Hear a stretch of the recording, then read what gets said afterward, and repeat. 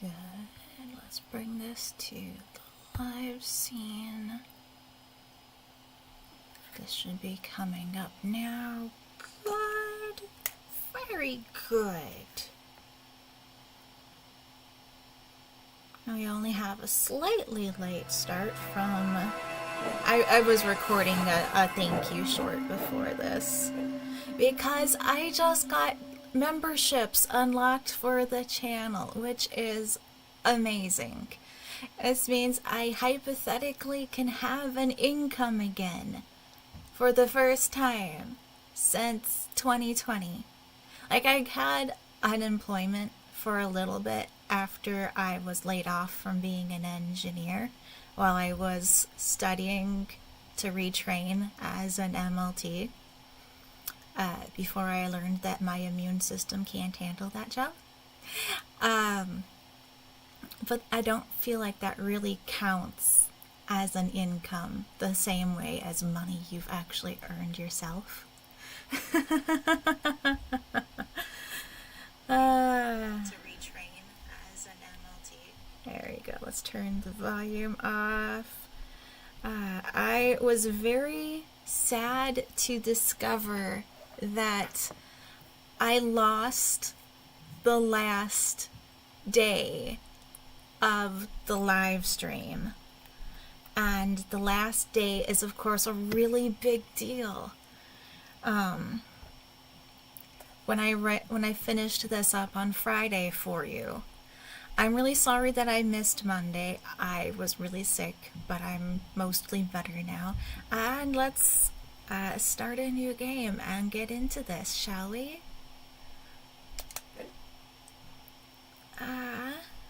Let's clear the save so that I don't accidentally...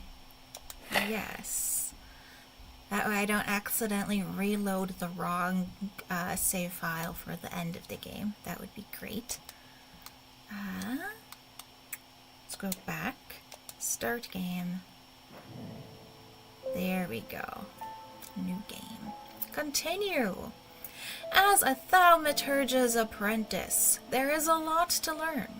Every object must be treated with care, and it is important to identify the harmful from the harmless, the potent from the mild. It was only supposed to be a temporary arrangement when Eli left the shop, Strange Antiquities in my hands. None of us knew that by then the pendulum was already swinging, with a terrible certainty that could not be stopped. The ravens were an omen, a circling unkindness of black wings and cheerless cries that seemed, even then, to signal the start of a rising dread. Dun, dun, dun.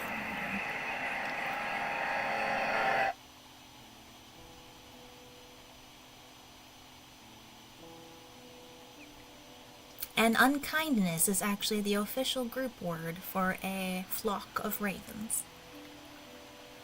Alright, we got a pet Jupiter.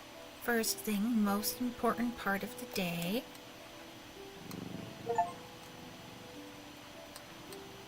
It almost seems like the cursor's more sensitive than it was before, but that's okay, I guess.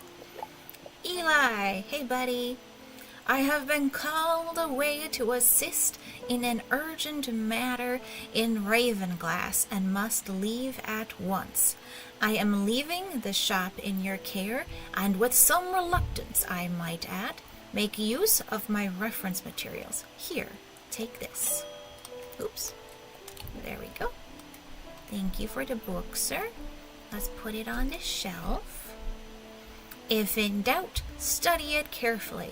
And remember that there are some powerful artifacts here. Under no circumstances should you seek entry to any locked doors, drawers, or cupboards.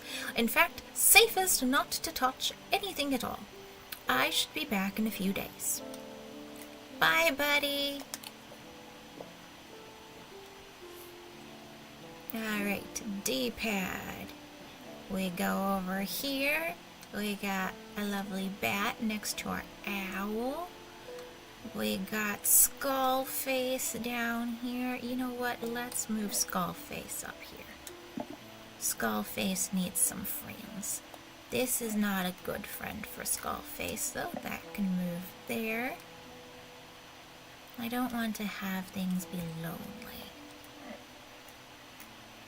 There. Excellent. And then we go over on this side. Wow, the shop is so empty looking at the start of the game. You'll see how much it fills up. We do have a lovely thing down here. We've got this piece. This one went here, I believe. Now we've got a note. Remember, I've stored a couple items in the cellar of the wine merchant next door. Alright, we got here. This is going to teach us a little bit about the thalamic fields. Once we get this open, we'll push this button here and then we'll be able to read thalamic fields. Right now we can't do that though. Let's put that back in that drawer. We got here. Now we have our map. We got 2 items that were tucked away. So let's grab these items. The controller does feel like it's responding a little different than it did on Friday. There was an update that I installed while I was recording the short. I'm not quite sure. I didn't read its patch notes. It might have changed the controller sensitivity again. Alright, wine merchant next door. So let's go explore. We are here. There was a wine merchant. Well, next door is right here. There we go. It's not actually labeled. Good. The proprietor, Mrs. Cranmore, begrudgingly grants me access to the cellar when I explain that I'm from Strange Antiquities next door. Yes, well, take the lot of them out of here, would you? I can't say no to Eli after all he's done for me, but I don't like the thought of those unnaturals in my cellar. Alright. Nothing to scroll. We got 3 more items. Thank you. Alright, let's find friends for them on this shelf. Alright, this thing I kept here. In fact, like pretty much all my amulets I had been keeping over here.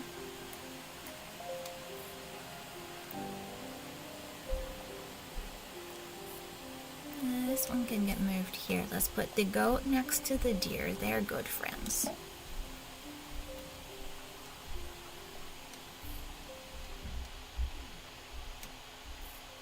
That's a good friend for them. Put this with our other amulets. Oh, actually, the ram is what I had as their friend there. Oh, that doesn't like the eyeball. Doesn't need to be next to the eyeball. Here, I can protect it from the eyeball. Oh, that doesn't like the eyeball either. Alright. Let's move this back up here. Let's put this on the other side of the eyeball. That's better. Now we can move this here. That's kind of visually balanced. Let's move our witch's fingers over here. And then you.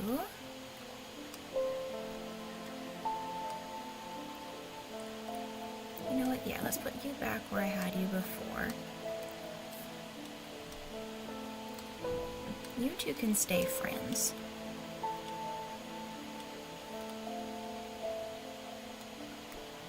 This belongs here.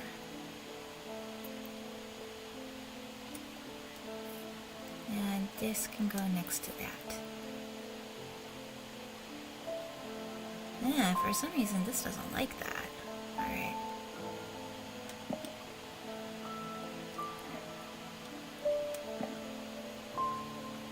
Alright, that feels better.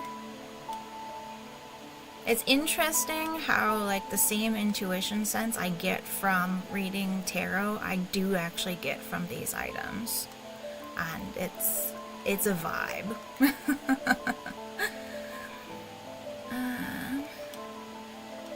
if I put you two next to each other? That doesn't really mean anything. You can stay by yourself. You can go next to that. And then you can move back up there. Okay. Now this doesn't want to be there. Everything's so fussy today. Alright, let's put you over here then, shall we? That space doesn't like being empty. This bottle would rather be there than in that gap. How about this hand? Hand likes being by itself. Okay, good. And then if we open this door here, we've got some weights to use on this scale. Let's put the spiky thing up here. It's kind of way off to the side right now. Excellent. Shelf is good. Let's go. Thomas Pope, our first customer. Congratulations. Today is the day you meet the great Thomas Pope. That's me. I'm a man of two loves, fresh mountain air and a little white dog called Hamish. But I reserve some room for laughter among friends and shops with cats in them. If you would be so kind, I'm looking for a replacement for my hunter's boon. Alright, I'm going to read you the item description, even though I know what it is. We go in here. We go to the hunter's boon. A hunter's boon is a primitive item. They grant the power of the predator, enhancing perception and agility.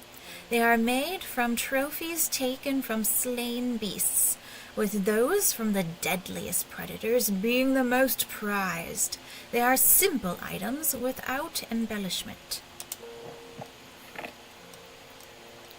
Alright. X. Use item. Alright, do we have automatic label on properly? We do. Excellent. We also got the pages for Selenic Totem. Yes, thank you for telling me how to add labels. I have the auto labeler on though. Jack Hungerford. The nights are drawing in again. Dark shadows hide dark deeds, or so my father always used to say. Seems like the shadows have grown darker since he passed 2 winters ago. A creeping dark has set up in my house. I'm told a shadow hold will draw it out. Alright, again, I'm gonna read you the page.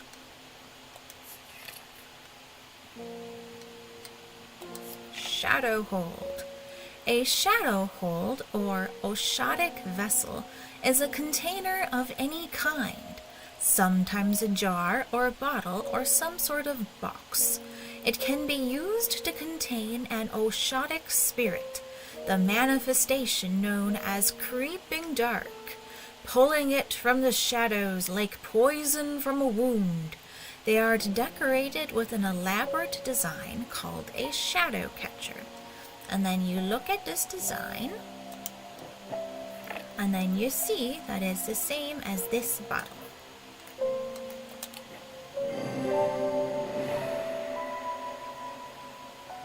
Thank you. Sunbond. Yes, thank you, game. I am using the auto labeler. It's very polite of you. Let's let your thing go out of the way before I bring the dialogue up. Thank you. David! What's with all these ravens flying about Undermere today?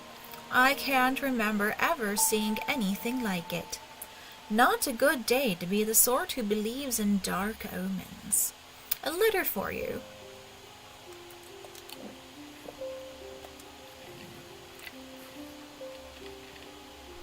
We discovered some papers in a hidden desk drawer in the boatyard last night.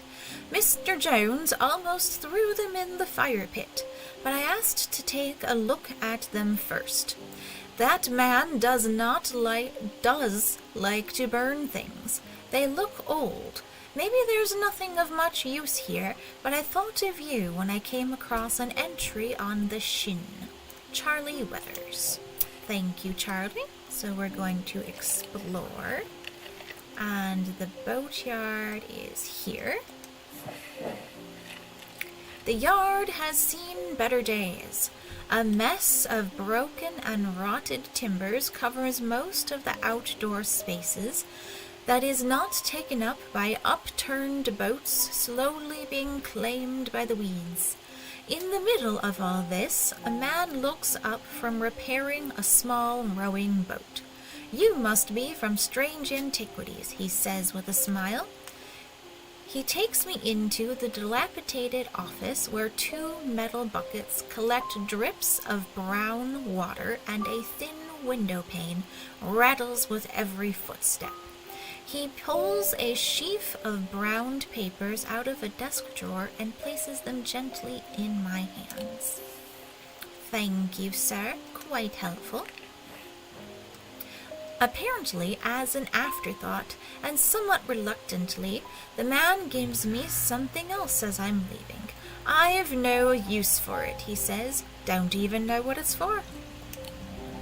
And we get this.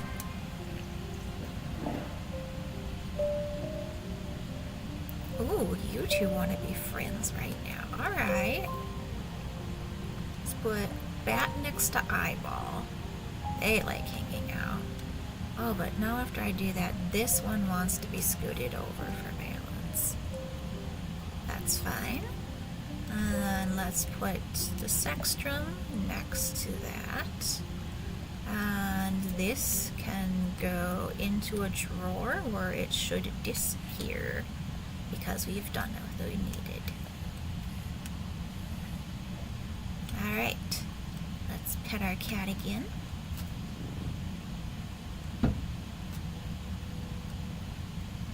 And interact. Stanley Hume. I want an Ossic ring. Ossic. That's a pleasing word to hold on the tongue. Alright. Let's read the entry for the Ossic ring, purely for your pleasure.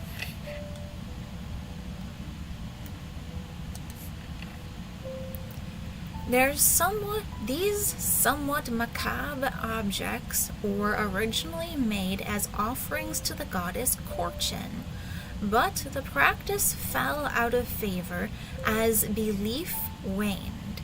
They are hard to come across now, but they are occasionally sought out for their ability to keep vermin at bay. Some say they can hear Korchen's unearthly hiss when they hold an Ossic ring up to their ear. Okay, so this is the goddess Korchen holding her snakes. The way she holds these snakes is a clue for another one of the items later in the game. And then we go back, and then I will show you on the inspection how we can hear a soft sound like a serpent's whisper emanates from within.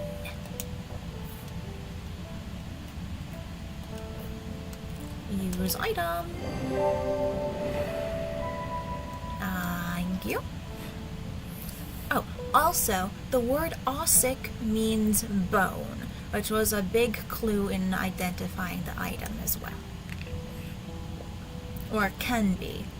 I originally got hung up on the word ring and thought it was like this item, where it is literally a ring that you would put on your hand. But no, it is a ring of bones.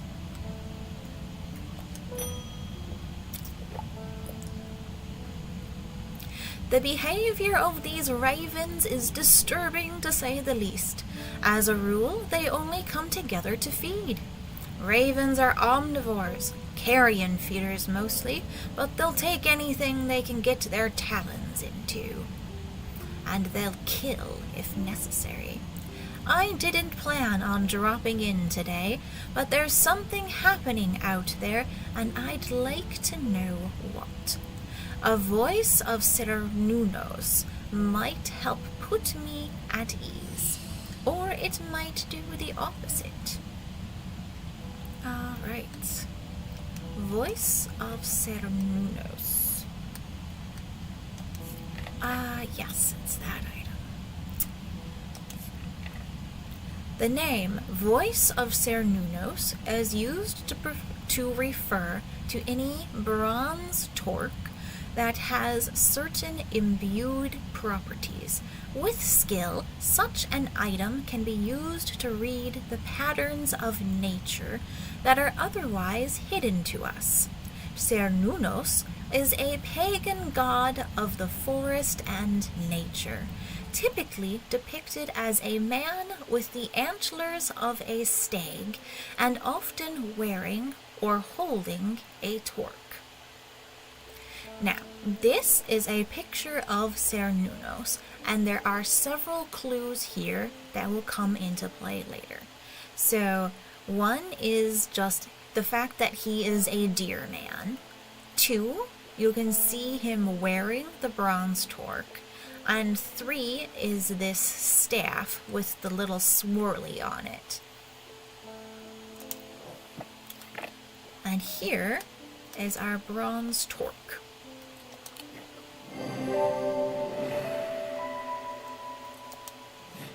Goodbye, Edmund. Thank you for your custom. Spirit Eye.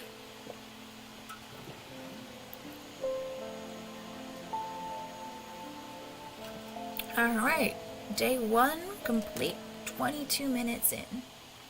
And there was a little bit of introduction and setup in there, so I think I'm doing pretty good. The black mare thundered through the icy rain, shining wet in the silver moonlight. Her cloaked rider was exhausted, cold, and soaked to the bone.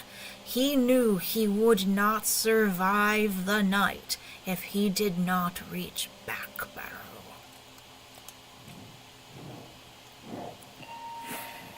We connect the dots.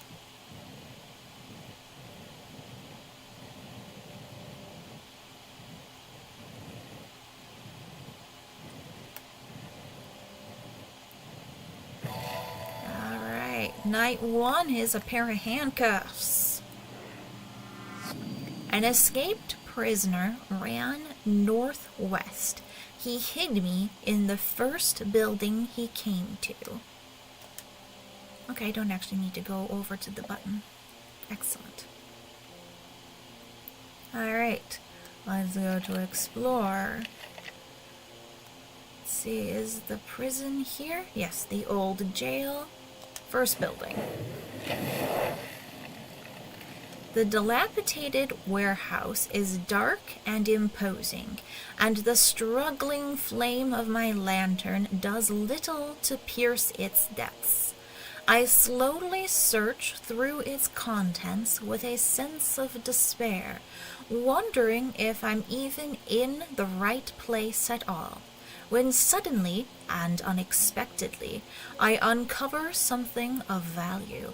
More relieved than elated, I take the trinket back to the shop for further study and a warm drink. Dun dun dun. Ooh, you want to hang out with the hand. You'll be good friends, yes. Scoot you over a little bit further so as the hand's not too far. Yeah, excellent. Let's pet our cat.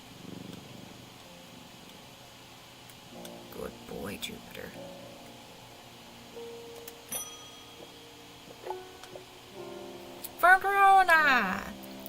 well, that's just perfect.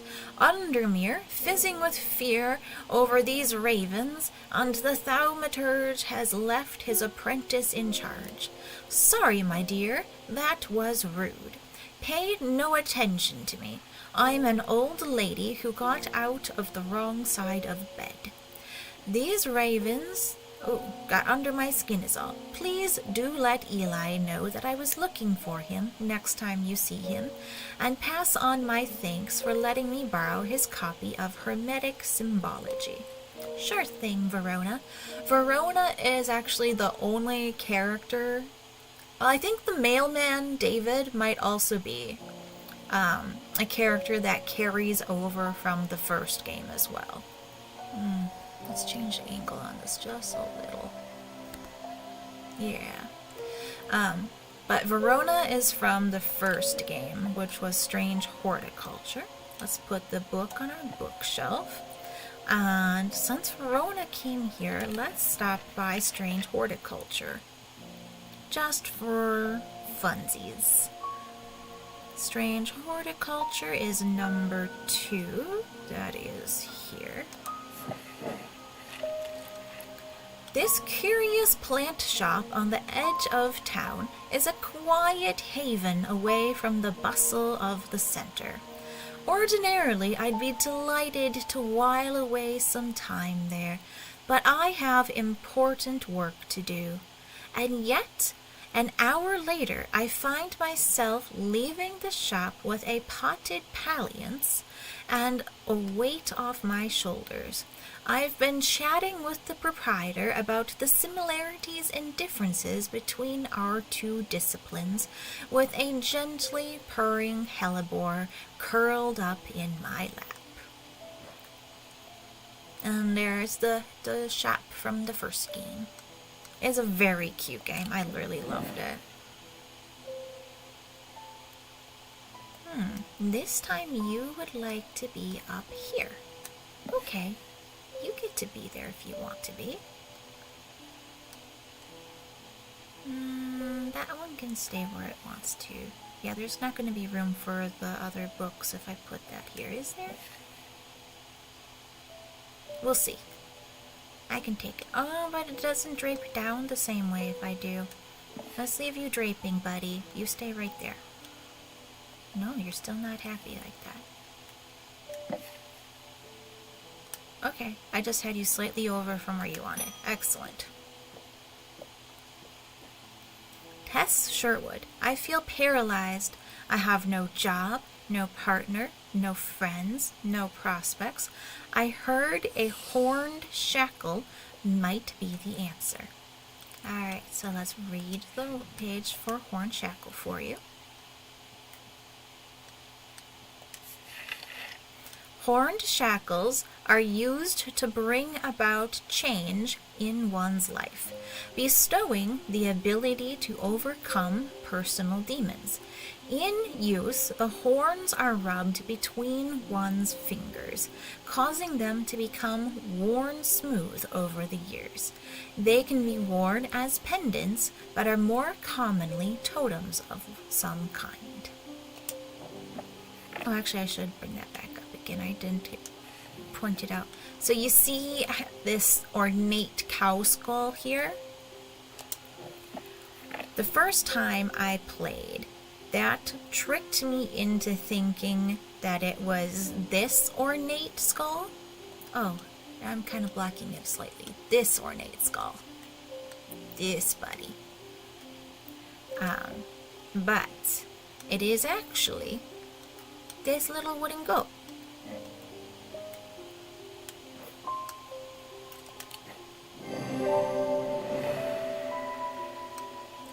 The item has horns. Closer inspection reveals that the horns have been worn smooth.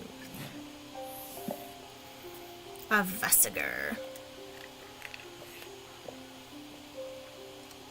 Next. David! At least the weather is looking a little better out there today. Okay, not much to say today, that's alright. You've got rounds to do. Take care, buddy. Good day. You might be interested to hear that my plow overturned a strange-looking object yesterday. Come to the farm and it's yours. For the right price, of course. Kind regards, John Royston. Alright, so then we do our explore. And this is Royston Farm. John grins as I struggle to hide my obvious interest in the item he shows me. Any hope that he might not be fully aware of its value quickly evaporates, and after a lengthy negotiation, I reluctantly hand over the amount he originally asked for. And we got a crow! Alright, so now that we have our crow, let's take this and put this pendant here. And then we can move this one up here for now. And then put the crow on the other side of the eyeball. And we're done with this note, so I can go into the drawer where it will disappear tomorrow night. Or overnight. Julia Braddock. Ah, Jupiter, we meet again. Our paths crossed last night on Princes Street. We shared a moment before he slunk off into the dark, on important business, no doubt. I wonder if you can help me. I'm visiting my grandmother later, and I wanted to bring her something. She lives all alone on the edge of town, out on Clanbrook Road, and I don't always manage to get out there as often as I'd like. I thought maybe a moon heart would bring her some comfort. Alright, so she doesn't know the proper name for the item. So when that happens, we go to the index of the book, like it is advising us to do. And then we go to the page for Moon Heart, where both Moon and Moon Heart say Selenic Totem. Selenic Totem. These carved totems, more commonly known as moon hearts, can be imbued with a sentiment or feeling, such as love or joy, and then held tightly to recall the same feeling. They sometimes feature crescent shapes associated with both the Selenic and Noctic disciplines. Indeed, the form of the item itself will often have a connection to either the moon or the night. And then in the picture, we have a clue with this owl sitting in the tree. And then if we go to our little owl statue here, and we use the inner perception ability, we see that we are overcome by a warm, loving emotion. Isn't that so sweet? I wish it tabbed easier between inspecting and using. Like if I pressed the X button while on the inspection tab and went to use the item, that would be a good ease of use improvement. In case the developers are watching my stream. Selenic Totem. Excellent. We got a page for a Holgengrim. Next customer. Daisy Winters. A friend of mine, or former friend I should say, has been stealing jewelry from me. 3 necklaces have gone missing over the past few weeks, including one that was a gift from my late grandmother. Do you have a suitable pendant that I could leave lying out for her to find that will teach her a lesson and make sure it never happens again? Alright, now this is the first of our choices where we have a choice of what to serve and a pick and path. Binding Seed or Zia are our options. So then we want to read both pages. The Binding Seed. These items are made of two distinct materials representing the mentic and the wixic, the mind and the body. The winding path, the mind, is described by a spiral encompassing the body, the seed.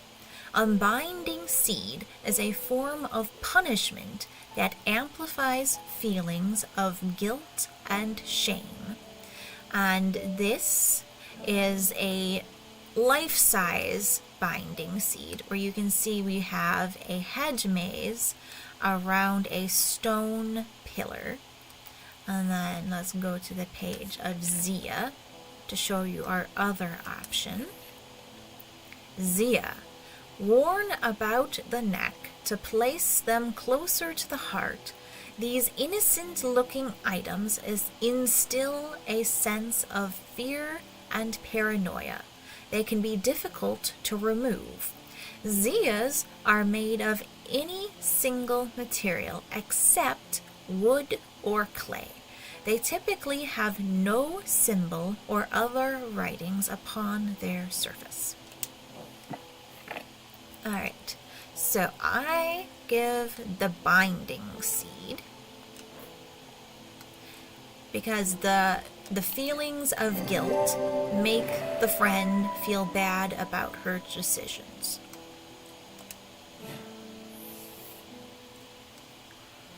Shield charm.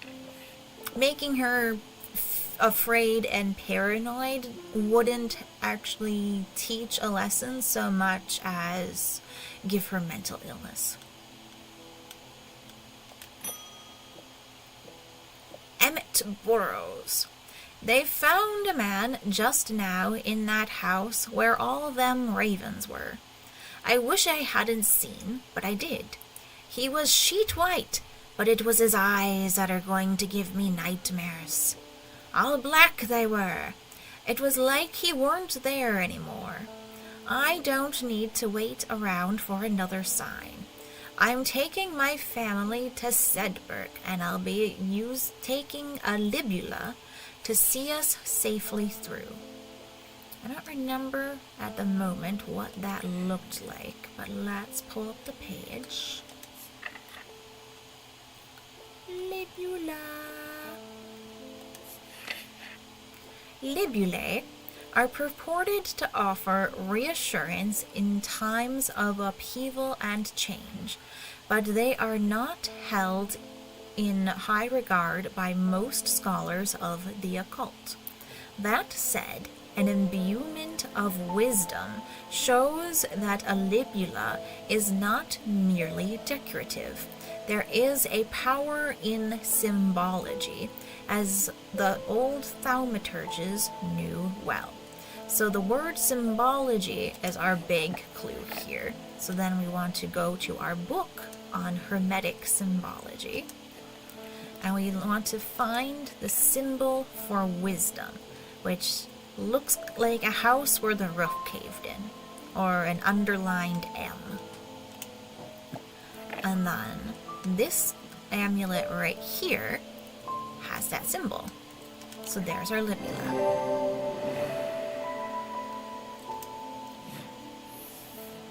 Now we get the pages for a witch's finger.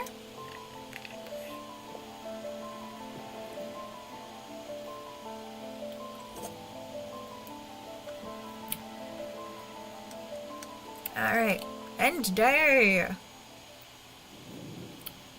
Excellent. A deep pain radiated down the side of the rider's head, where he had sliced himself with the diverging hook, and his thoughts were scattered and torn. He could not see out of his left eye.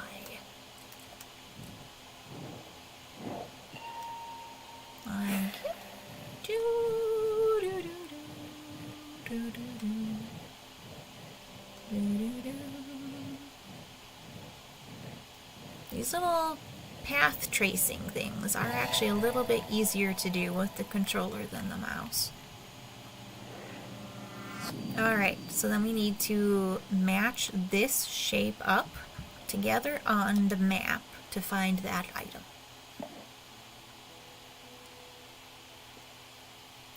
So we go explore, and then we can drag this here. I don't remember completely where it was, but we'll get there.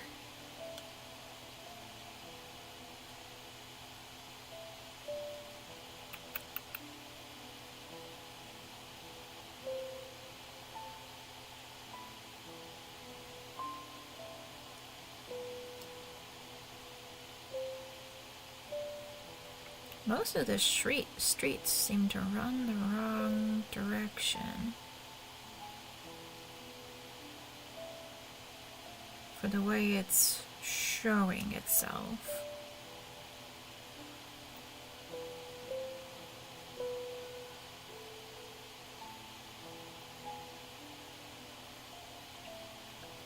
Do do do do do do do do.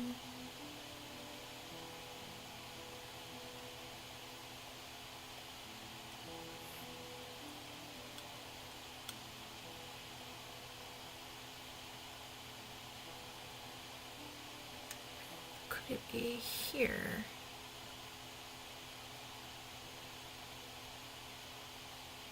Yeah, this matches up. Excellent!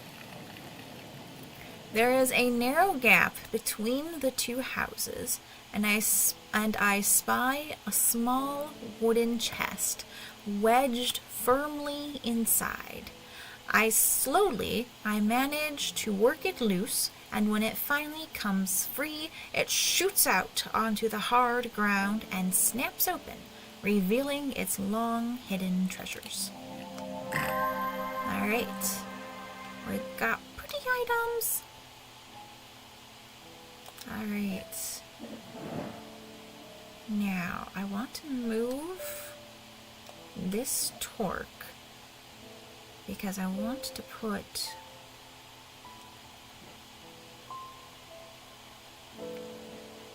the blue pendant, the blue flower. Oh, the torque's happy by it being by itself over here? Okay. That's acceptable. So then let's take our blue flower.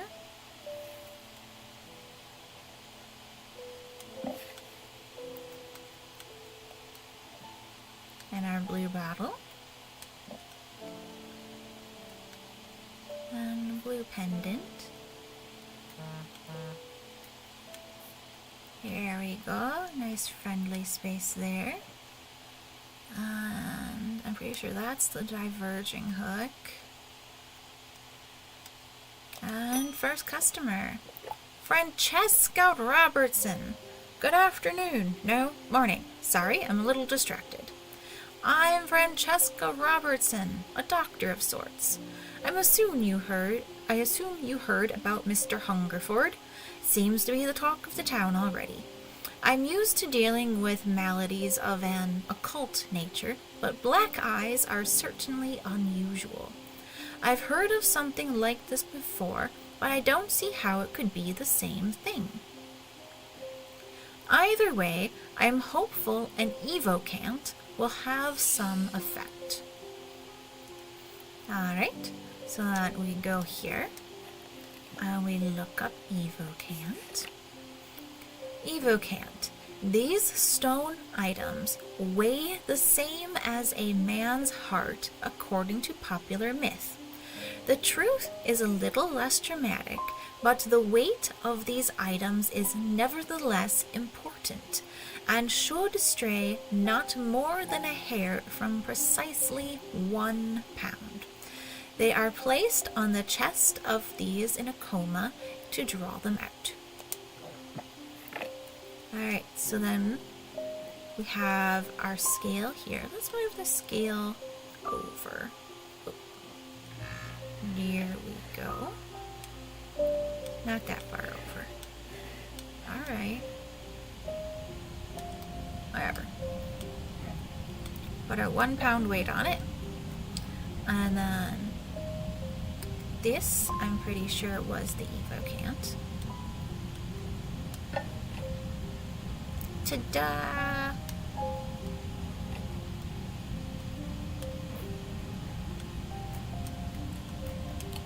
I should have just pressed X, that's fine. Identified. Daedalus leg.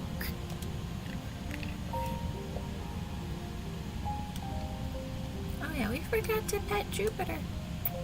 How dare we? Good boy.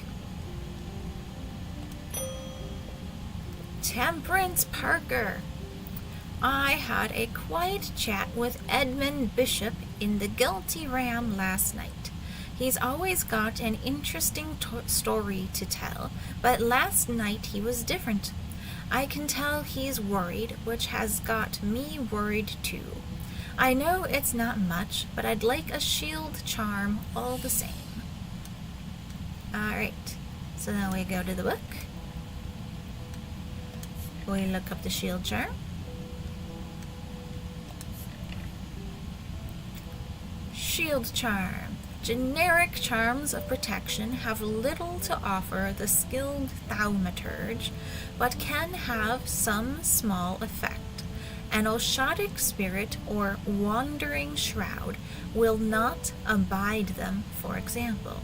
Such charms make use of the art of symbology, an ancient and some would say primitive component of thaumaturgy. They can be made from a variety of materials, though rarely precious metal. And here in the picture you can see the wandering shroud. Or perhaps an Oshotic spirit. Probably wandering shroud though, just given like its darkness. And then, so what you would do is you would look up your symbol of protection. Protection is these little diamonds connected. The hugging diamonds. And the amulet that has that is this one right here.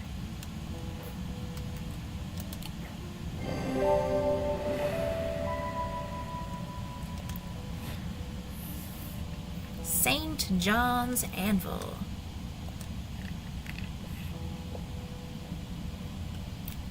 Next. Oh, you can also see we have that same symbol of protection on our counter, which is cute. Hugh Langston. There's something I wanted to show you. I didn't like the look of it, so I left it where I found it. What if it's cursed? It was hanging behind an old shed, all overgrown with ivy. Let me draw a quick map for you. There you go. Thank you, sir. Alright. You look at the map. The church is here. There's a pond there, and then there's a itty bitty shed. So then we go explore. And the church is here. There's a little pond there, and then you can see the little shed. The shed is actually a wooden summer house that looks out over the pond, but it's clear that it hasn't been used in some time. Thick brambles claw their way up and over one side of the structure, and ivy covers the rest in a mottled green cloak. I'm find what I'm looking for far to the rear. Parts of the ivy have been torn away recently, revealing an amulet hanging from a rusted nail. Something else catches my eye as I reach for it, and I notice there is another pendant hanging next to it, almost completely hidden by the ivy. Alright.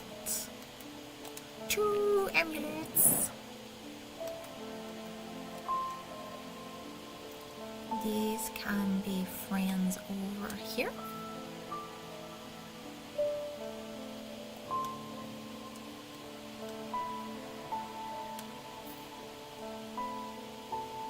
That'll do.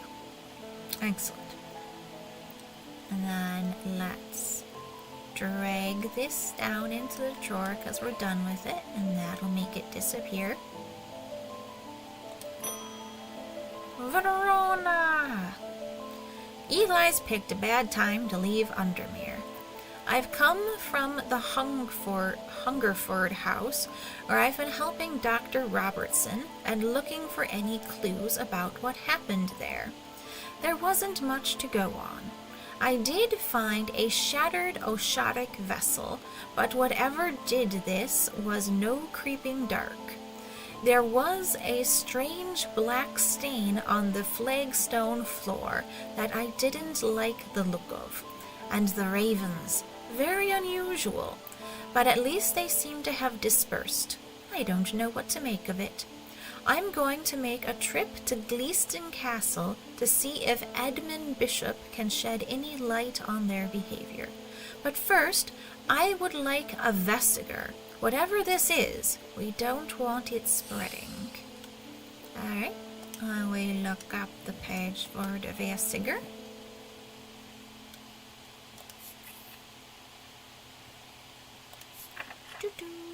A vesiger can be used to prevent the spread of disease and pestilence.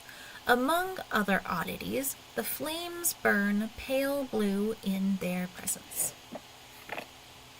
Alright, so then there really isn't anything else about the description for it, but if you take this item and you hold it up over the candles, you can see that the lighting changes.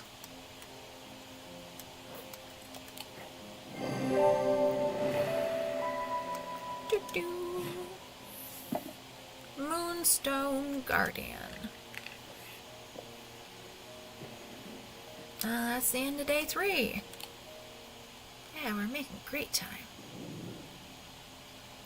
2 days earlier, the rider and his fellow adventurer were deep underground, exploring the tunnels below the Kirkhead Tower when they made a discovery. Their elation at their find would soon turn to horror.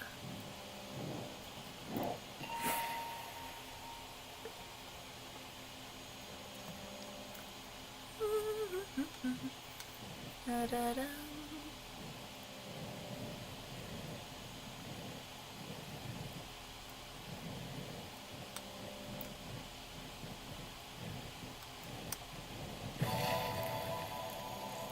And we've got a key. After a disagreement between 2 houses, I was buried behind lock and key.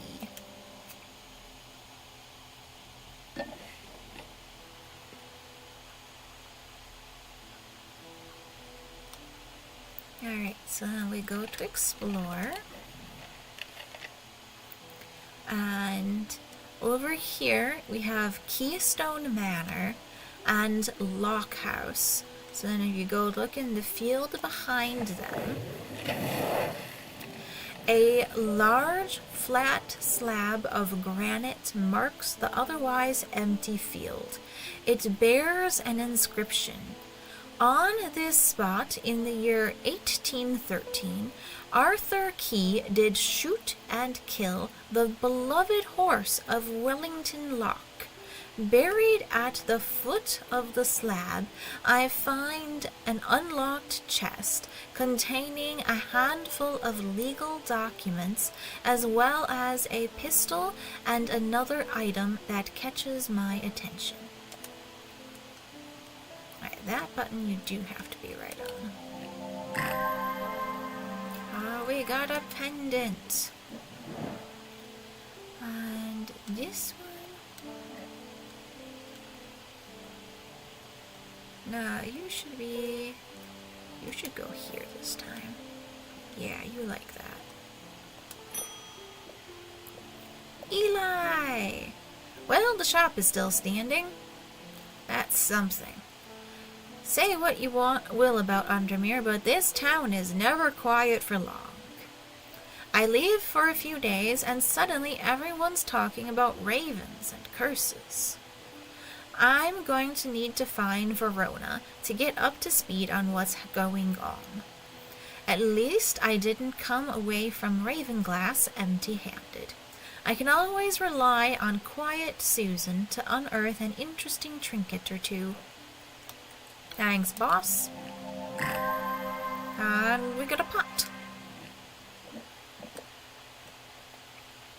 And let's put the pot. Oh, you two want to be friends? Or you want to be on this side of it? Okay. Let's pet our cat.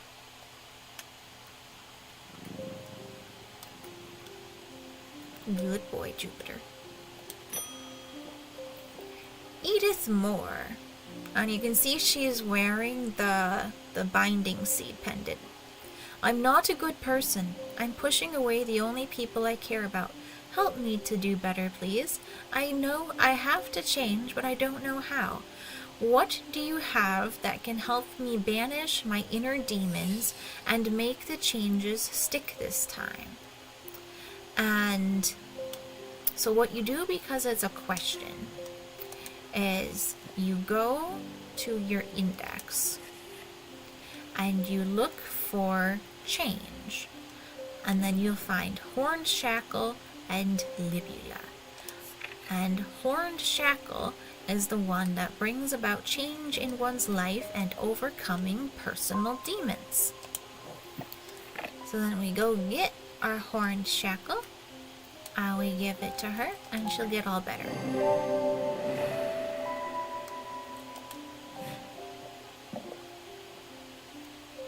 Next, Francesca Robertson. The Evocant didn't snap Mr. Hungerford out of it, unfortunately. It's strange. At times he appears almost awake, but he is deep in some kind of trance, and I can't get anything out of him. He seems to be searching for something. I'm beginning to suspect this is beyond my skill set, but I'm not willing to give up so easily. I know it's a bad idea, but I'm going to need a sleep vessel to get me through this week. Alright. And we look up our sleep vessel.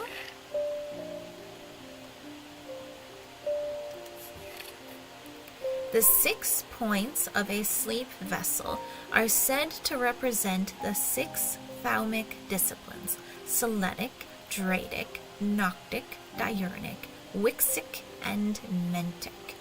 They help people to stay awake beyond any natural limits by storing their fatigue. Over time and repeated use, they become more and more difficult to handle, as though the undreamed nightmares within are beginning to seep out. So we have this 6-pointed pendant here, and then if you look at your inner perception, there is a darkness in it, as if it holds untold fears inside. And now we gotta put it back, and then we can grab it again. And there we go. Resonance compass. Next. Althea O'Shea. Many years ago, I owned a silent breath, but it was already old when I inherited it, and its power died soon after. It's about time I replaced it. Alright, so then we look up the silent breath. I think actually if I just turn back a couple pages. Or not.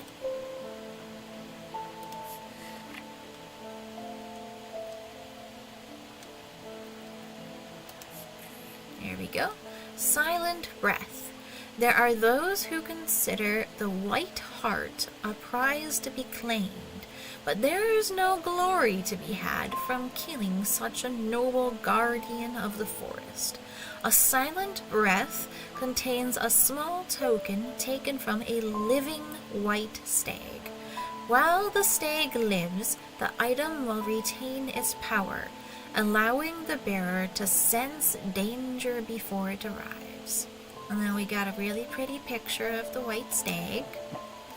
And if we look at this item, you can see the white hair floating in it.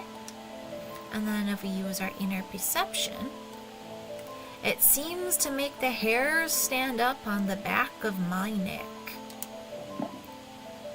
Now we go back. Now we use the item. Booyah! Elvestone. Next. Rufus Shelley. I've always wanted to try a Daedalus link. I have a personal interest in the Celestial branch, so I'm not completely new to such things, nor am I ignorant of the risks. And now I have a good reason for it. I need to take care of some roof repairs, and this would seem the safest way to approach it. Alright, so then we look up the Daedalus link.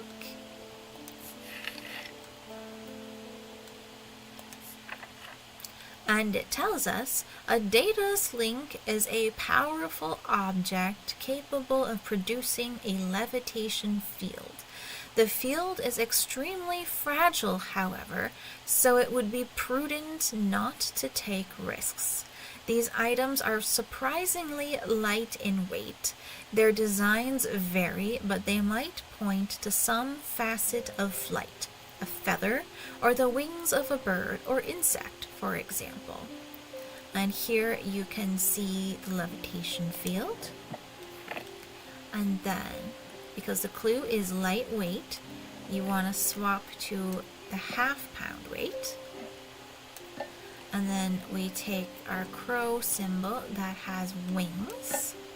And you can see it weighs less than half a pound. Now I use the item. Booyah! Cossack Purifier.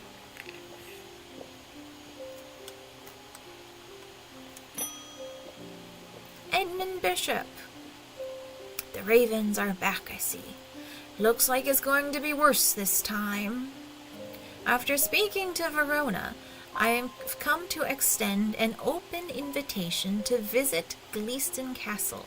My family has lived there for generations, and I know there are artifacts that would be of use to you, gathering dust in hidden corners. All I ask is that you stay out of the south tower and the master bedroom, and run anything you find by me, of course. Alright, so then we got a new map, and a letter. Alright, here's something to get you started.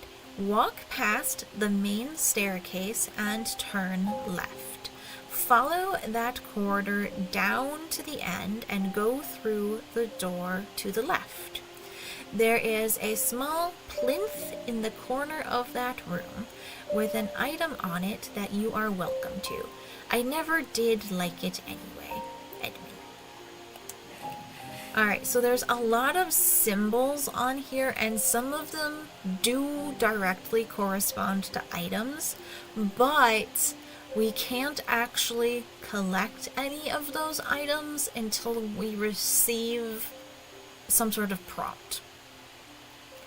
So, here we have, you go, here's the grand hallway, and you turn left, and then you go down, and then the first one is for this room here. The plinth is not hard to spot in the corner of the room, next to a small writing desk. A glass jar houses the object mentioned in Edmund's note. As I gather the item and turn to leave, my eye is drawn to a green book on the desk. The author's name is of particular interest. I pick it up and find Edmund on my way out, who encourages me to take it with me. I try to insist on paying for it at least, but he won't entertain the idea.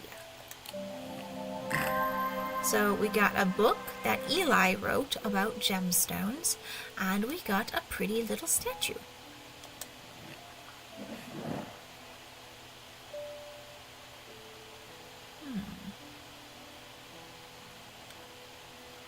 I didn't have this here last time. What if I put this there? Yeah, it's happy with that spot. Good. And then we put the Book of Gemstones on our bookshelf. And I like it better on the other side. You come back here. Excellent. Oh no, the gemstones do want to be in the middle. If you insist.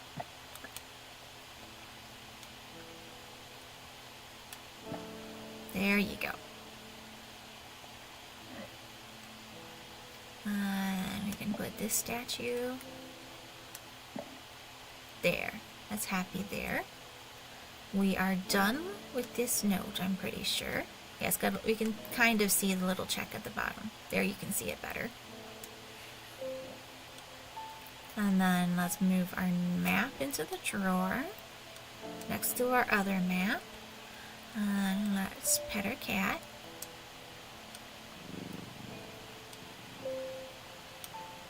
And end the day.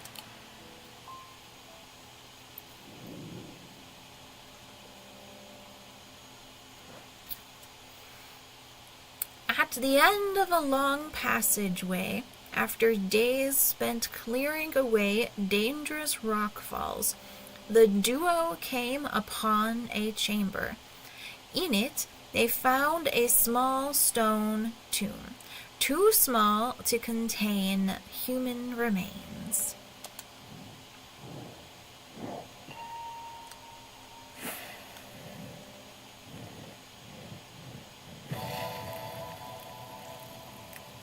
Alright. We got a little cutout here.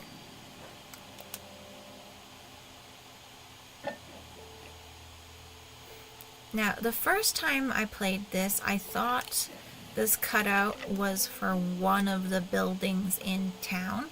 It's not. It is for one of the rooms in the castle.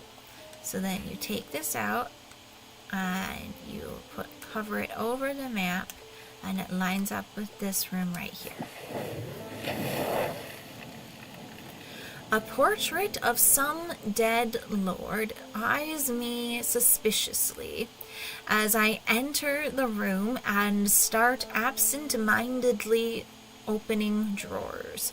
The room is cold and austere, and I am about to leave when I spot a crate under the chest of drawers. This could be something. Oh, we got a pretty totem. Alright, let's move the shield charm.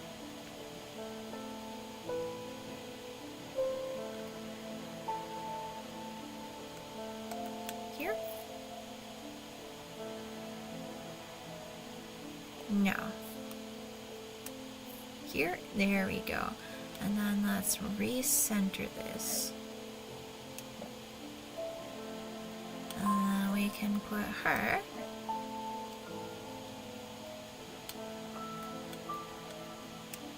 here.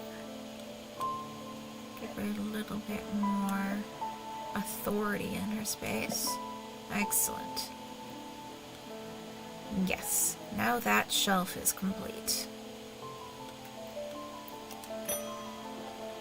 David! Not sure about this fog today. It's an eerie atmosphere out there, especially with those damn ravens back again. It's usually fierce black dogs I've to worry about, not big black birds. Better off inside, I reckon.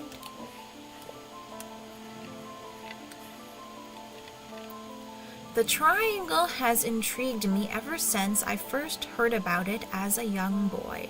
What caused the pine trees to grow like that? Did someone plant them? I know you'll have at least heard of it, but did you know this? I calculated the exact center point, and there's a small clearing there. It can't be a coincidence. What's more, there's a certain energy about it, not entirely welcoming either. I wonder if you might take a look for yourself. Thomas Pope and Hamish. Alright, so we go to explore.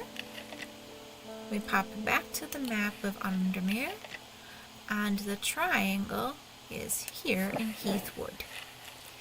Sure enough, as I approach the center of the curious triangular copse at the heart of Heathwood, I come across a clearing. A tree that has been split in two stands in the center. Sunlight breaks through, and I take a deep breath of cleansing pine and earth. Oh, here we go. Should let you see the tree proper. Almost immediately, I am struck by a sense of ominous power, and my intuition tells me there is something unusual here at the heart of the wood. I examine the broken tree and notice some strange markings carved into the trunk. Heart beating faster, I spot something else embedded in the wood. 3 pendants arranged in a triangle shape. Okay.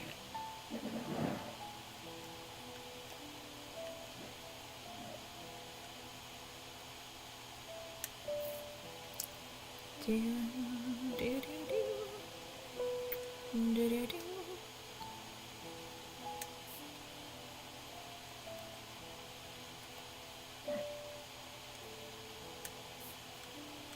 Okay, now that they're there, the voice of Cernunnos wants to go up.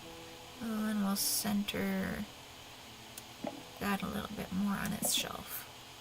Excellent.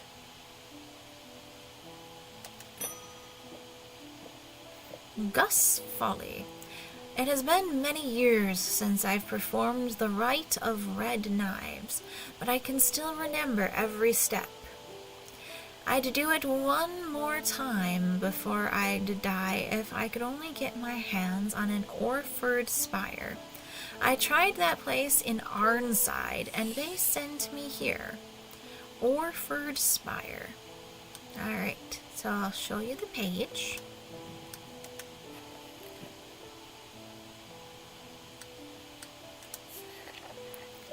During the Rite of the Red Knives, an Orford spire is fully submerged in goat's blood for 9 days and 9 nights.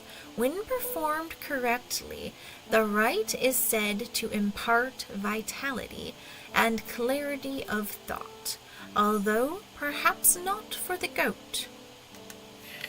Oh wait, I was gonna show, you can see the little spikes sticking out of the cooking pot there. And when we look at this item, if you hover over it, iron, gray metal flecked with a dark red. It's not rust, it's blood.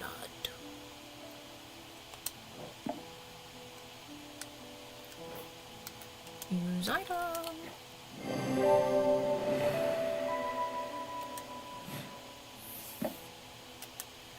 Amphesian Talon. Alright, let's get this note off our desk. They only disappear if you put them in the drawer. If you leave them up on the counter, they all just stack up. Eli! I need to go away for a few days again. The Order of the Black Veil will have the information I'm looking for. They seek to understand the world beyond death, drinking an elixir that sinks them into a deep trance. If I'm right, they may be able to shed some light on these events. The only problem is, I burned that bridge long ago. Could you hand me that Guise of Lillian? It won't be the first time I've used one to get around their hatred of me. Alright, so, show you the page. Yeah, man.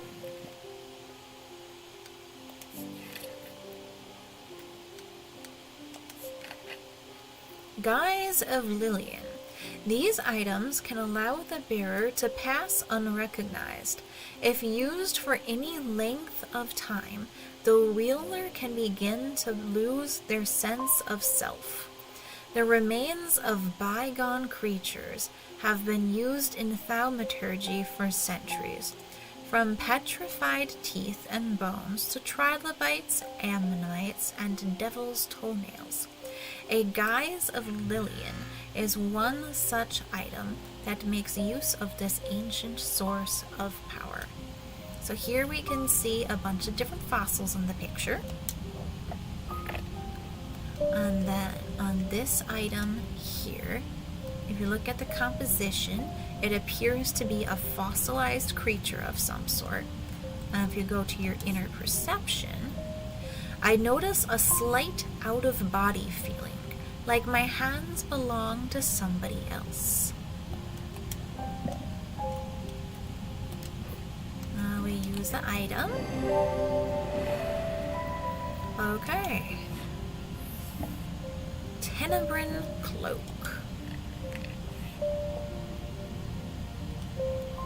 Alright, I think I can go next customer. Oh.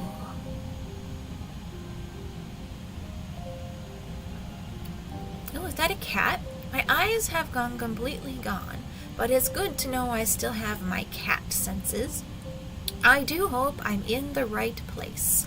My daughter told me about a shop that specializes in unusual items. My life's joy has always been painting. Without that in my life, I'm afraid I'm at a bit of a loss. I know that I will never see again, but is there anything in your collection that might help me paint again? I feel a little foolish for asking. It seems such a small thing, but to me, it means everything. Alright, so then we look up our choices. And the first one is the Ares Remnant. These items induce a form of synesthesia, where colors and tones, light and shadow, can be felt through touch. They are sometimes used by those who work in low light conditions, such as miners. The gemstones in an Ares remnant are arranged in the shape of the constellation that shares its name. And then the other item was a spirit eye.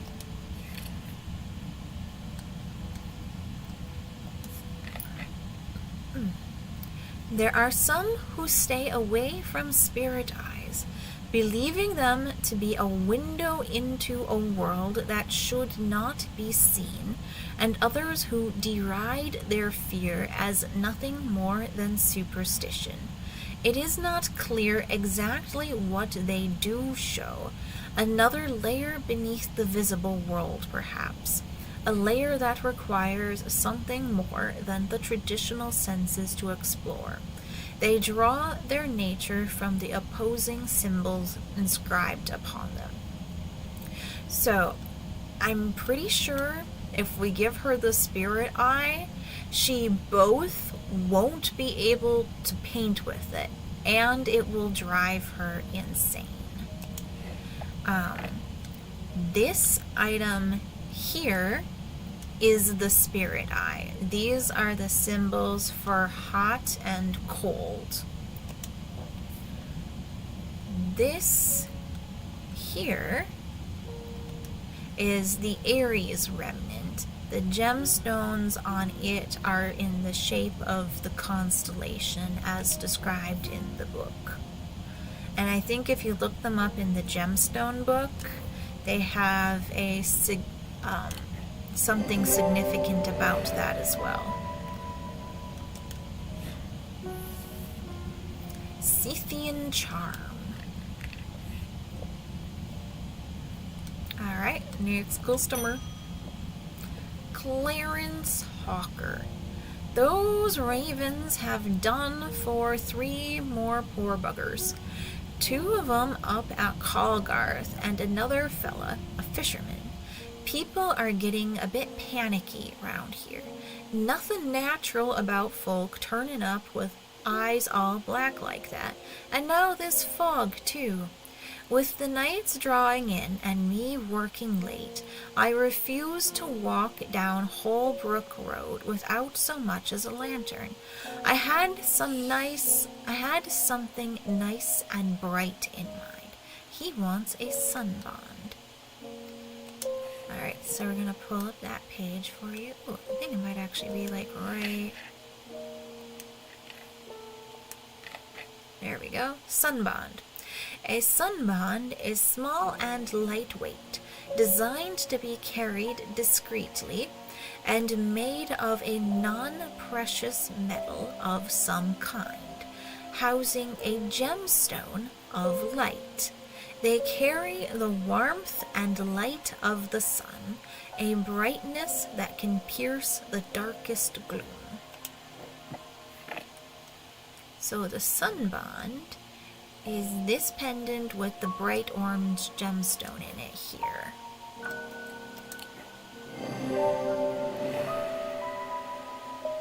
And then if I looked closer, we could see that it was a worm.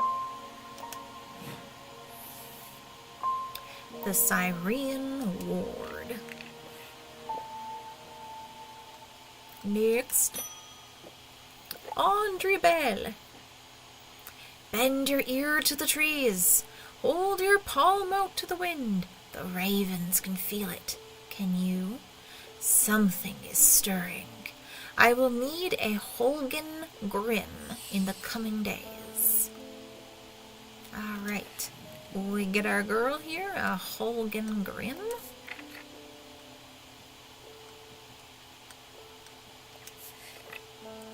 These eerie creations are worn by the priests of Holgar in various rituals relating to death and the afterlife. The sacrament to ask for his protection, Wolfsong's truth to seek his judgment, the path of the warrior to help the dead find their way. So these are different rituals they do. This is a picture of the ritual, and you can see here that the priest is wearing a mask, and that mask has horns. So then we go over here, and this is apparently a mask that has horns.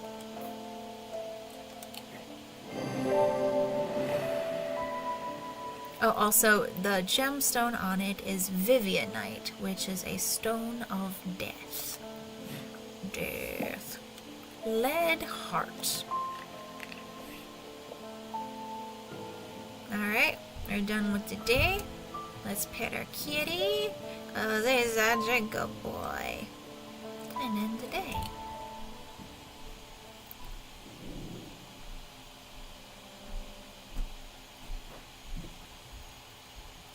Day 5.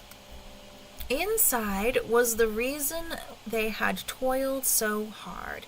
A small black casket. A very valuable small black casket. They knew enough not to open it, but perhaps too little to fully understand the danger it posed.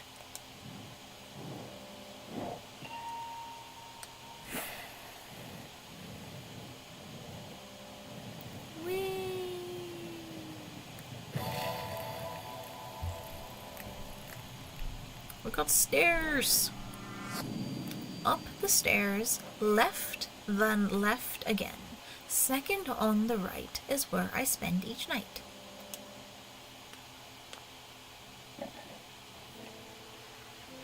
Now this one took me a little bit of a moment the first time, because Here's the main stairs, but you can see from the main stairs you can't actually turn left directly. And if you like go straight thinking that's your left, then it won't get you somewhere. But there is a second staircase where it comes up here and pops out here.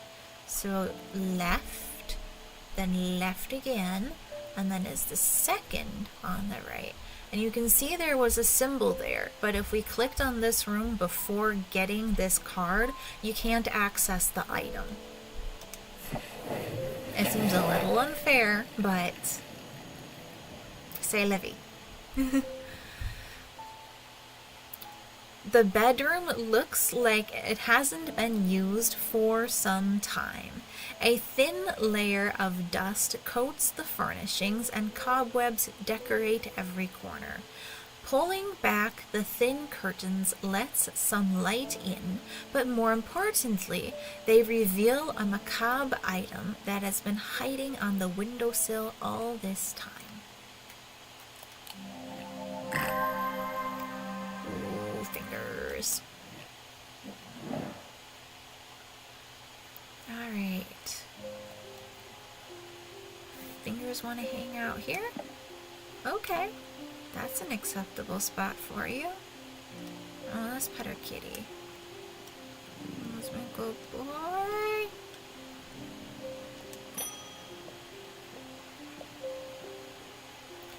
I can never get any peace in my house. When am I to find time to do my writing?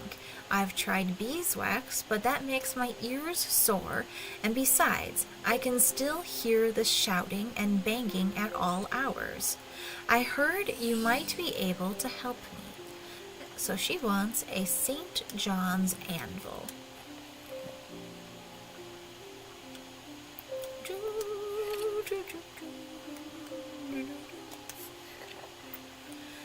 These items have much in common with the St. John's poppy plant of the same name, a fact that is reflected in their designs. They have quite different uses, however. Whereas the plant helps to overcome deafness, an anvil will dampen sound. They can even be tuned to filter out certain noises, but allow others to be heard still. So, the clue in the picture is less the shape of the flowers and more the shape of the leaves. And this item here has leaves that match the item.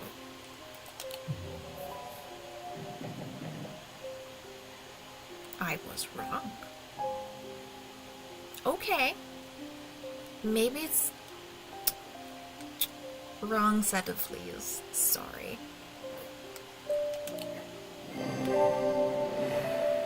This set of leaves. If I had bothered to closely inspect it, I would have heard that it didn't muffle the noises. It's alright. Gray's Grace. Alright, next. Mr. Potter, you must be the thaumaturge's apprentice. I bet he's a hard man to work under. He has helped me out more than once in the past, though, and speaking of the past, my eye has been aching again lately. That can't be a good sign. I'd be willing to make a fair trade for an Elvastone, if you have one. Oh, that's an evocate. Alright. Elvastone. Elvastone. Elvastones can be used to relieve the discomfort caused by otherwise incurable ailments, such as braxis or burning blood. The planetary metal used in these items is associated with the Selenic discipline, a connection that is also reflected in their design. So, The Selenic is the moon goddess, and then the planetary metals you can confirm in the Book of Symbology. So we go. There's materials, planetary metals. So then silver is the planetary metal of the moon, as you would likely expect. But then there's also a bunch of other ones for other planets. Alright, Elvastone. I think it's this thing. There we go.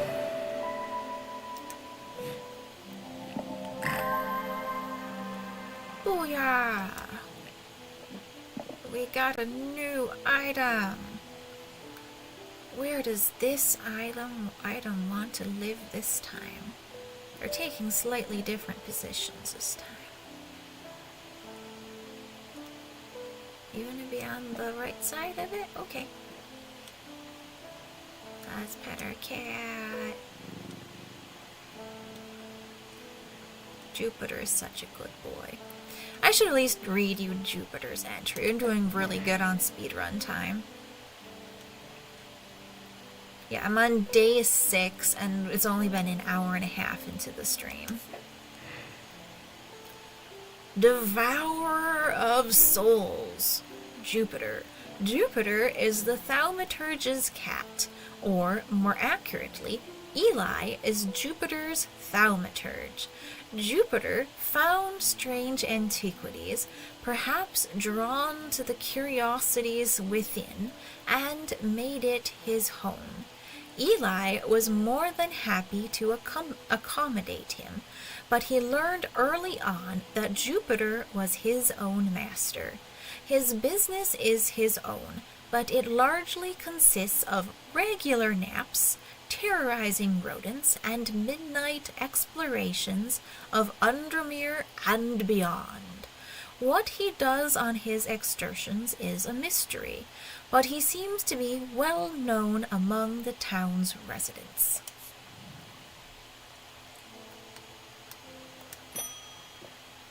Verona! I've been doing some reading. See what you make of this. Okay, thanks, ma'am. Ambra. These items cause mental fog, a withering of intellect and thought. They are slow to work, requiring several hours to have any effect. Through prolonged use, they can cause the whites of the eyes to turn black and the subject to become deeply disoriented. They produce a noctic field. And that is the item causing the curse. That fisherman they found yesterday had been up at Wyatt Beck, so Can I scroll back up? Yes, I can. Thank you. So I'm going to see if I can find anything out there.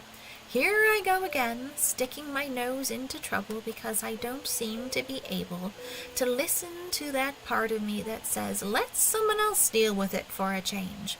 It's bloody-minded arrogance to follow up that thought with, but there isn't anyone else. But here we are, and here I am.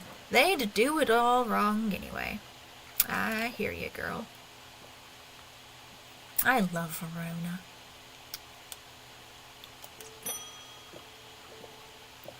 Francis Mason. I have been wearing a pendant that I found in the library, and it does something to me. It gives me an appetite for reading that I cannot control. I was lost in the library for 3 days without eating or sleeping before I managed to take the pendant off and escape. It is rather pretty, though. Someone told me I need a Cossack purifier and that this is the place to get one. Alright, the Cossack purifier. I'll show you its page.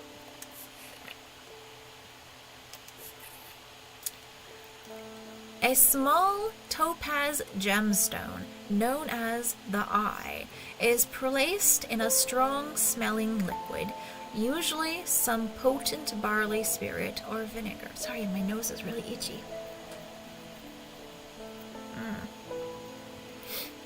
Pardon me.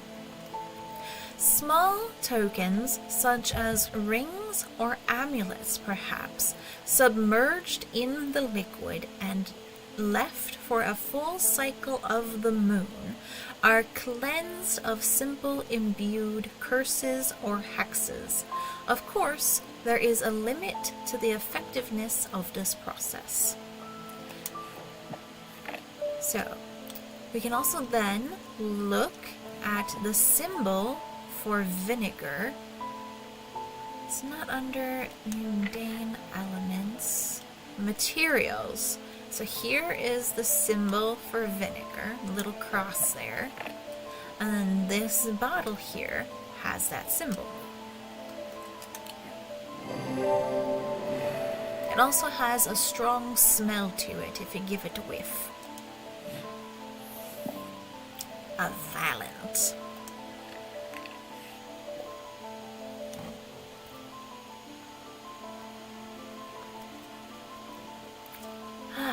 Alright.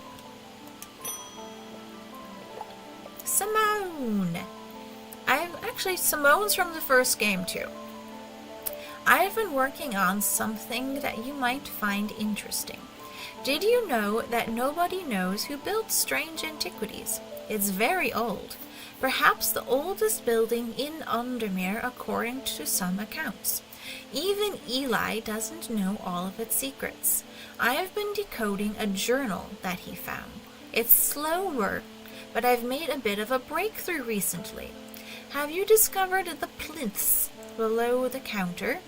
I've learned that they can be used to access the shop's hidden depths, and this journal holds some of the keys. Here's something I discovered late last night. See what you make of it. Thank you, Simone. Alright, we've got the first of our secret clues. Alcove key, horn shackle, evocant, and then a moon something. Alright. So we have the horn shackle, the evocant, and then the Selenic totem is the moon something. I think the second word is intended to be moon heart, as you'd see on that its description for the page. And then here we've got this lovely thing here, which wants this spot now. This is where the mask used to be. Where did the mask go? Whatever, we'll deal with that later. And then we've got these little tiles for the puzzle on the table. And then these are called methers.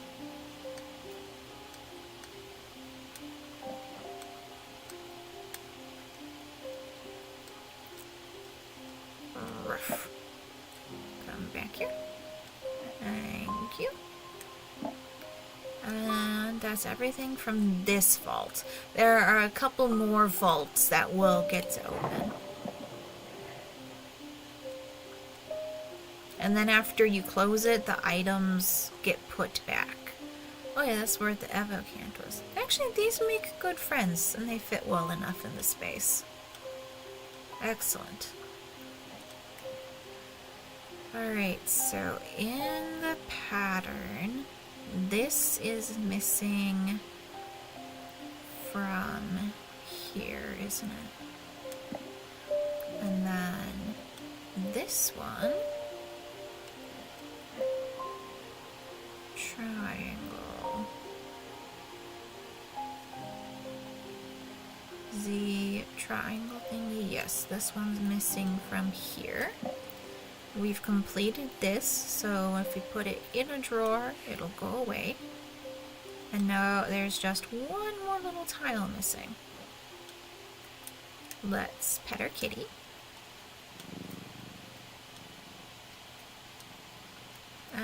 Summon a customer. Jim Wolf. After years of working in a thundering mill, I'm afraid I'm quite deaf now. I've tried St. John's poppy, but I'm looking for a more permanent solution. I would love to be able to hear my niece's laughter. Hearing charm. Alright, now we'll look up that hearing charm. A simple trinket that amplifies sounds. While generally used by the hard of hearing, they are a curiosity that can be enjoyed by young and old alike. And of course, they have more devious applications too, making it possible to eavesdrop on private conversations. Hearing charms take the form of animals known for their hearing. And here we got a pretty cute bunny. But the answer for this one is the bat.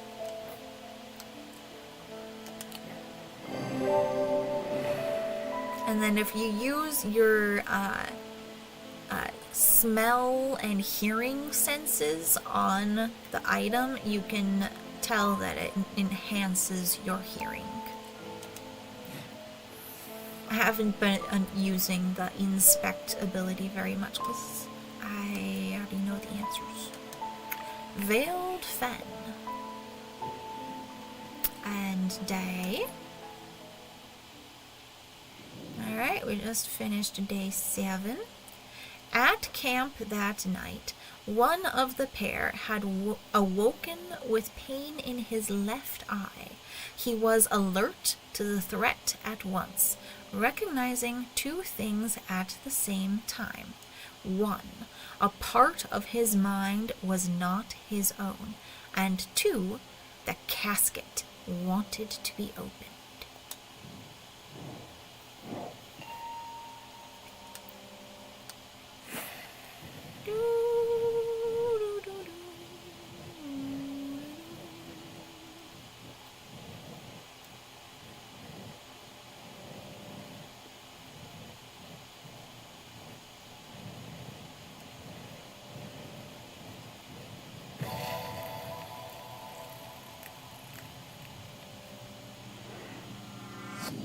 The maiden in the tower points the way. I am buried among the trees. Alright, I remember this one. I still don't actually know how this one makes any sense. Maiden in the tower. So the answer is this little eye thing here. But I don't see anything around it that would be considered... Or was it actually this one? Okay, it was either this one or this. I don't remember which little circle it is, but we'll find out. Alright. It was not the eye. That's okay. It's a strange arrangement of rocks resembling the Stonehenge site, but on a smaller scale, arranged with purpose, though what that purpose was remains a mystery. The locals call it the Eye. There's nothing else to see here.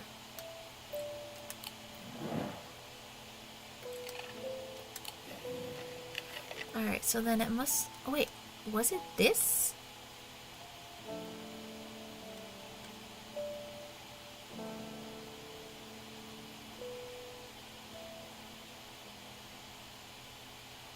Yeah. I think it's mossy wood, but I still don't understand where there's a maiden in a tower that points the way. You know what I mean? Yeah. This is the right answer. I just don't understand where the maiden in the tower thing comes in. I find what I'm looking for in a small cavity carved into a sturdy oak tree. I look around, half expecting to see someone, but there's nobody there. I take my prize and leave, feeling my mood lifted by the smell of damp moss and the gentle rush of wind through the treetops. Like, the I'm buried in a tree thing at least narrows it down to the various forested areas, and there are only so many of those, so having to pick and choose until you select it by default isn't the end of the world. But I wish there was something that you could hover over and see that, oh, there's a maiden in the tower. That would have felt better. But we got the trees, and we've got this item. Where does this item want to live this time?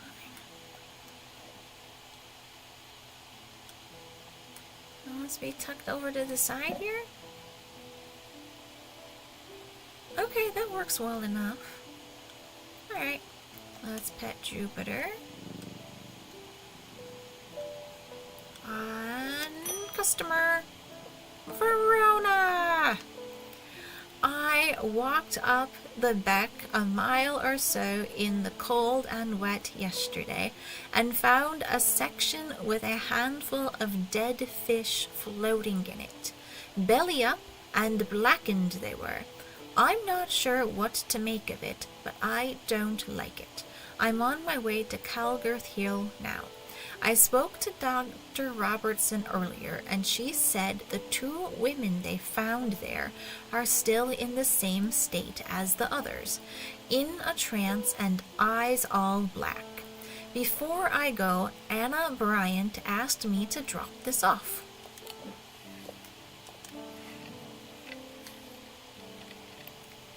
When we were kids, we used to explore an abandoned house on the lakefront. We'd take a boat out to the northern tip of Naylor Island and row across from there.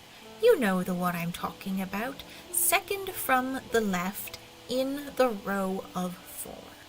I found myself outside its door 3 days ago, and I went inside for old time's sake. I wish I hadn't. It always had an ominous feel to it. It has taken me the last 3 days to summon the courage to write this letter, but I think it's better you see for yourself what's out there. Yours in faith, Anna Bryant. Well, thank you, Anna. Let's go on a little trip. So this is Naylor Island. You go north, and then there's this row of 4 buildings, and you can't individually select the second from the left, but here we go. I don't know exactly what I was expecting to find. Anna's letter was quite vague after all, but I certainly wasn't prepared for this. In an alcove of the house, peering out through loose mortar and crumbling brick, is a macabre shrine of sorts. The skull of a stag is mounted above the opening, its antlers smeared with a dark red substance, and large melted candles pool out onto the wooden floor on either side. Let you see the shrine good before I scroll a little further. In the center of the altar, there is a small iron chest, rusted and fused to the floor. It's clear that it has been there for a long time. I do not see any hinge or keyhole or any opening at all, but after a while I notice an inscription that says simply, "I open to the voice." So you can get, if we scroll up so you can see the altar better, the clue you get here is from the skull on the shrine. And that tells us that the item wanted is the voice of Cernunnos. Oh. Where did it go? Oh no, it is still there. Alright, cool. Booyah. The chest opens to reveal a golden totem.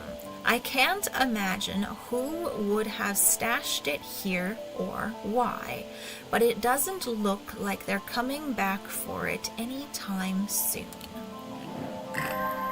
Oh, we got our pretty kitty! Pretty, pretty kitty. And the kitty likes to hang out with an owl. Is there room for all three? It's a tight fit, but I think it's okay. We can stash this away to make the letter go away. We're gonna pet our kitty.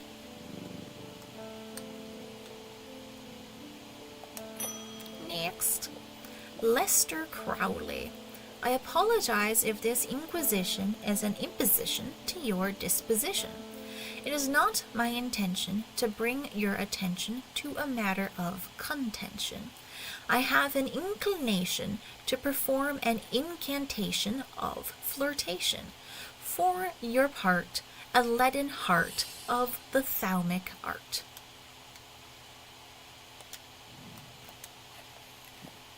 And we go to lead heart. These items depict the god Cernunnos in his non-human form. They are heavier than they look due to a core of lead hidden by a more modest exterior.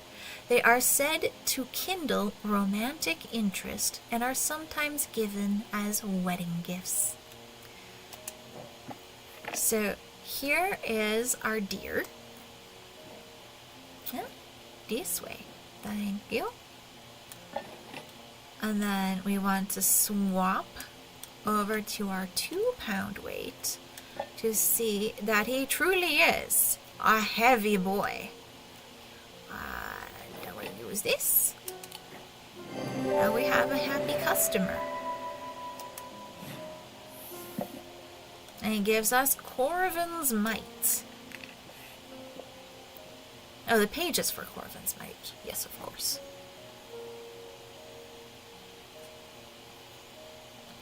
For a second there, I was thinking the item. But we already have the item. Angus Eaton. Oh, you're not Eli. I am returning an item he asked me to repair. The mechanism was mangled, but I've replaced all the springs and given it a clean. Good as new. Alright. And this, my dear friends, is a key. So if we turn this handle the right way, it opens this little cupboard. And then if we inspect this, we can see there's a flower on it that matches the item we just got. And then there's little tabs that go out to the side. And the clue he just gave us about the spring mechanism tells us that, like, the thing he gave us is a device, not just simply an amulet. So we want 3 and 9, and then 6, and then in between 7 and 8. So we inspect this, and we do this pedal, this pedal, this pedal, and this pedal. And now it's changed its positions. And we put this in the spot. And And we now have a book on curses. And this rattle-looking thing. You want to live here? The deer doesn't seem happy about that. You can live here, though. That's acceptable. Alright, you're fine with that spot. Excellent. So then we can close the door. We can't take the device back up, but we have no other use for it, so that's fine. And now we can lower the cabinet so that we can see the amulets again. Oh, you couldn't see any of this because it's behind.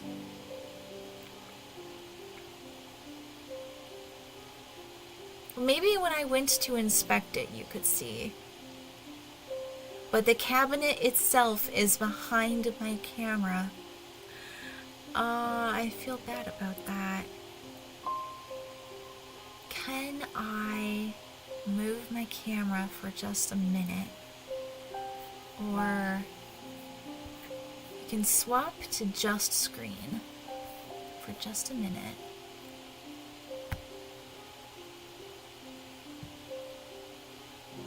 There we go.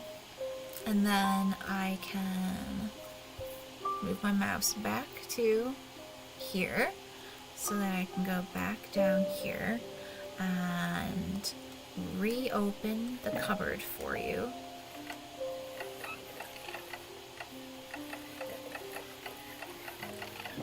So that you can see the wheel and the cupboard and how the amulet fits in the cupboard.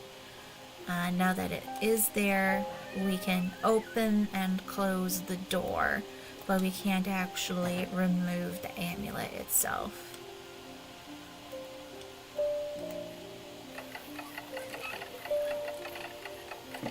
And you can also see that this is where my explore button is. Is there anywhere that'd be a less inconvenient spot for me to move my camera for this game?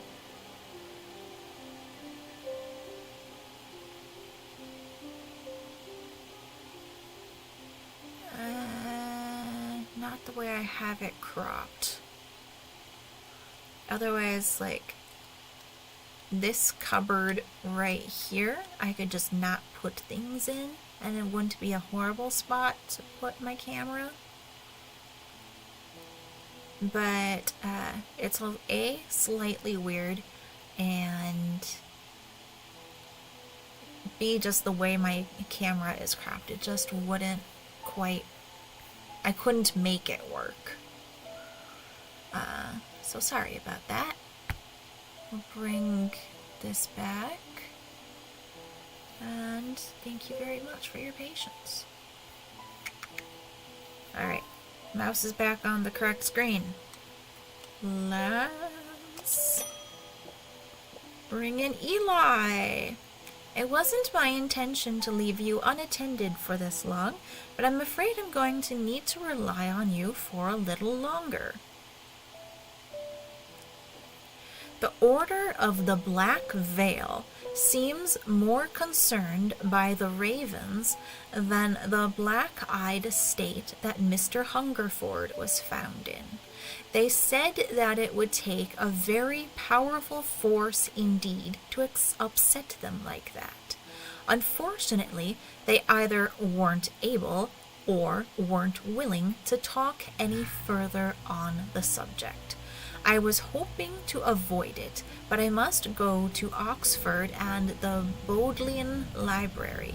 I will be gone for a few days at least, perhaps longer, but you seem to be handling yourself well here. I do not see eye to eye with the head of collections at the Bodleian, but I do know he has an interest in horticulture. I will take him a Scythian charm to smooth things over between us. Alright, so the Scythian charm.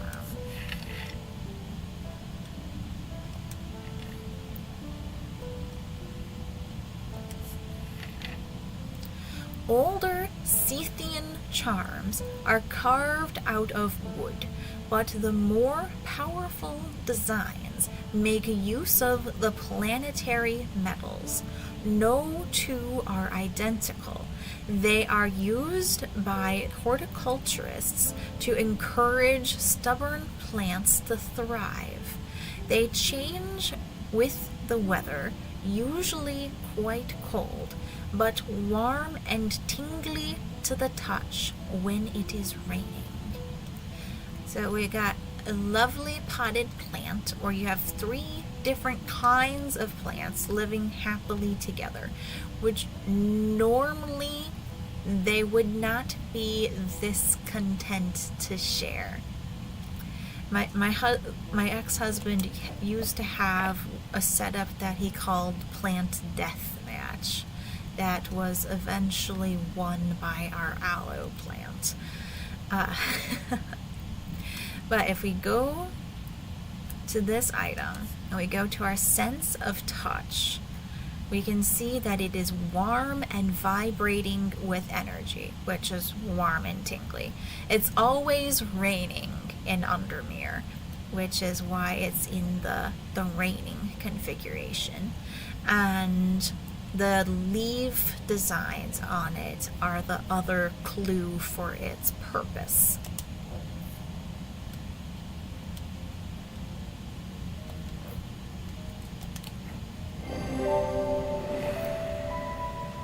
Scythian charm.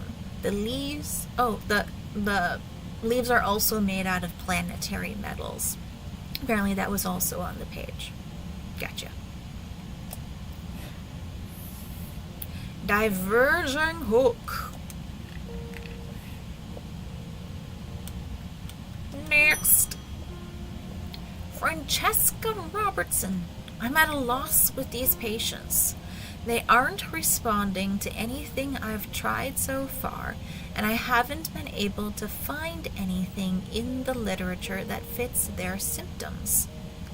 I am finding that they are becoming violent if they aren't restrained, and they are always trying to leave. If nothing else, Dranthium tea from a restful mether might get a moment of lucidity out of them, but if you've got any ideas, then I'm all ears. So our 2 choices are a restful mether or a witch's finger. So we go to our book, and the restful mether. A mether is a thaumaturge's link to the inner mind. A hot tea made from the Dranthium plant is drunk from them, taking on different properties depending on the type of mether. This particular type can be used to enter a meditative state and bypass the rush and clutter of consciousness, promoting clarity of thought. So this shows us what a mether looks like, and this plant here is the Dranthium that you make the tea from. And we're looking for a link to the mind here. Our other option is the witch's finger. Witches' fingers are said to be the severed digits of the Witch of Undermere. They are capable of inflicting intense pain, but the goal is supposedly purification of the body, a most unpleasant experience, but a last resort that has cured some and finished off others. So this is where I avoided using this object the first time I played, because I thought this could potentially kill him. However, he ended up not actually surviving. This was one of the 2 people that I was not able to save the first time I played. And then our clue for what the object is in this picture is actually the tree behind the church. So I'll show you first. This is the restful method.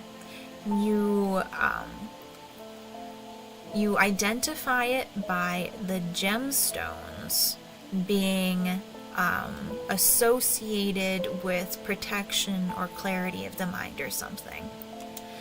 And this is our witch's finger. Down here at the bottom is the symbol of witchcraft. So here, we're gonna do it this way this time and see just how much better it goes.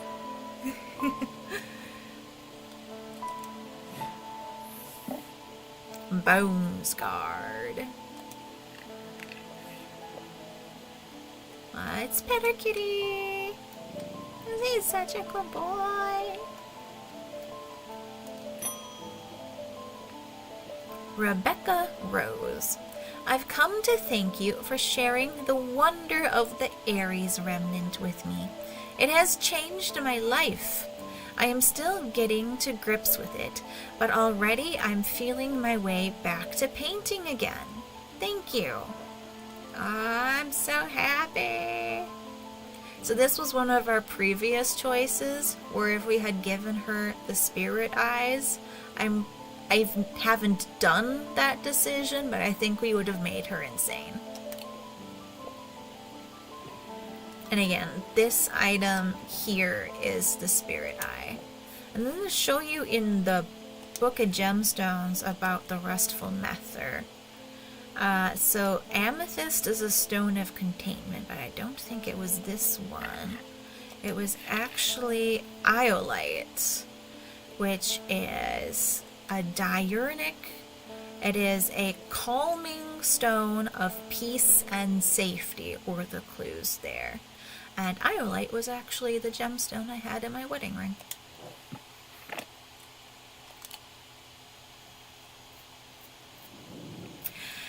He knew what he had to do. Without hesitation, he took hold of his diverging hook and used it to cut away the infected part of his mind before it could spread and consume him entirely.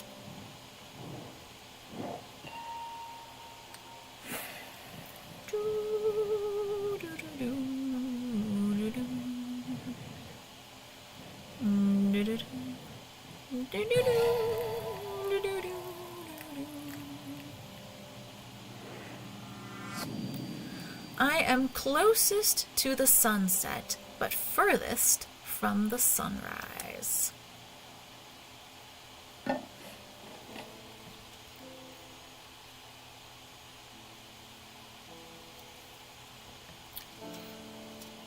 Hi, Life on Lockdown. Sorry if you've been in chat for a bit and I didn't notice.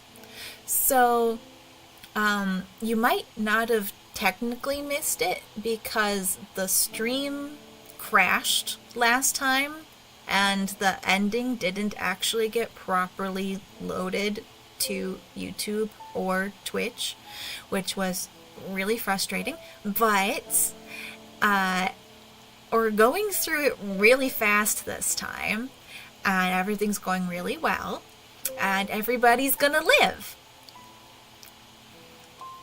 So, let's find this item.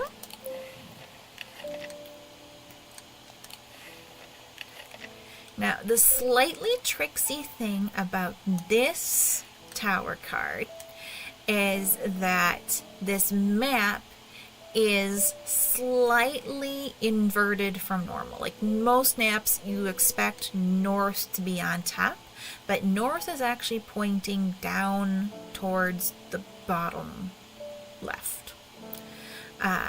So then he wants to be closest to the sunset. and furthest from the sunrise. We want the most westerly of the towers, which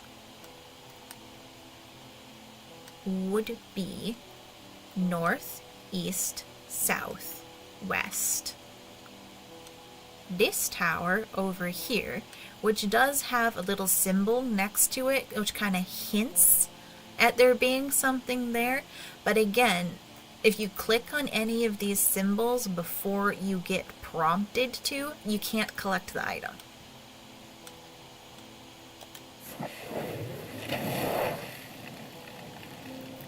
The view from the tower is quite beautiful, but it's what I find inside that catches my attention. In the middle of the room is an unlocked wooden chest, and within that, not one, but two smaller wooden chests, along with a cryptic scrap of paper.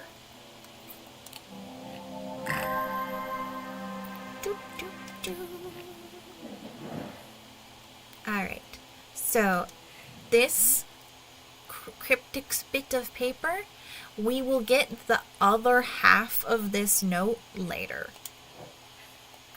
So we'll bring this down, and it can just live. No, we can put it in this drawer. Let's like that idea. And then we have 2 boxes. Let's put the 2 boxes. I thought I had more room on that shelf. Let's rearrange things a little. I guess that sort of fits there now. For now. I don't like it there, though, so it's not going to stay. We're going to put that there. I'll move the voice of Cernunnos there. Put this box here. And this box here. Let's move this Oxford spire there. That feels better. And then we can space this out a little bit more.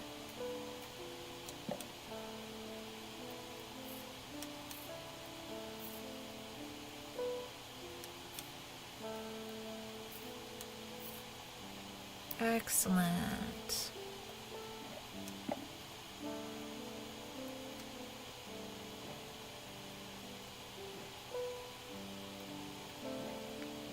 This is feeling like it wants something on the right side, but I don't think I have.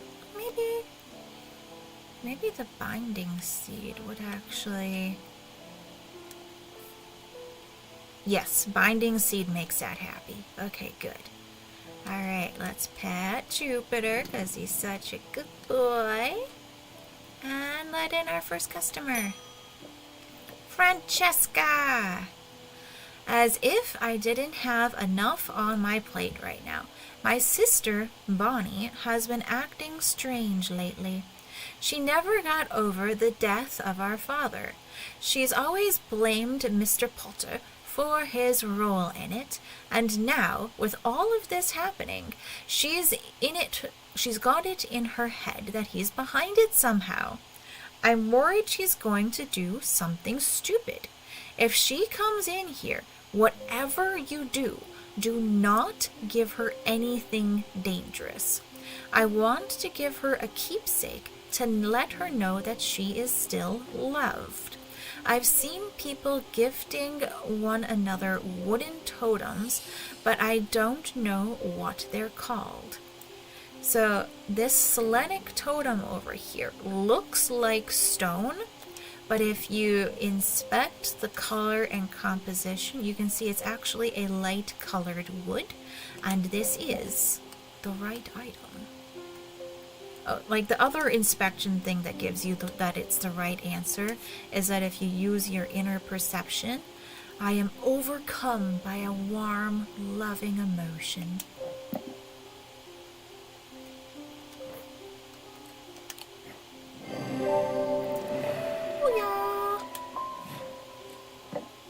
Of course, Francesca. I also wanted to tell you that Mr. Hungerford has responded well, despite the pain he must be in. I put him through the ringer with that witch's finger. I'm hopeful that he will come round soon.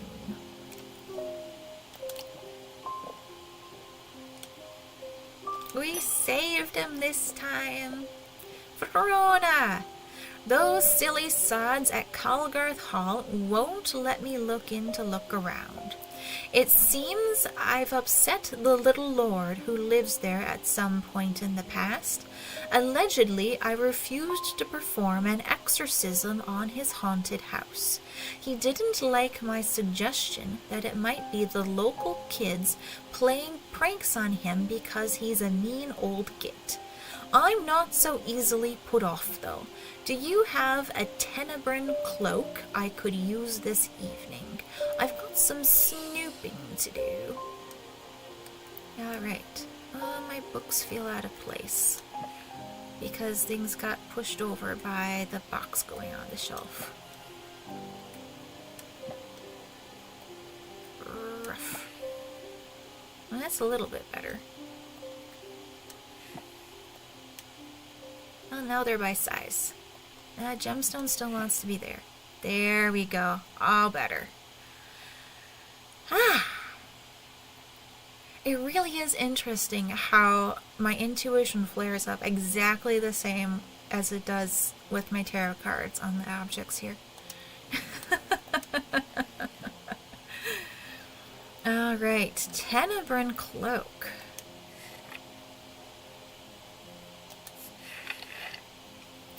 Upon activation, a Tenebrin cloak can create a sphere of enshrouding darkness that will cloak all within its reach. A single stone set in bronze gives power to these totems. Alright, single stone set in bronze. I can't remember precisely offhand what it looked like.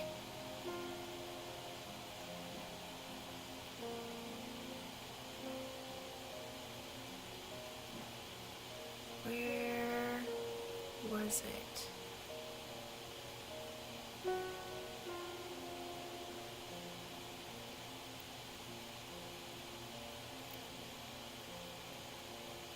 It was like a totem type item.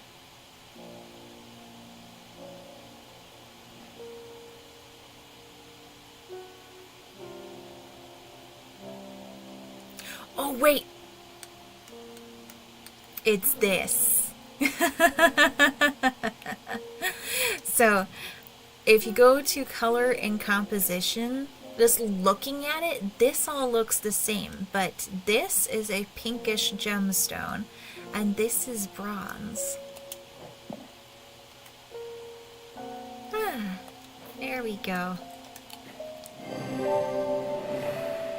There we go. All good. Saint Cedric's Thunder.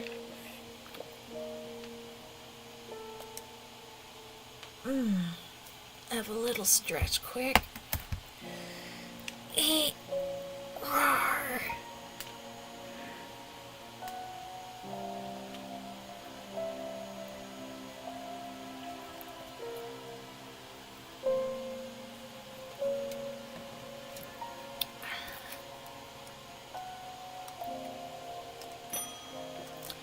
Mr. Porter.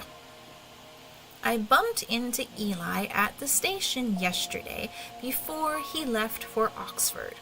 His train was late, so we had a brief chat, and suddenly he remembered something he wanted to tell you. I told him I'd pass on the message. In other news, I've got a little something for you, if you're interested. It's going to cost you, but it's worth it. A map of the catacombs. Very rare. Worth a lot to someone in your line of work, I imagine. All I'm asking for in return is a valent. Alright, let's get this. Whoop, not the candle. Let's get this man his Valent.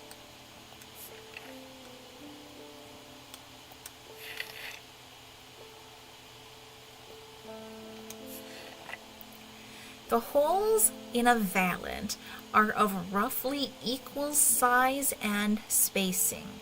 They are used by the adventurous to help them find their way. A curious pulse can be felt where its power concentrates. So that is this little thing right here. So you can see it has 3 evenly sized holes, and then if you use your sense of touch, it vibrates with energy right at the tip. I'm not quite sure what's up with it floating. Maybe that's the other tip being pointed down into the disc is why the vibrating energy helps it float. That part's just curious. But the first time I thought this might have been the levitation item because it was levitating. Alright, there you go, buddy. Thank you kindly for the map.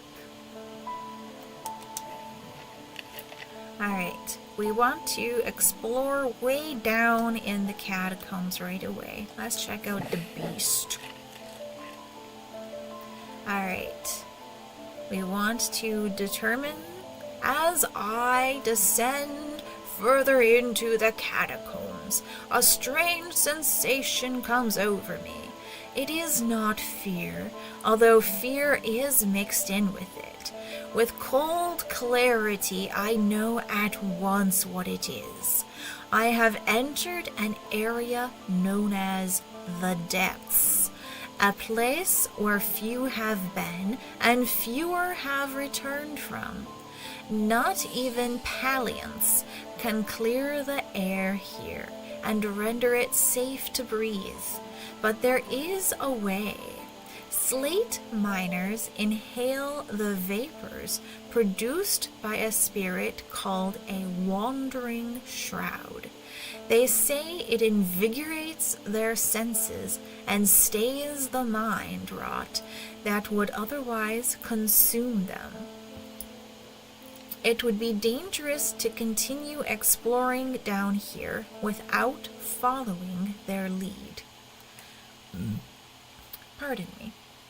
Alright, so the process on this is to look up the Wandering Shroud.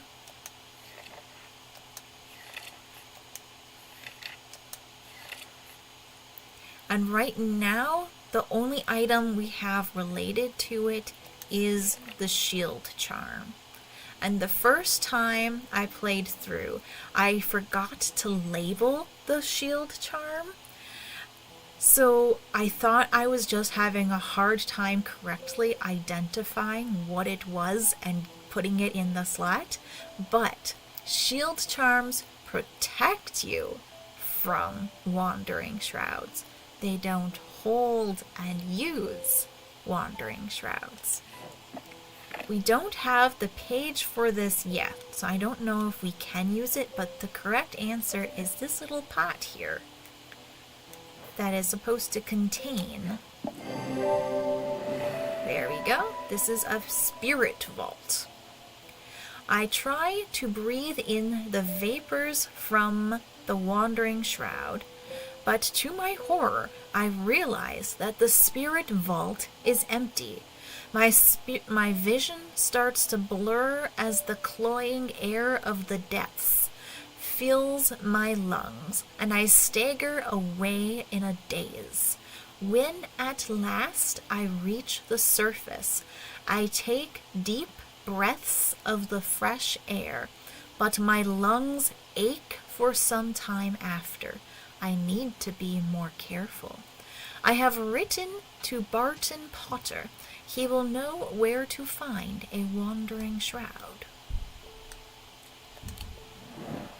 Alright, we can move the map in with our other maps. Well, I don't like this shard, this little note shard being there. let's put that, I can go there. That's more acceptable. And then we have this. Okay, this is Eli telling us about the Book of Curses, but I already unlocked that. Since Life on Lockdown wasn't here yet when I did that, I will pop back to just the screen.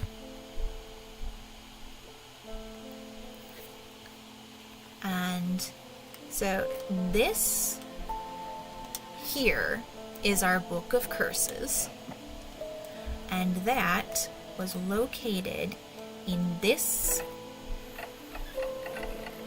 cupboard. And then we had to use this device here to open the door to get the book out from on side.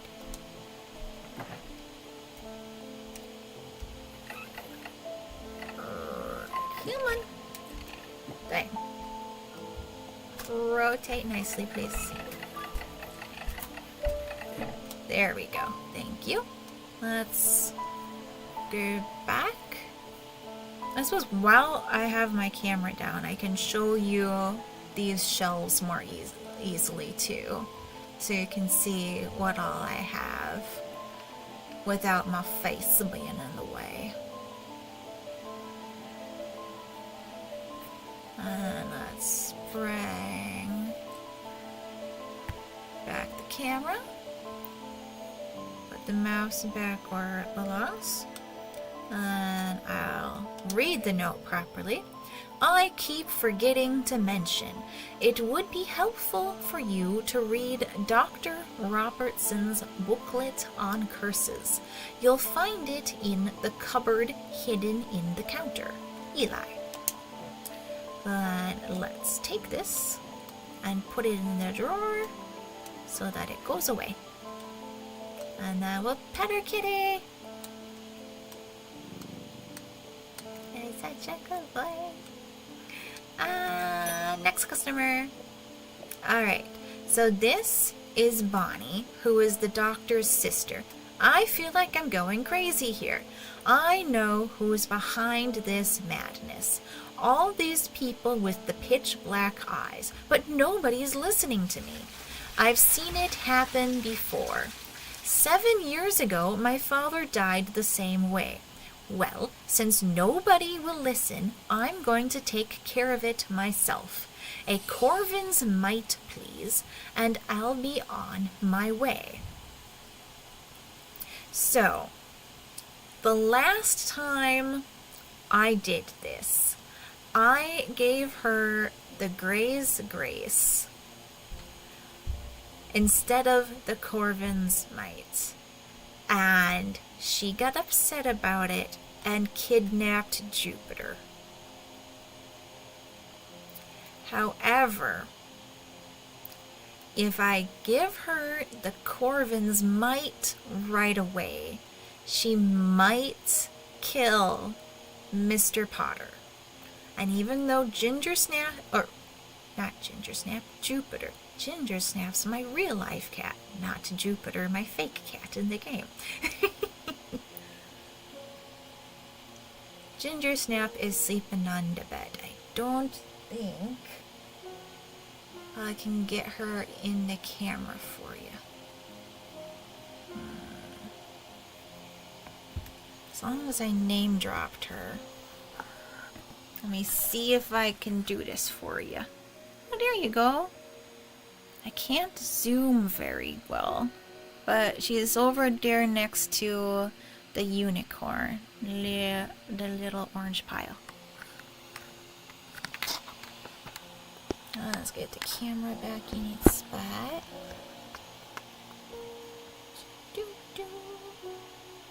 Excellent, that worked out well enough.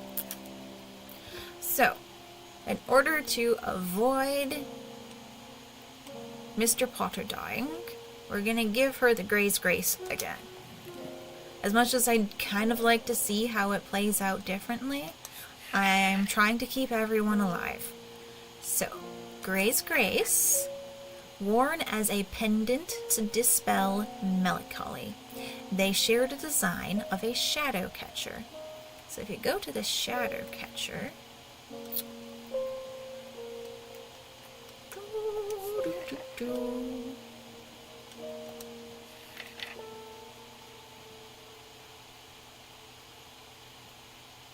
Shadow Hold. This is the shadow catcher design. And then to show you Corvin's Might. A Corvin's Might, sometimes called an Eagle's Gift, is an assassin's tool that makes use of Wixic power. When the warrior queen Corvin was surrounded and close to defeat, a gift came to her from an unlikely source. With it, she turned the tide of battle, and the legend of the Bloody Queen was born. So here, an eagle has a stone in its mouth and is giving it to the queen. And these objects pay homage to that. So this here is the Corvin's Might. And then the Grey's Grace has the shadow catcher design here.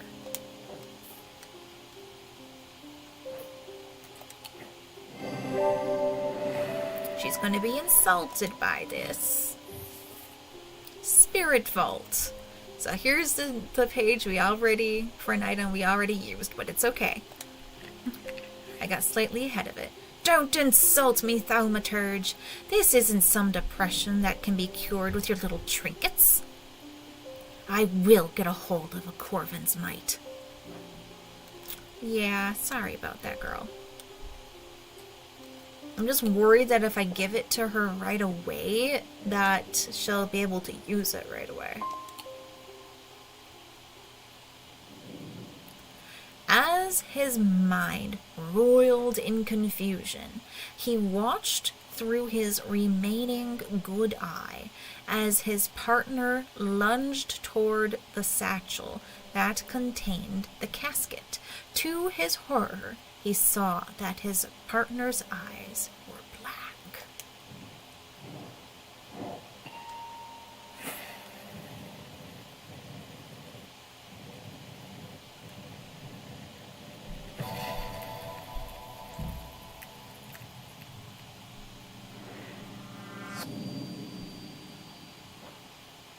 Alright, we've got a shape of a tombstone.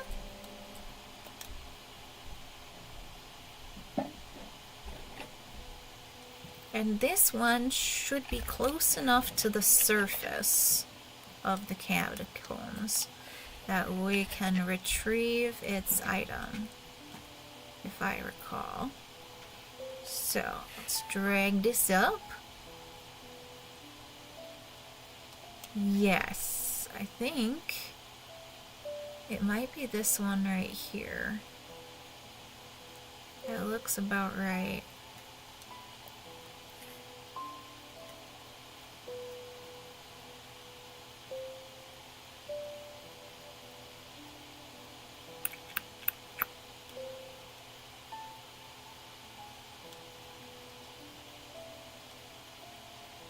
Yep. It's gotta be this one.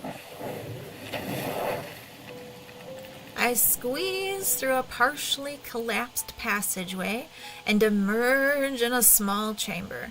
Glinting in the flickering torchlight, I catch sight of a pendant draped across an old gravestone.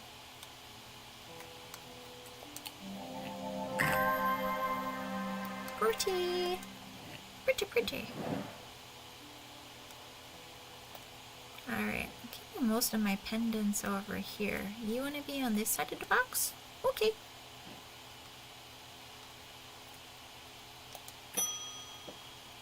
Constance Batter. My awakening ceremony takes place at the convent tomorrow. I will need a talon, an Emphesian talon.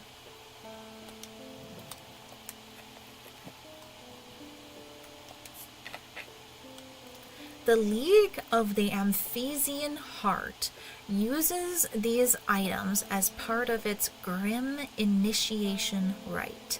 They guard their secrets closely, but it is said they worship the ancient nameless gods, communing with them via the broken path. Acolytes must press the tip of a talon hard against their cheekbone, to the point of drawing blood. They perform this act nightly for 49 days, 7 sevens, after which the scar will forever mark them. So the shape of the scar here is the most important part of the clue. And it is this item right here. You can see the talons. You'd think that the snake on it would be related to Corchin.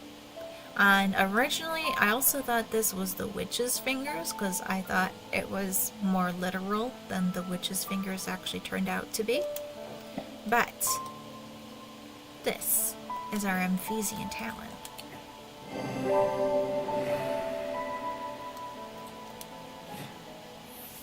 It's turned off. Ooh. Have a little wiggle. Wiggle, wiggle, wiggle, wiggle, wiggle, wiggle, wiggle. Alright. Morgan's Folly.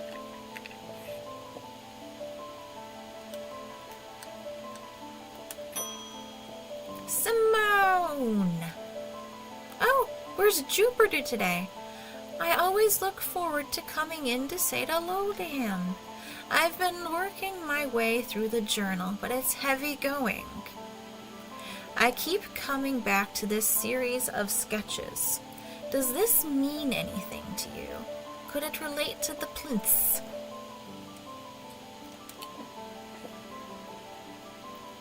Alright. This is a series of thalamic waves. However, we don't actually have the fourth tile yet. We get that one from a customer, so we haven't missed anything. We're just gonna take this and set it right there. I suppose if I'm gonna do that, I could take this one back out of the drawer and set it there. I will get the other half of this from Simone, I believe, later. Alright. Francesca Robertson. I have to stop using the witch's finger on Jack Hungerford. I was worried it might end up killing him. I believe it has helped somewhat, but it still hasn't been enough to lift him from this curse. I'll take that mether for myself. I need to get my thoughts in order. Alright, so this is our restful mether. We can see that the iolites here are the calming gemstones. And this was looked up previous on a different decision.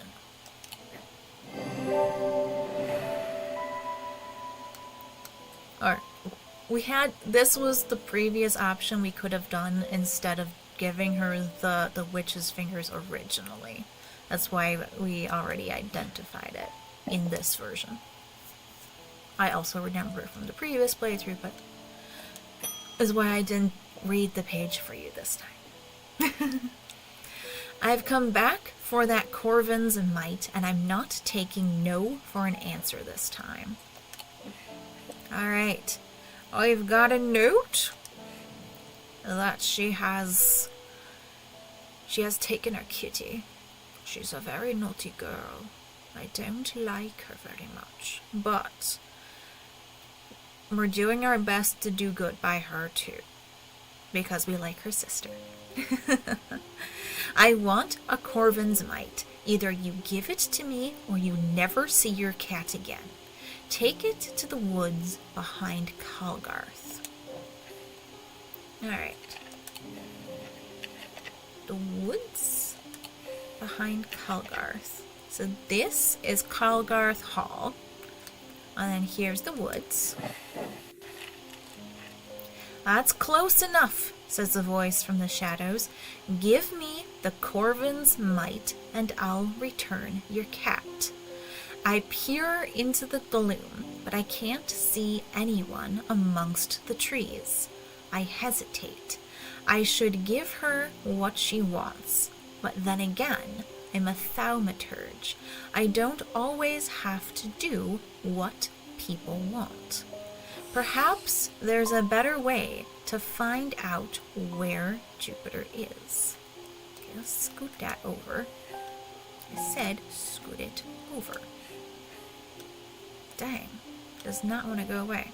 Can I go put it away down here? Thank you. Alright, we have a choice here between a diverging hook and a Corvin's might. We just read Corvin's might a moment ago. This is the Corvin's might, but I'll read you the page for the diverging hook and show you why I'm not using it.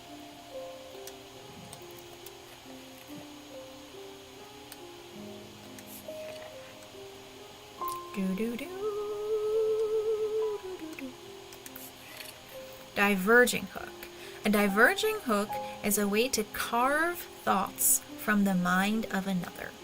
If done with skill, the third party may have no realization that the thought was ever there at all.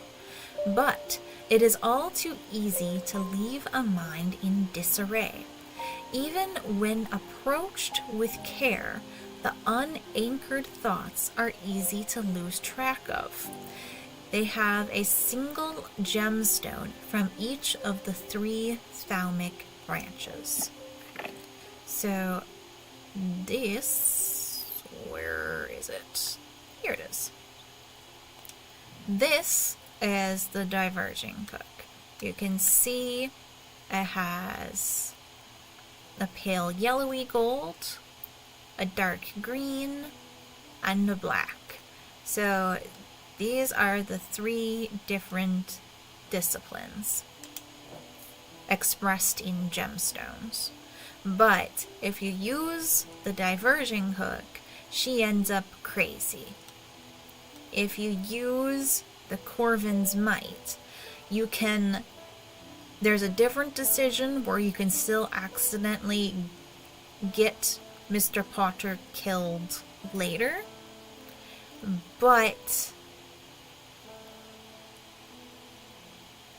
it's not her doing bad with the Corvin's might isn't a surety. You can still have a positive outcome by selecting this item. And having her turn up missing at the end, to me, sounds like a more favorable option than having her be insane at the end. There we go. Use item. Corvin's might. It's with the bloodstone that gives the dark purpose. I place the Corvin's might on the floor and step back. As I'm instructed, and true to her word, the woman reveals where I can find Jupiter. Your cat is aboard the Merry Bell. He has come to no harm. So that we go to the map, and we go to the Merry Bell, which is the Merry Bell. The Merry Bell is an old paddle steamer that hasn't been in working condition for many years. There is nobody aboard, or nobody I can see at least, so I climb over the railing and start peering through grimy windows. As I approach the far side of the boat, I hear a desperate crying coming from behind a windowless door. I try the handle, and it opens to reveal an unimpressed cat with mismatched eyes, Jupiter. He springs from his prison into my arms. I hold him tight to my chest, and he rubs my chin with the back of his head, purring with delight. We got our baby back. He's such a good boy. Yes, we love you so much. Alright, next customer. Wyatt Collings. I think I've been cursed. 2 weeks ago, I was quietly minding my own business in the Guilty Ram when a stranger came up to me. He handed me a book titled The Changes of Dr. Learmonth before leaving. Something about it intrigued me enough to take it home with me. Ever since I read the first page, I've been having terrible nightmares, and they're getting worse. I spoke to Dr. Robertson, and she sent me here. Alright, so we don't know offhand what to do. We check our book of curses. And the one that has insane nightmares. Oops. Oh, is this actually by Dr. Robertson? A brief overview by Dr. F. Robertson. It might be the same person. Black heart is constricted. Braxis is necrosis. Breath of Lyra is choking. Burning blood is burning blood. Morgan's insanity is a poison of the mind. Noctic sight. Those suffering from this curse speak of increasingly vivid nightmares. The other two curses are the Sapphire Curse, which have blue eyes and hallucinations, and Tormund's Paralysis, where the mouth and tongue cannot be used. They lose the ability to speak. So then we go to our book here, and then we check in the index for the Noctic Sight.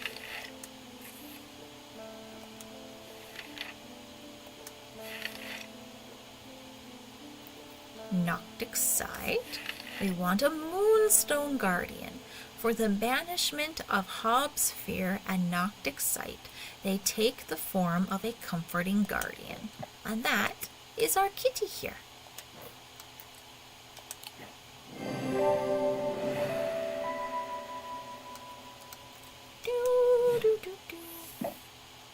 And an Ascus.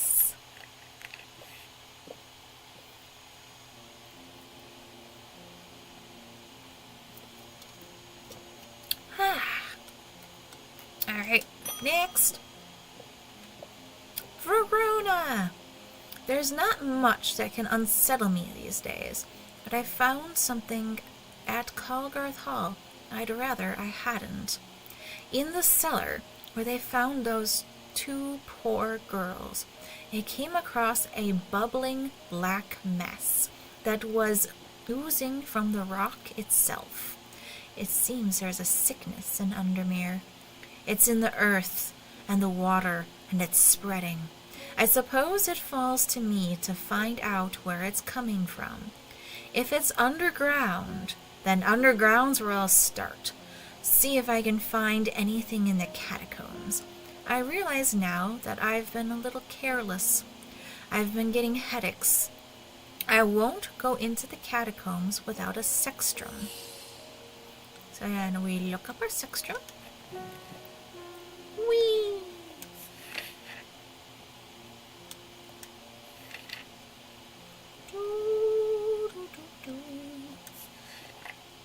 Protects against insanity in all its forms. These items, like the mind itself, are not well understood. Alright, so then to follow up on that, you would want to go into your Hermetic Symbiology. We look up. Here we have the symbol of insanity. And then this is the symbol of protection. And then on this item, we see the symbol for insanity in the middle, surrounded by symbols of protection. And the 6 spikes reference the word sextrum.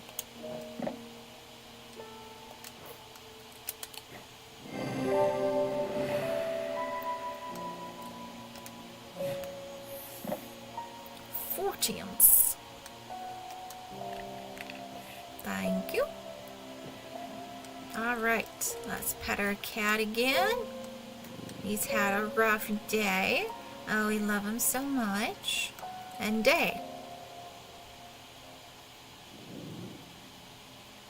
Alright, we're 3 hours, slightly less even, in, and we're about to start day 10. I think we're doing pretty good. He tried to use the diverging hook on his partner, as he had done on himself, but he could find no part of him that had not been taken over by the infection. His partner's hands ripped at the satchel, tearing it open and sending the black casket tumbling out.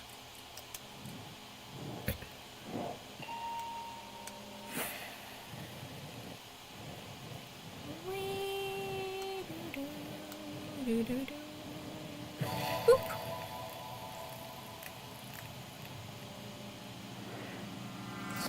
Below a moon that does not shine, there is no mark upon my shrine. In the dark, but not alone, my neighbor bears a cross of stone.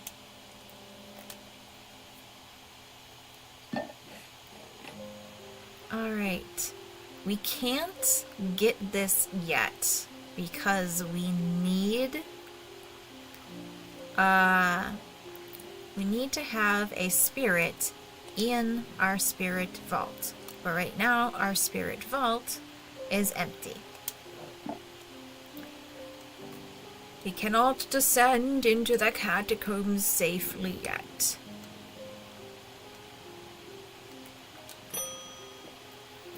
Catherine Walpole. I have traveled a long way, searching for an eye of the forest. I have read stories of the dreyer of old who would hunt in partnership with an eagle, seeing what they see, soaring on the wind. I intend to rekindle this lost custom. Perhaps you know something about it. Eye of Cernunnos.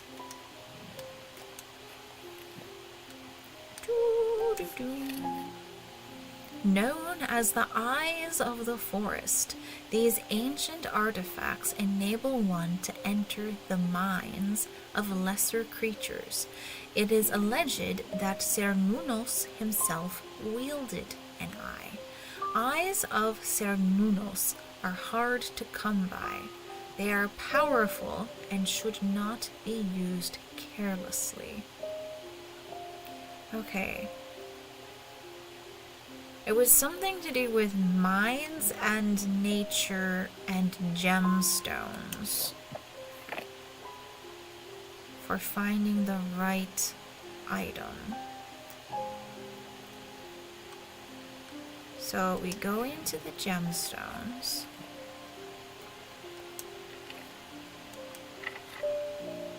And jade is a Dradic stone that is a stone of earth and nature. And malachite is mentic. It's a 4th eye stone of sight.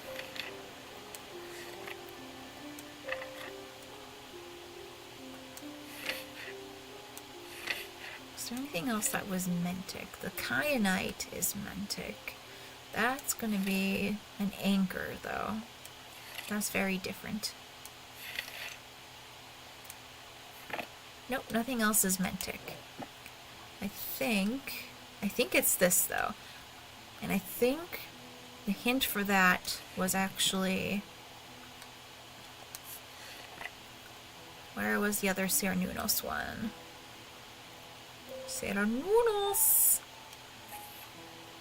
Voice of Cernunnos. Here we can see his picture, and this item here is the Eye of Cernunnos. Pretty sure, which is this item. And if we inspect it, here, if you put it in place and then inspect it, works better. Good thinking, Melissa. Alright, color and composition, a green gemstone. So here's our jade, which was like the primary feature. Use item. Clues. So using the index, we can find a sketch of Cernunnos holding an item that looks like this. And the jade gemstone is a stone of nature. And we get a Zephyrin.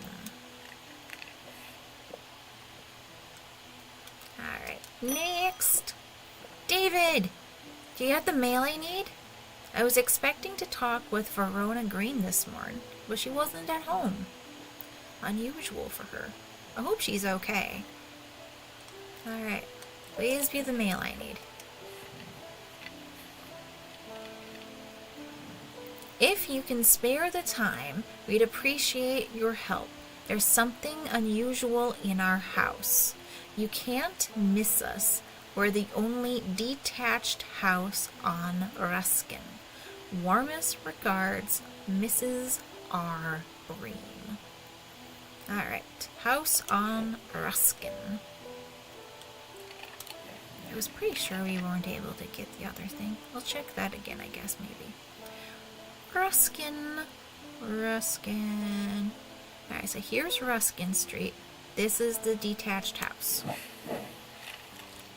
I am greeted by a tired-looking, middle-aged woman who immediately offers me tea.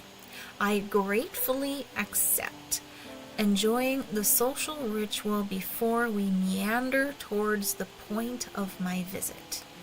She leads me up the stairs and into the attic.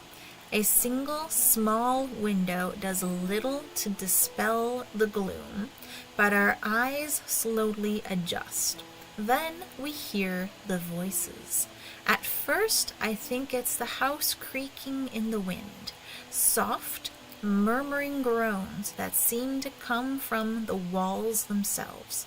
But then, I start to feel as though a conversation is happening, too quiet to make any sense out of. So, originally I thought we were supposed to banish the ghosts here, but we need to use the hearing charm to hear the conversation. With the hearing charm, I suddenly find myself able to pick up every small sound without difficulty. The whispered voices become clearer, and my heart beats faster as I hear what they are saying. They are discussing a section of the wall where some of the bricks are loose. Carefully, I pull them away to reveal a small cavity. Inside, to my horror, is a human skull, its dark eyes staring lifelessly back at me. At the insistence of the voices, I reach inside the cavity, and my hand closes around an unusual-looking item. Immediately, the voices fall silent, and my heightened senses are left with the whooshing drumbeat of the blood being pumped around my body. And we've got another pendant.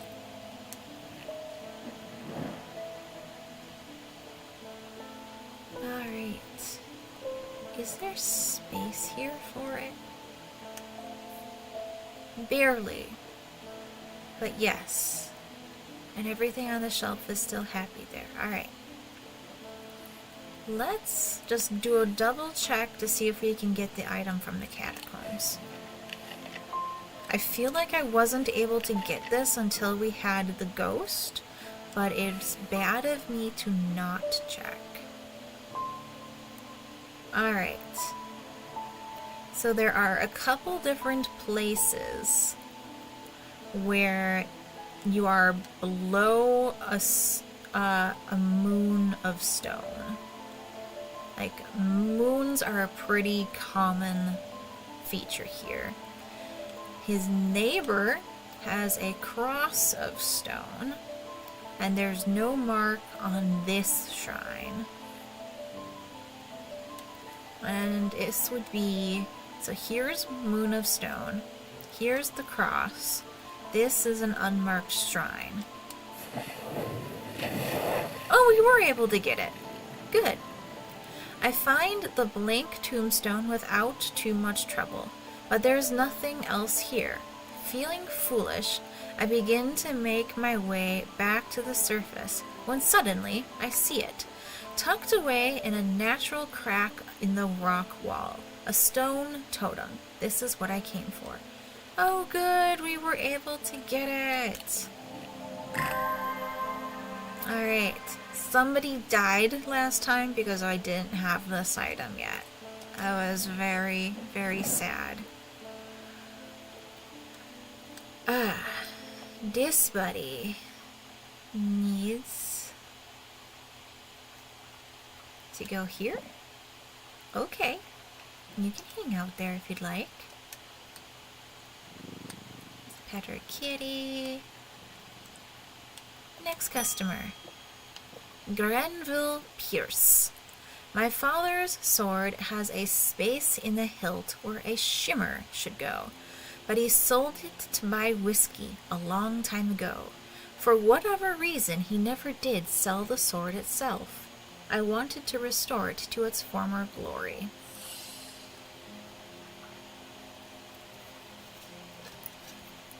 Alright. I'll look up the shimmer.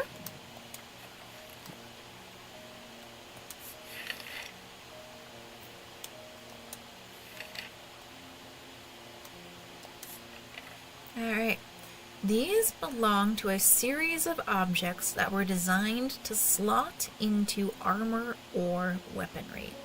They induce calm rage in the face of the unimaginable horrors of battle, allowing the bearer to stay one step ahead. The Knight of Thorns famously wore a shimmer on his chestplate, but it didn't save him from being slain in the Battle of Souther Fell of 1356. So this is his army, his armor, and this is where the shimmer was supposed to slot into, this little triangle shape here. Now, that threw me off last time because I was looking for a three-lobed sort of thing that was like triangular-ish. Not it.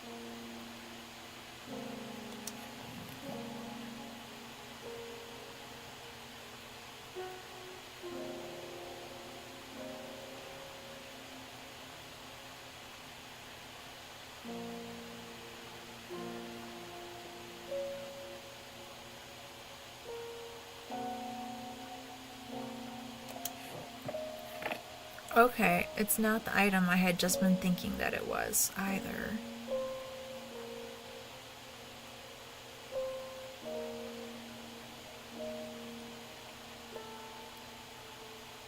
So I had thought there was a second clue about it being a bright object that turned dark in the dark. But it's really just intended to slot.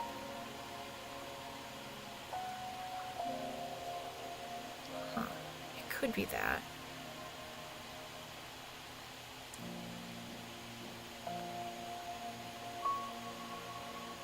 Did I have any other pendants really hanging?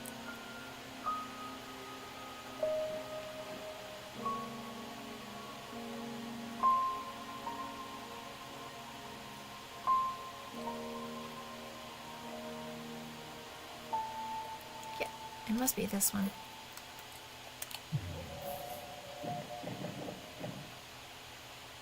It's not that one. Okay. I was originally thinking that it was this thing.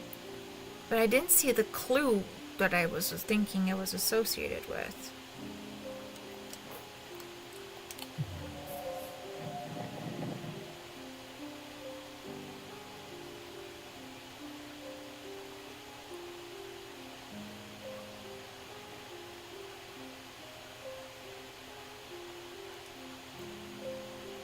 This is the diverging hook.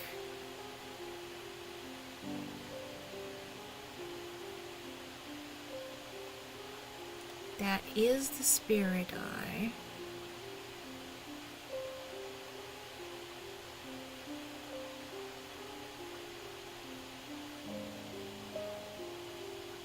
No, that's a water thingy. I just tried that.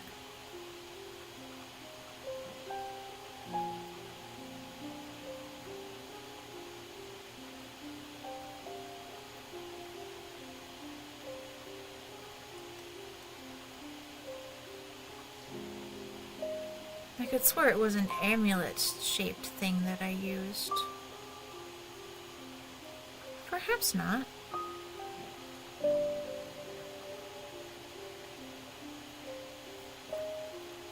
Okay, this one specific item, I do not remember the answer, but...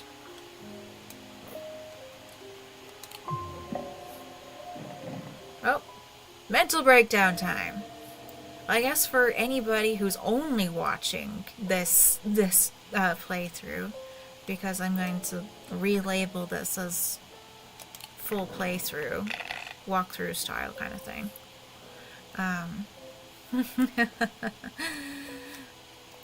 At least you get to see how the mental breakdown stuff works.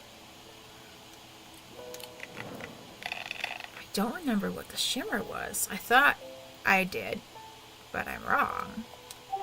So that's fun. I did really get stuck on this the first time though too, so I guess it makes sense.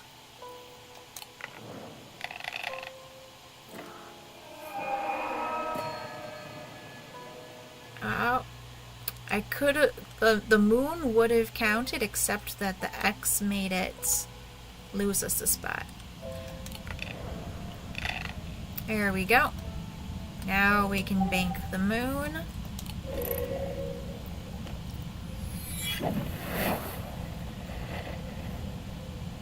What was the shimmer?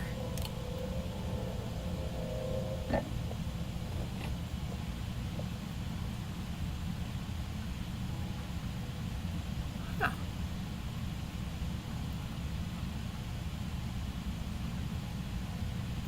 I do remember this item not making any sense at all the first time either, too.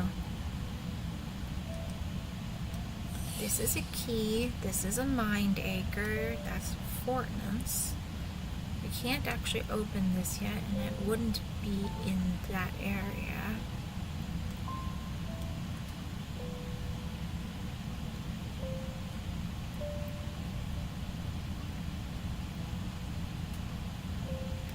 This is entirely the wrong shape.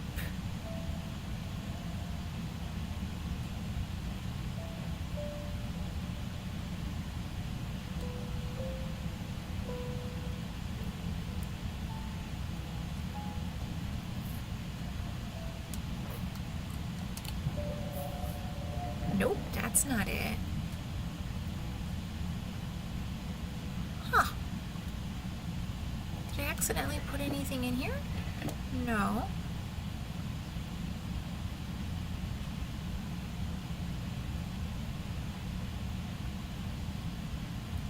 Weird.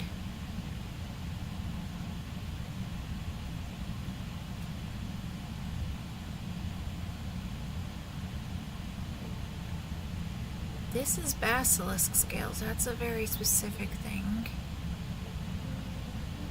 It's not that. I remember trying that and it being wrong on this one even. Huh.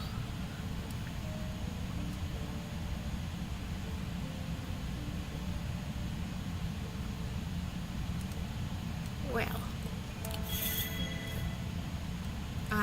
Yep. That's the only hint you're giving me on this one?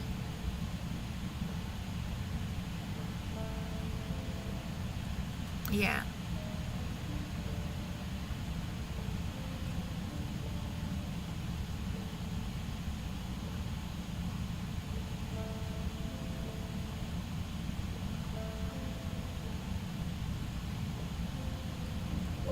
Did I accidentally close anything in here?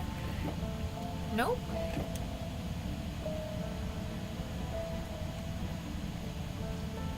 There's nothing down here. I can't open this yet because I'm still missing a square. Like this final square I remember a customer gives you. He was like, hey, I found this thing.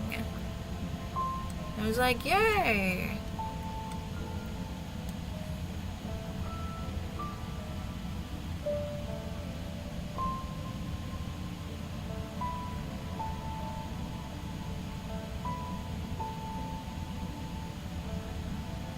What on earth? Okay, this is the wrong shape. I'm pretty sure it's something else, but...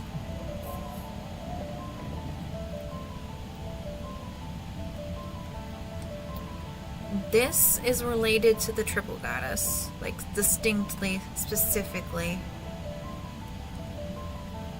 This is the Fortnance. This is a key.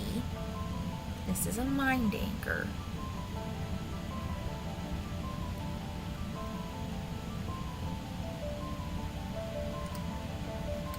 I tried this. I tried this.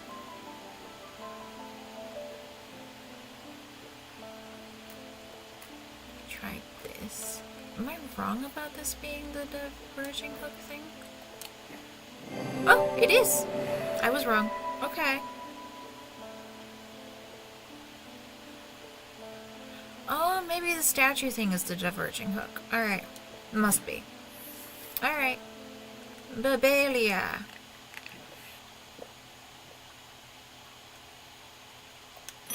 Alright. We had one little fumble, but otherwise we're doing really good. I work at the steel mill in Keswick, and I don't think there's one of us who hasn't suffered a nasty burn. Do you have anything that can anything that can protect against this sort of thing? Alright. So, for things you don't know, you go back here, and we're looking for... Is burn specifically enough? Burning blood. Listen. Oh, there's fire. Just turned past it. Fire. We want a Cyrene ward made from basilisk scales, a material known to endure intense heat. These unusual objects can permit the bearer to withstand fire and flame and remain unharmed. They do not, however, offer protection against the deadly basilisk itself. It's made from basilisk scales. And then, I literally just told you about this a second ago. So if you go under color and composition, this is a brown shard of some kind. We go to our sense of touch. It is leathery. Boom. Itchy, itchy, itchy. Sorry about that. The amber and obsidian hint at the connection to fire. Solemn Mether. Thanks. My wife will be relieved. I found this down the side of the counter here just now while I was waiting. Don't know if it's anything important or not. Yay! Here's our final tile. Boom. Now this is glowy. And we can open it. And so these are different types of cycles things. So this fits that actually.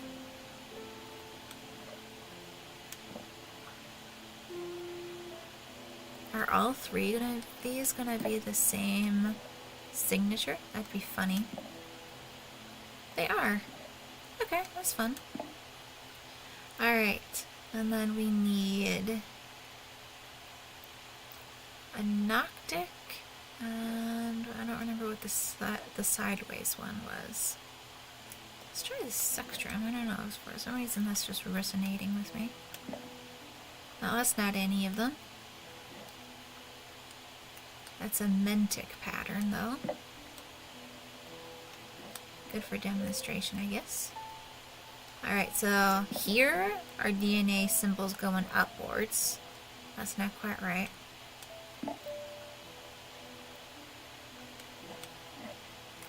What about Pretty Lady? Here we go. Here's our Noctic squirrel. That goes there. I seem to remember Corvin's might doing some of these. Alright, that's not the right shape. This is for a different thing. What about the Evocant?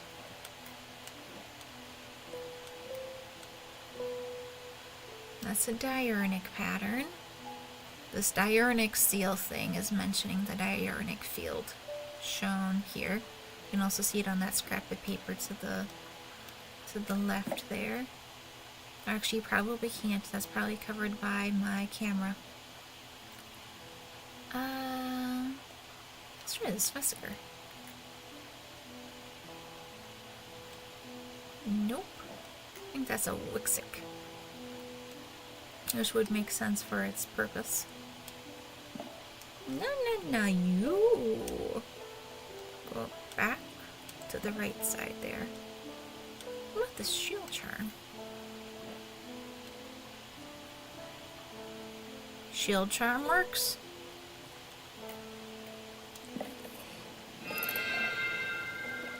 Whee! Alright. We got an item.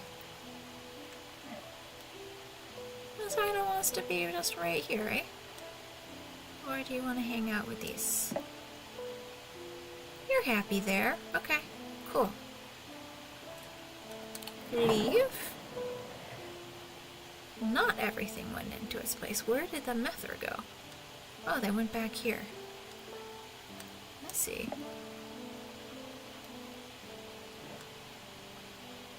You go here.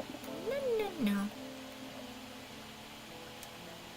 Hey, Violet. You go there. Thank you. Shield charm went back where it was, though. That's nice.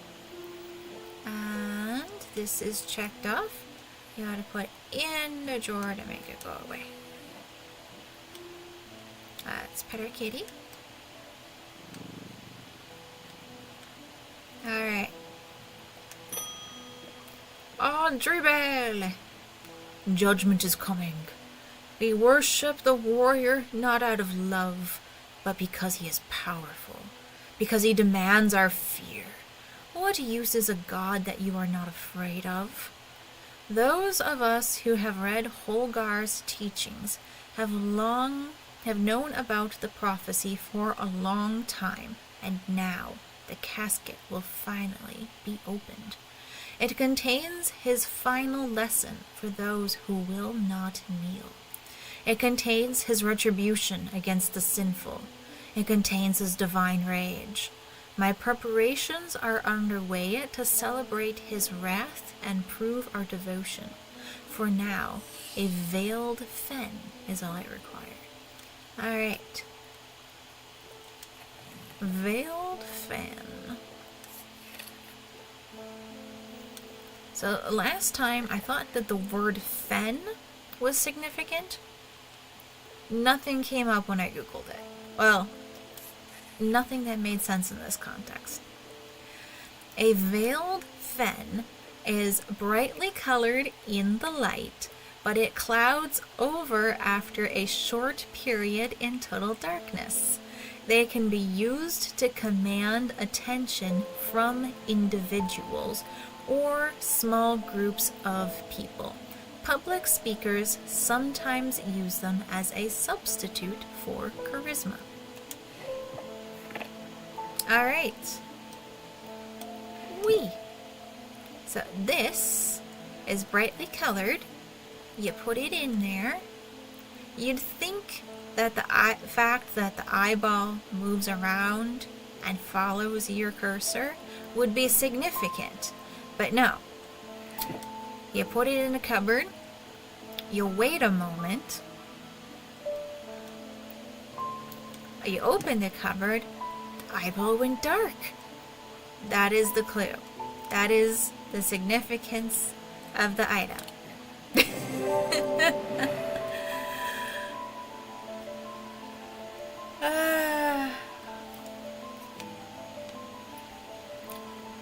And I'm pretty sure I'm on day 10 now. Day 10, the first time took me 1 hour and a half.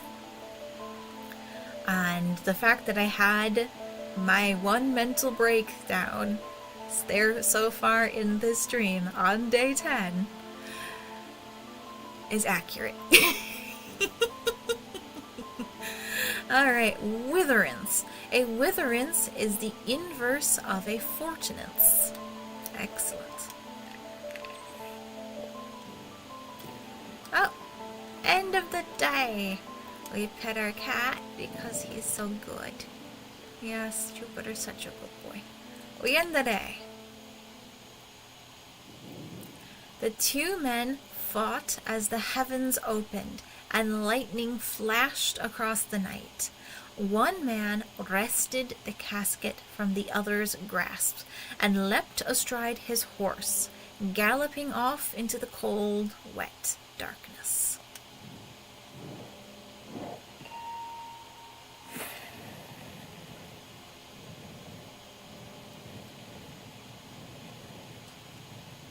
See, this is the shape that the other object should have been, and it wasn't. It's not. I disapprove. Alright, so this is going to be on our main map of Undermere.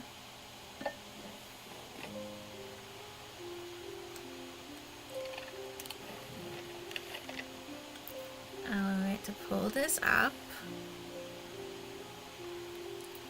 And we're looking for these shapes. And we're looking for the intersection of them.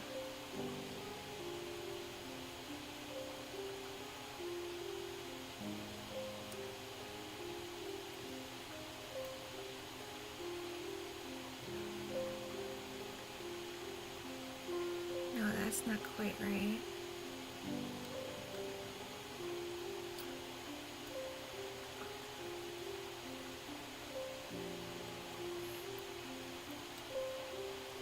Da, da, da, da. Dun, dun, dun, dun. Da, da, da, da. Yeah, it does seem like this is definitely this house here, the Twinnings. And then here's the lower right corner. And then here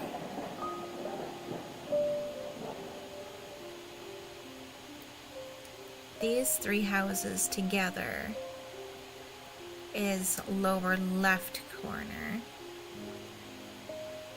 So then the center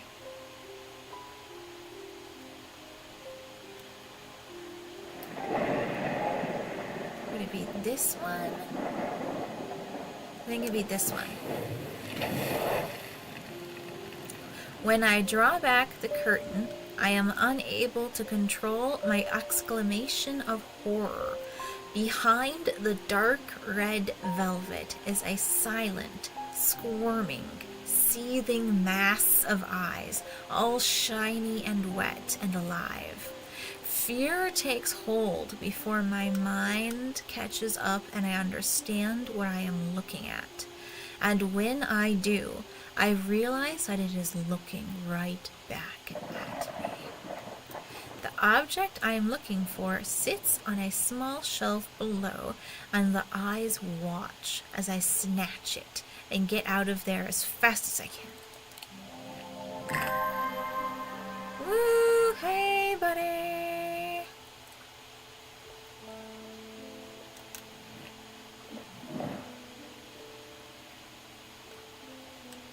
Oh, I remember who you are. You are gonna hang out with your friends here.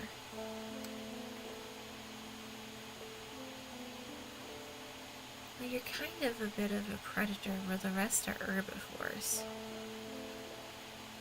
Do I need to... Yes.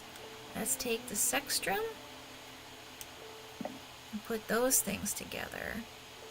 And put our buddy here on that shelf. And then we can recenter this a little bit. Excellent. Let's pet our cat.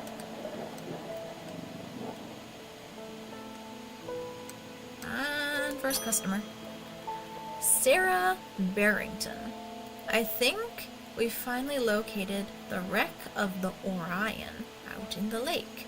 Sadly, our funding has run out and we can't afford expensive diving equipment.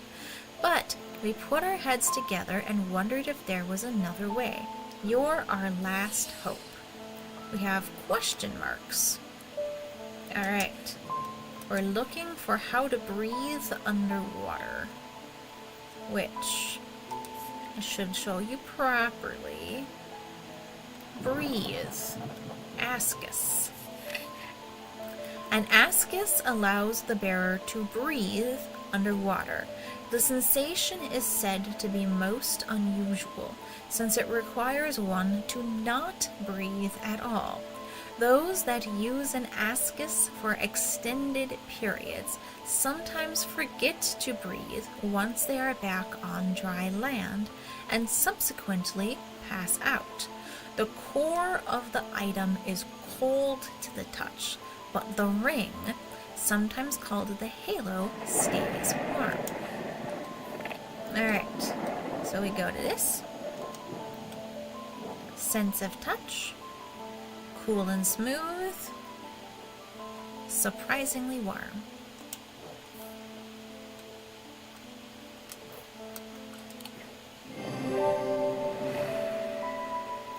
Ooh. Gaudian Siren.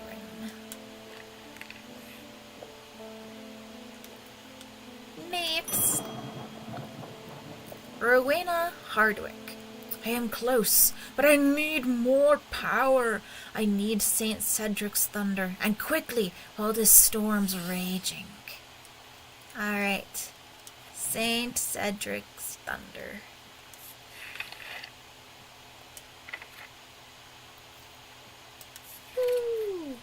St. Cedric's thunder is used to store the power of a single thunderclap. Alchemists have been trying to harness this power for centuries, and there are rumors that some have indeed successfully used it to transmute base metals into gold. They are placed on the tops of mountains to charge them during storms. Gemstones can be used to prevent the charge from waning over time. So that the highlighted word gemstone is a clue to check our gemstone book.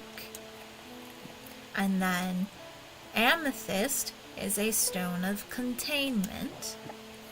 And then this box here has amethysts, and this symbol here is the symbol for thunder.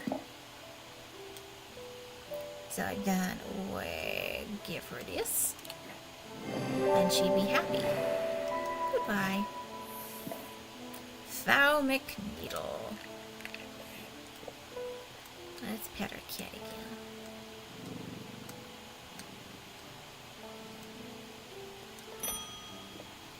Jessica!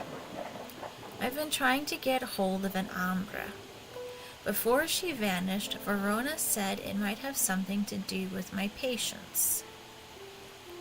It had almost slipped my mind, but then I remembered there's one right here in Strange Antiquities. Eli told me himself he keeps it locked behind a ethereal key. Alright. So, this is the key item. I can't remember how to activate it.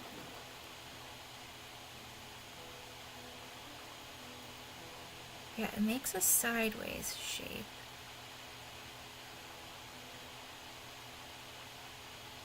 What did I do?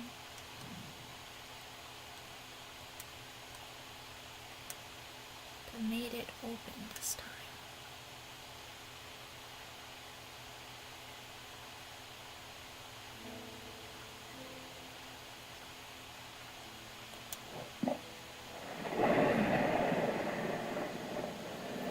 Because our Ambra does this thing right here.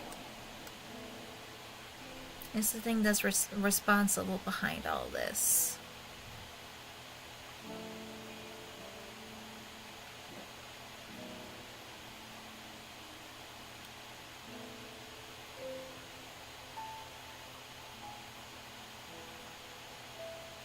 This is for the Diurnic seal thing. Hey, baby girl! It is really close to your food time. I could pause for a moment and feed you. Yeah, we can do that. Could you say hi to chat first? Is it okay if I pick you up and say hi to chat first? Yeah. I'll feed you right after, I promise. But chat will be really happy if they get to see you. Yeah. Chat loves you. You're a very good girl. They don't love you as much as I do, but chat loves you. They're very happy they get to see you right now. Yeah. Do you have anything you want to say to them?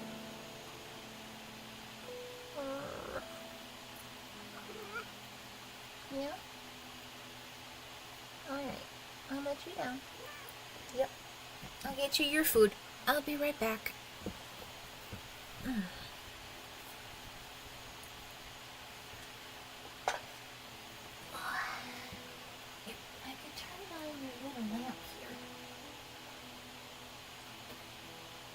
So that's showing behind me while I'm gone.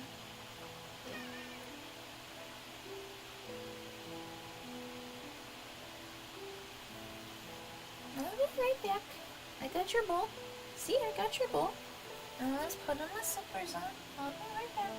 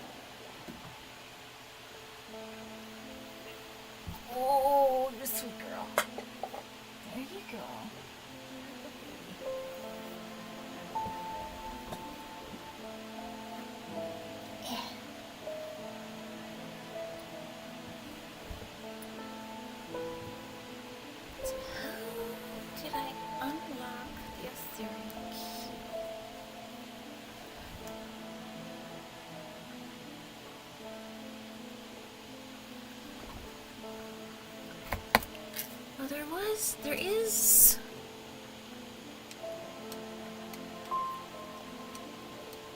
the second setting on this. What's a symbol for a diurnal? I remember writing a symbol down before, but I don't remember it was actually the symbol for diurnal, and I'm not quite sure where that went. Huh.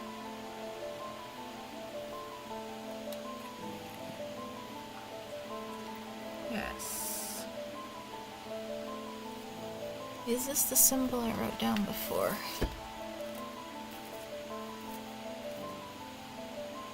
No, I wrote down the symbol for Wixik before. So that's going to be important later.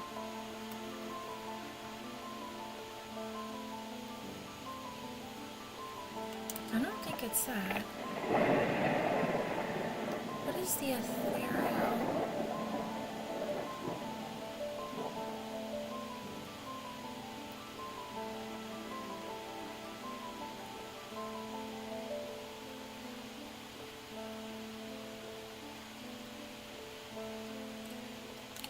Am I missing something?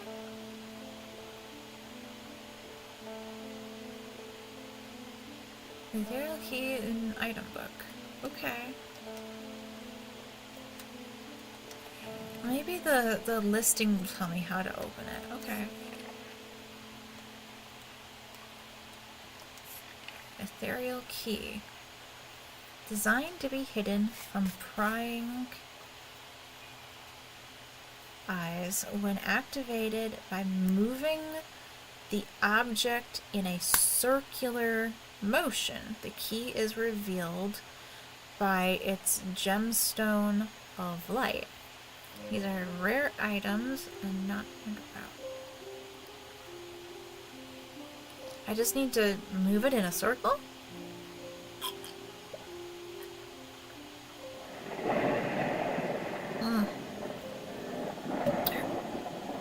I got myself a protein shake while I got her some food. And that should recharge my brain a bit. Alright. I just need you to move this in a circle.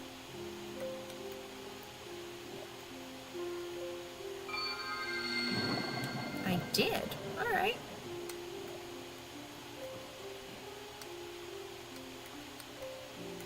Cool.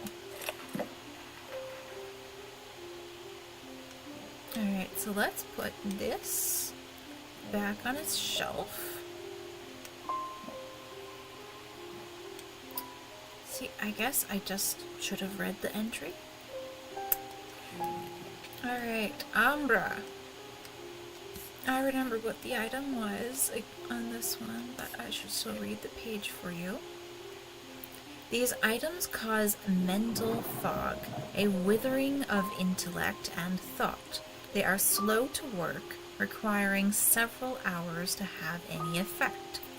Through prolonged use, they can cause the whites of the eyes to turn black and the subject to become deeply disoriented.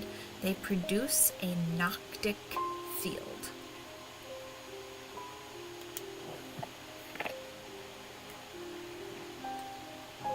So, this guy here, let's go to our symbology book. I'd show you. Alright, so this is the noctic thing. Here we have the symbol of confusion.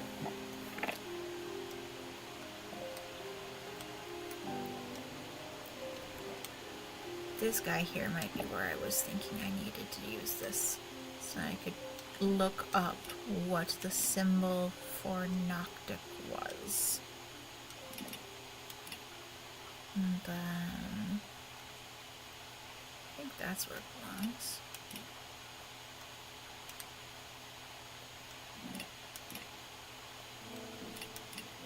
There we go. Noctic. So then we go here. Put that back on the reader. We see that it makes the same field. It's got the symbol of confusion on its face. Here's the Ambra.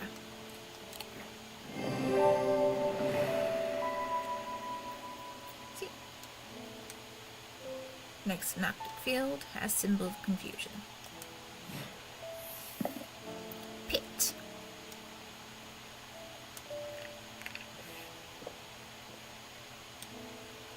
Next.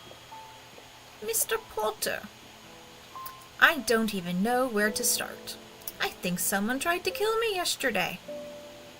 She had a damned Corvin's mite. I'm lucky she didn't know what she was doing, but even so, it was a close thing. The hex grazed past my face and did this to my hair. I suppose it was only a matter of time before I created an enemy for myself. I'm going to need to watch my back. There's some object that I can use to warn of imminent danger, isn't there? Alright, so what you do is you go into your index. We go forward to danger. And there's the Spirit Vault and Silent Breath. Silent Breath is the item from the heart that warns you of danger. And that is this pretty blue bottle.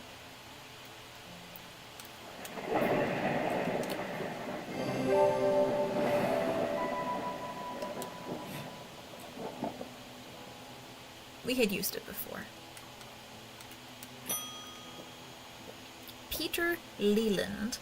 They found some poor soul washed up on the lake shore, an older lady by the sounds of it, drowned. But that's not the worst of it. Her eyes were all black, just like all those others. I'm not taking any chances with the water round here. I'll take a Bones Guard. Alright, Bones Guard.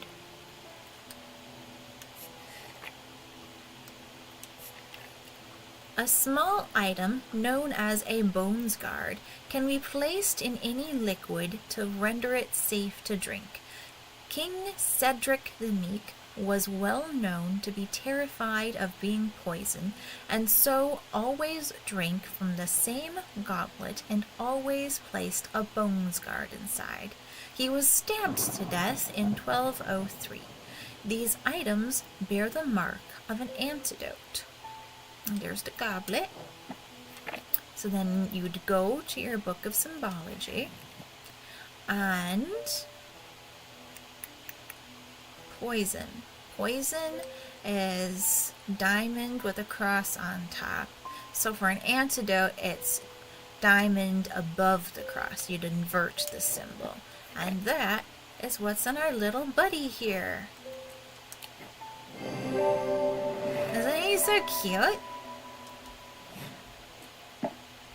I'm afraid I can't pay you, but I can offer a trade if you'll accept it. Of course! Thank you for the hand. Alright, the hand goes with the other hands. Oh, let's keep this down here for a moment longer though. Then we'll take this amulet out of the middle. That can go here now that the eyeball's down. And then this can go in between the two little hands. There you go. We're gonna pet our kitty. And then end the day. The rider was lucky. He made it to Backbarrow and found refuge there, and was nursed back to health.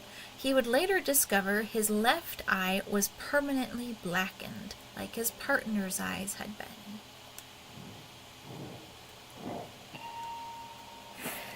Whee!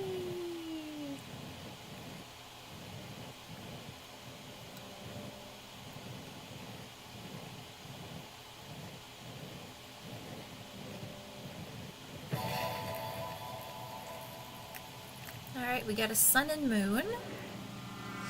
To my left, the day. To my right, the night.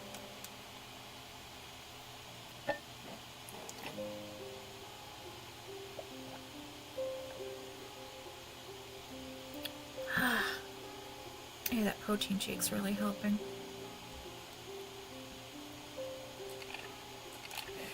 Alright, we're in the catacombs.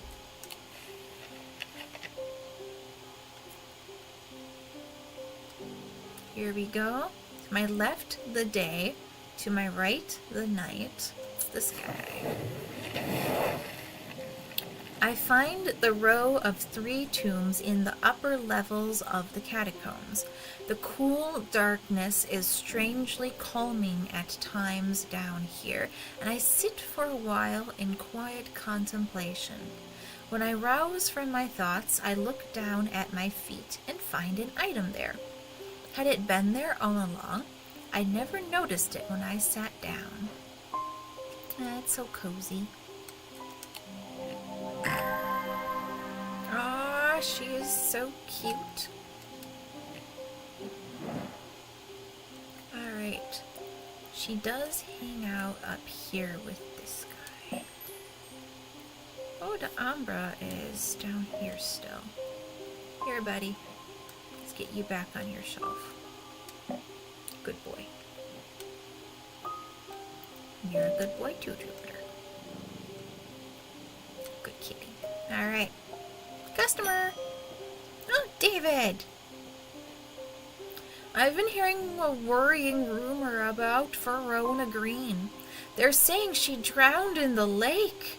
I hope for all our sakes they're wrong. Aww. According to family legend, an ancestor of mine hid an item of thaumic significance in his burial chamber. It has never been found, but not for lack of trying. I was tempted to search for it myself until I learned that it was in the catacombs in a place known as the Hall of Shields. Perhaps it is better to leave it to those who know what they're doing. Alright, Hall of Shields. Are we able to access that room without the ghost?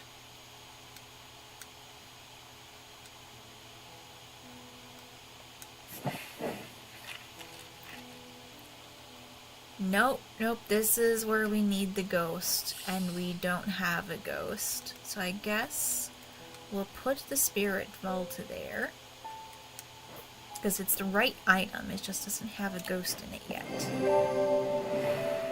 And we've now written to Mr. Potter a second time, and maybe it'll be more urgent of a request.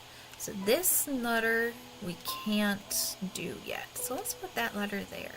That's cute. I like it. Nancy Irwin. Oh, you poor girl. I've done something quite stupid. I went exploring in Heath Wood and came across a grave. It was so overgrown with dark brambles, so I started to clear them to get a better look at the inscription. I wasn't as careful as I should have been. The thorns were thick and menacing, and I scratched my arm on one of them. I have not felt well since. Please help me. Alright, Book of Curses.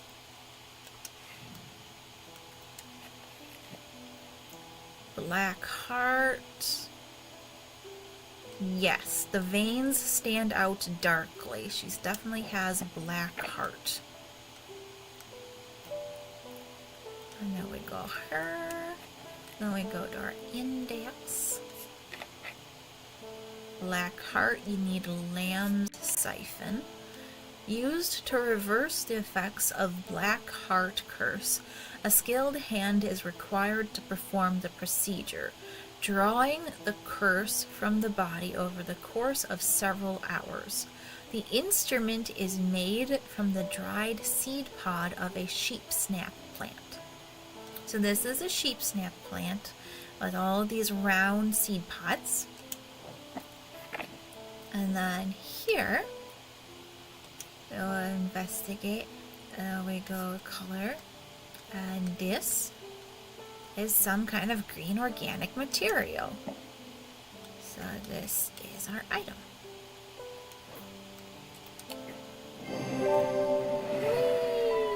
Thank you. A truth conduit. Boom, boom, boom. Thaddeus White. You don't know me, but it's time I've introduced myself. I'm the curator at the Museum of History here in Undermere. Eli and I have a complicated relationship. Don't all siblings? I don't tend to come by the shop much anymore, but I heard he had left town for a few days. I wanted to bring him this, but I know he'd only turn me away without even looking at it. Aww. Alright, we got this. Thank you for the pendant. Where does the pendant want to live? Do you like that spot? This needs to move over a little bit more for you. Oh, it can't. What if I put this over here and then move the sleep vessel to the other side? Now you're happier. Okay. Not quite happy yet, though. Sleep vessel doesn't like being here at all. So what if I put the sleep vessel? Yeah, sleep vessel's fine with that. And then we move the St. John's anvil here. It kind of balances their way, doesn't it? What if I swap these onto the ends?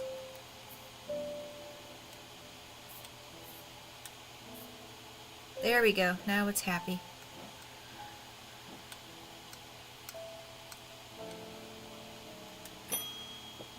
Simone! Jupiter! Thank goodness you're safe. I was worried about you. I hope my mother is okay too. I've lost count of the amount of gossip I've heard about her misdeeds over the years. The truth is, when she gets stuck into a mystery, she has been known to disappear for days at a time. In the meantime, I believe I've found another clue in the journal. The text directly before this is largely illegible, but I was able to make out a reference to a vault of some kind. Alright, we got a vault.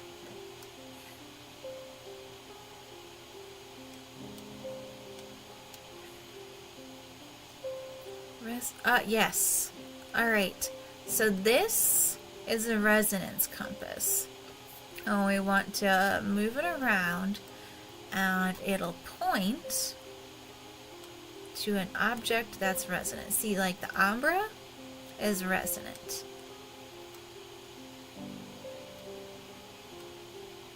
And it'll keep pointing at whatever item is closest and is resonant. Oh wait, these are both resonant, aren't they? Or no, is it just the Corvin right there?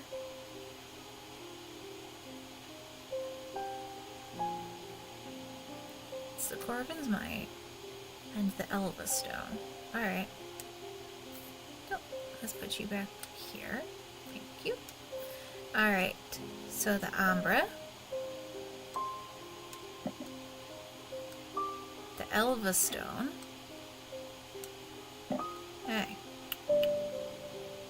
I suppose I could just put it right on here, because we can kind of tell just by looking at them which one's lightest to heaviest. So it's the Umbra, then the Elva Stone. Hey.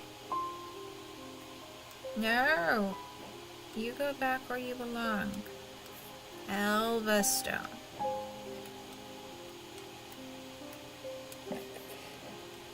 And then the Corvin's Might. There we go.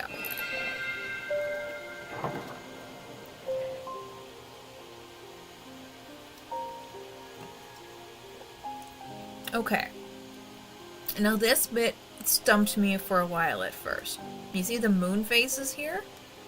If we click this button on the clock, we've got a moon. And then you pull the pendulum and it changes the face of the moon.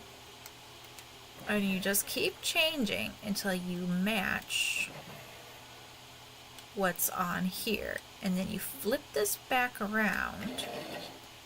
And then you click the buttons that correspond to the positions of the hands of the clock. And then you push this middle button, and it's way too easy to hit the leave button instead.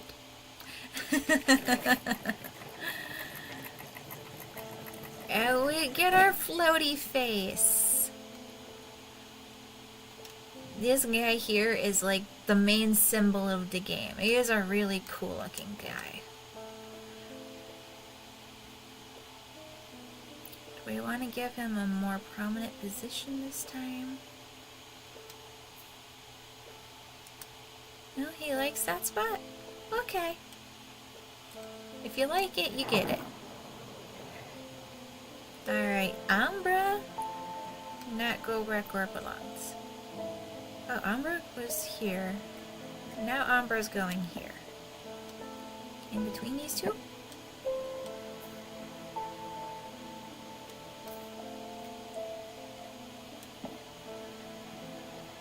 Alright. Let's pet our cat.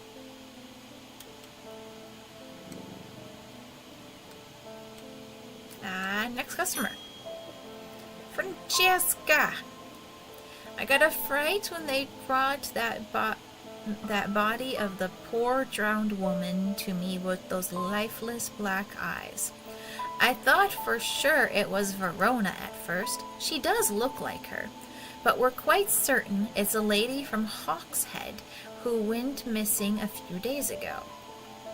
There's one thing I can't get out of my head though. Why would she try and swim across the lake? And in the meantime, Verona is still missing. I don't like to use thalamic needles as a rule, but the circumstances are beyond the rulebook.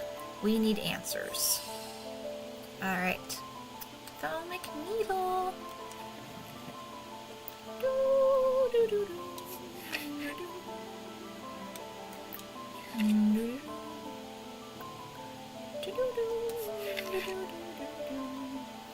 Thalamic needles are controversial items that are rarely used. They can reach into the mind of the recently deceased to give an impression of their thoughts before they died. Curiously, the weight of these tall items decreases when heated. Alright, so the item in question, where did I put it?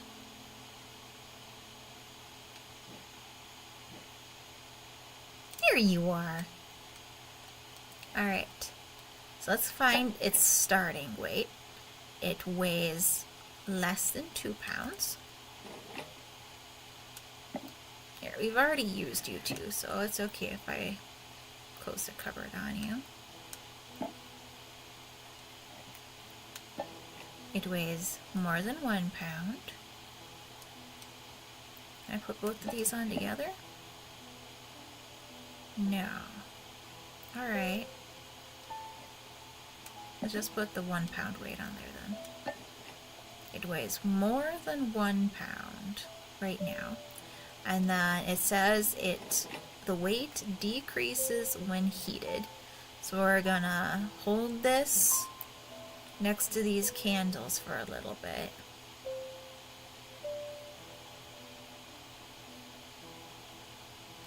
And then we're going to put it back on the scale. No, not on the shelf, on the scale. I don't know if we were able to see that it weighs... Maybe if I put the 2 pound weight. I wasn't able to like really visually see a difference last time either. So let's try... Put the 2 pound back. Maybe I need to move the scale closer to the candles.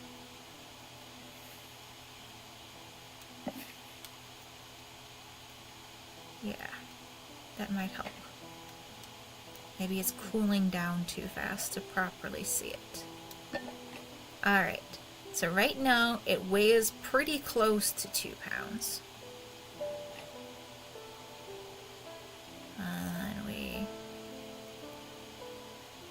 At least I'm pretty sure this was the right item.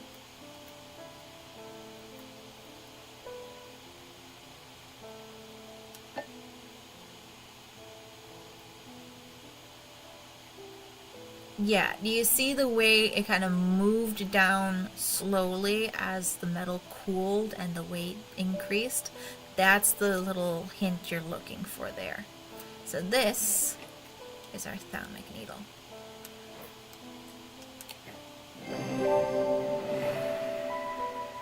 It's a tall item and the scale and candle thing.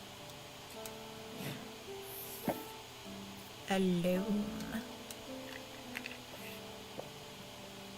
Alright, we're gonna put you back with your buddy here. We're gonna... Oh, can I put the weighing scale? I can slide it, but I can't actually move it up onto that shelf. Put it back there, and let's open this back up. Alright, next. Audrey! The people are afraid. And they are right to be, but it's too late for them. They are of no use to us, but you might be. Prove yourself, and perhaps Holgar will deem you worth saving. I require an object to steady my restless congregation, and remind them why I am the one to lead us through this turbulent time. They respect strength and power above all else. Alright, so this last time is where I accidentally got her killed. I am noticing that my camera is like way off position from where it was before. Even the angle looks way different. What did I do?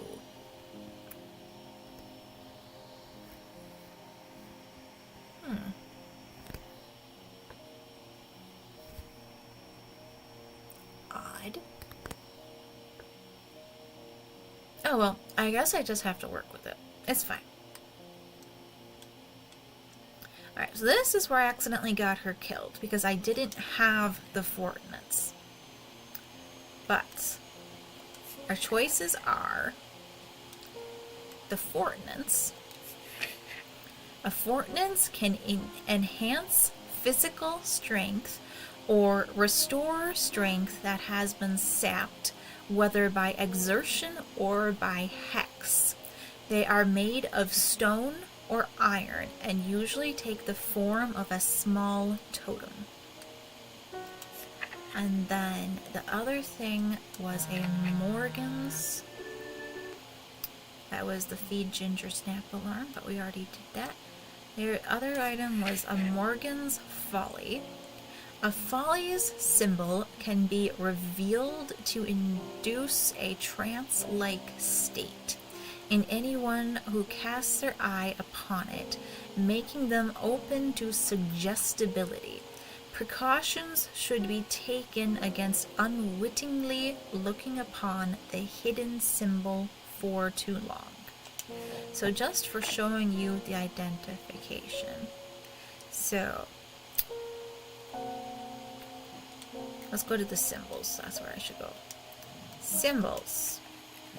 Strength. Looks like a person.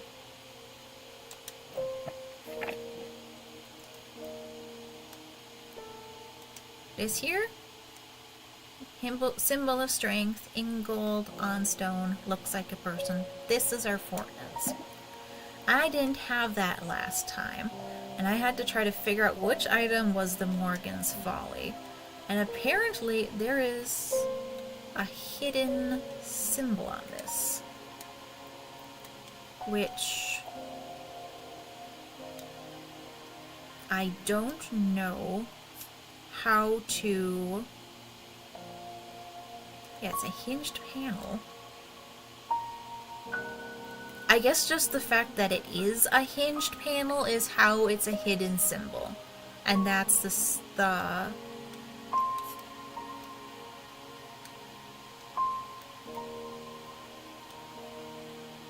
Alright, yeah, there's just a symbol behind this hinged panel. I can't seem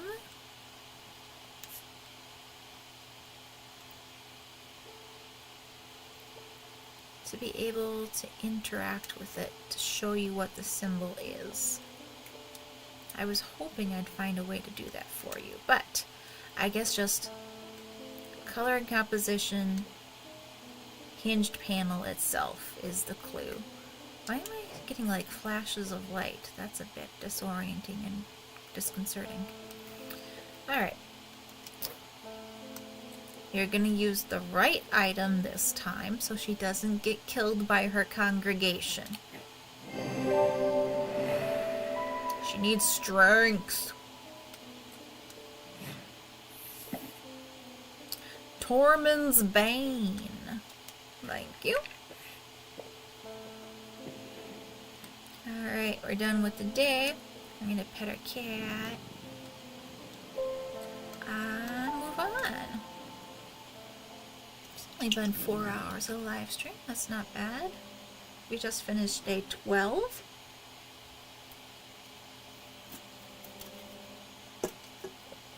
Pretty reasonable as far as my stuff goes. The rider's partner was less fortunate. They found his frozen body a week later.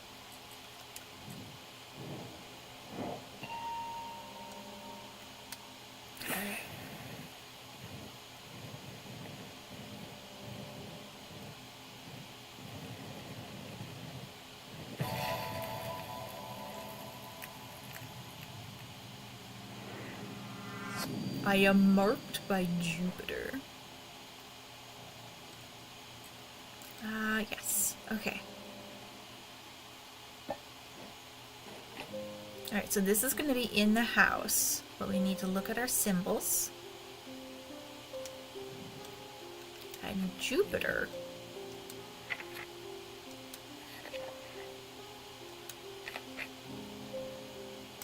is this little number 24.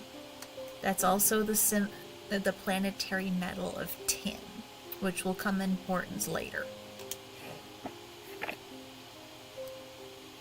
We'll do our explore. This is in the house. The symbol of Jupiter is right here. The mark of Jupiter on my map leads me to a square room on the ground floor. Other than an intriguing torn note, there doesn't seem to be anything of interest until I notice that the bookshelf is mounted on a runner and can slide to one side. I push it and it glides easily, revealing a hidden recess in the wall behind it. Alright, we got an amulet and the other half of the note. Excuse me again. Oh, you want to hang out over here this time, eh? Okay.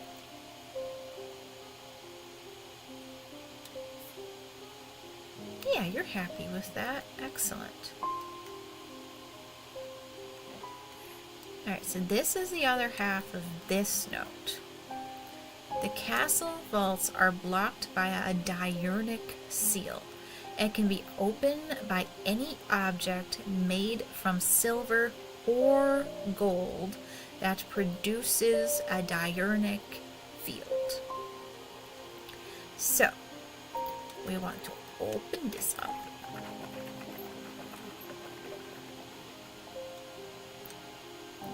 We do actually see, I don't actually need to show you on that even, because we can go to this note. This is what a diurnic field pattern looks like. So, we can just pull this over to the side for reference rather than using the sub-chamber. And It needs to be silver or gold. We don't actually... all of our silver items are Nocturne.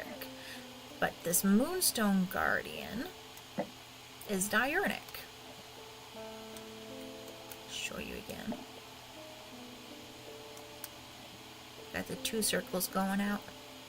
So this is going to open a door for us. Am I going to put the kitty next to our other kitty? Hey!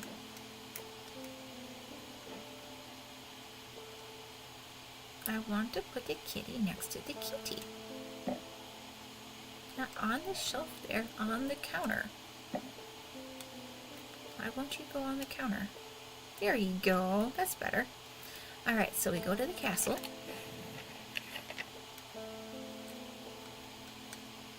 Guess we're on the castle.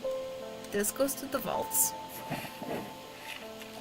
The vaults are blocked by a large iron door. It has no handle or keyhole and does not give in the slightest when I push against it. I realize that it has been thaumically sealed, but that's not much help. It's not clear what I need to open it. Alright. The note itself pushed over our lovely kitty here. It's very tragic. The door slides open without a sound, as though it has been kept well oiled over the years. Behind it, I find a large natural cavern that extends into the rock beneath the castle. Somewhat disappointingly, the walls are lined with racks of whiskey bottles instead of the rows of artifacts that I was picturing. When I show Edmund, he is delighted, and he spends some time examining the dusty shelves. It is not long before he makes a find that I'm surprised I missed. I return to the shop with a spring in my step and a curious item that demands further study. Alright. Ouch. Ouch, ouch, ouch, ouch. Ouch. Alright. We're gonna put Kitty back.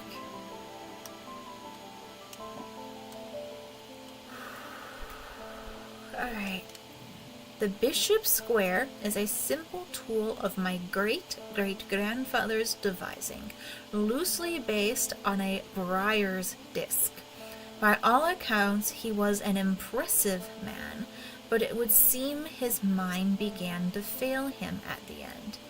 Perhaps he spent too long studying Hesea. He imagined invisible enemies coming to steal away his most prized possessions, so he began hiding them about the castle, noting their locations in a code only he understands. Only understood. Alright. So, this we can move down to this shelf. This can go back in this drawer, along with these scraps of this one that's done now. And then we go back to the castle. There is one note here about Mars in winter, rising in summer.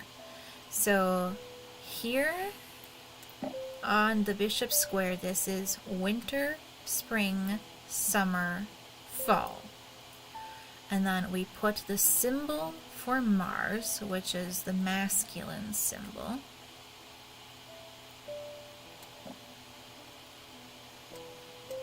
And then rising in summer. Rising means that you go to that place. So then we go to the kitchen. The smells and sounds of cooking greet me as I enter the castle kitchens. I feel a little foolish as I try to avoid the cook's glares while following the clues left to me by a mad old man. What was I thinking? I'm not going to find anything here. And yet, on the exact spot where the map leads me, there is something. A floorboard that has been cut and replaced.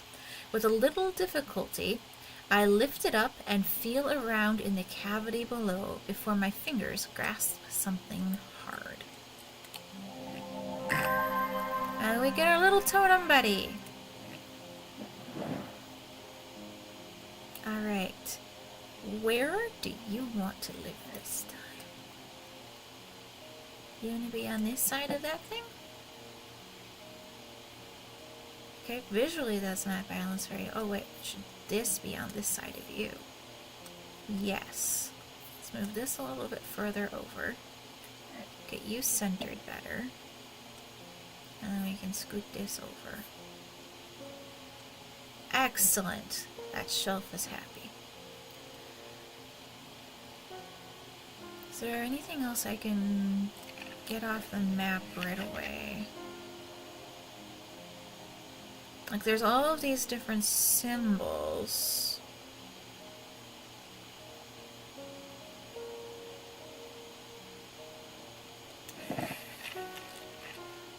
But I don't think I have any notes relating to others.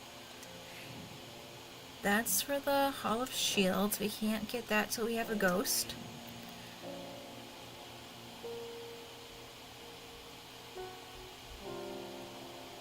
I thought there was a clue for a first one to get with this and the note here, but I guess not. Okay. Customer. James Harshall. I can't say too much, but it has fallen to me to carry a secret that people would kill for, that people have killed for. It's a lot of weight to carry around in my head, and it's getting harder to bear around certain family members. It occurred to me that it would be safer in an ecumenical. Alright, so I go here. Now I pull up the ecumenical. It is a receptacle commonly featuring a memento mori that acts as an aid to recollection. A memory cannot reside in both the mind and the ecumenical at the same time, and it cannot be stored indefinitely. When a memory has been left for long periods, it can begin to emit unpleasant vapors. An empty ecumenical, on the other hand, has an ominous presence pulling at the threads of one's mind. Alright, so for Memento Mori, we have a little picture over here giving some examples. And the one we're looking for this time is the hourglass. This box here has an hourglass. And then if we use our inner perception, there is an unpleasant sensation at the back of my skull. Use item. Booyah. Shadow anchor.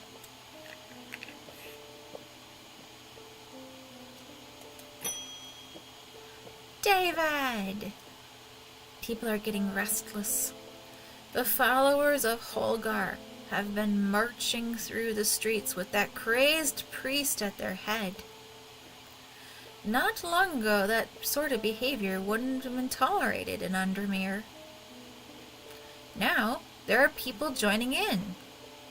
Hey, it seemed to help other people out then. That's cool. Last time, that's when we found out that we accidentally killed her.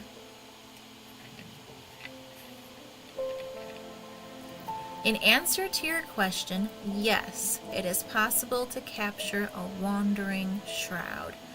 To the north of town, if you follow the little stream up through the woods, you'll come out on a hilltop that was clearly of some ancient significance.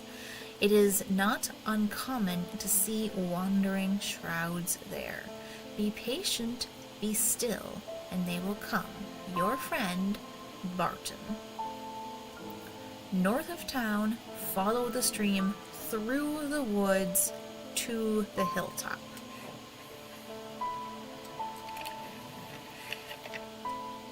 Alright. So this is the stream. You follow it through the woods and you go to the hilltop. After a pleasant walk along the back, I reach a series of grassy mounds, the barrows. Whoever is buried in them must have been important in their time. If I'm to collect what I have come for, I will need to be prepared. Alright, we get our spirit vault. Yeah, should have used the X button. There. Whee! I sit and wait, quietly and patiently, not certain exactly what I'm looking for. For some time, nothing happens, and then, long after my mind has drifted towards a warm fire and a hearty supper, I notice a movement in the corner of my eye. A strange, thin mist has formed near one of the barrows. It seems to produce a sort of dark light, a contradiction that my eyes have trouble perceiving clearly. The ethereal creature, for surely this is a creature of some kind, ambles towards the vault I have left out for this purpose, and I daren't breathe as it slowly nestles itself within the receptacle. Alright. Thank you, Barton. You are a helpful friend. Huh. Why is that note still here?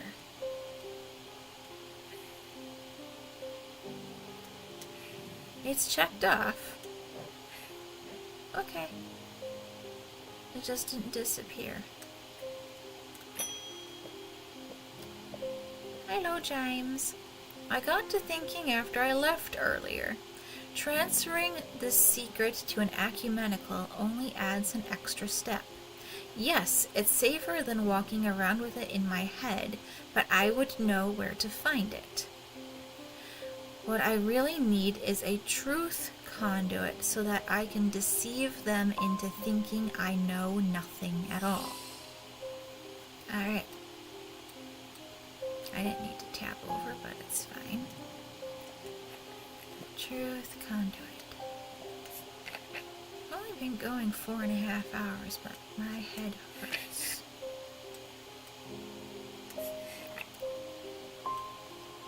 These items are used by tricksters and swindlers to distort and deceive. They do not warrant the designation of dark article that some want to apply to them, but they can be, and have been, used maliciously. The gentle sound they produce anchors the mind as the spell is woven, combining symbology with a deeper, more primitive power.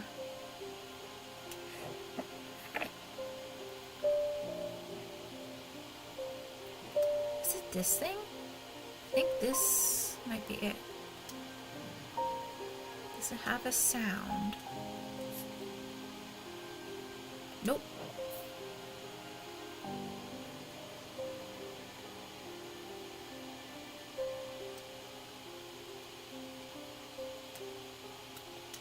It's all about the symbology. Smells of linseed.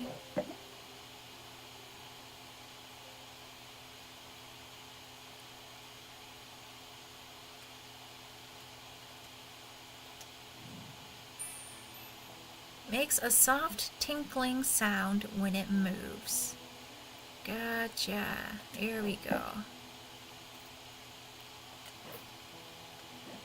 Yeah.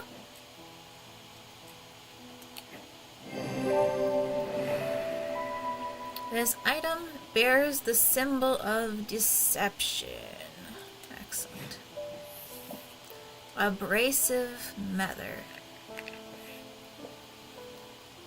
Whew.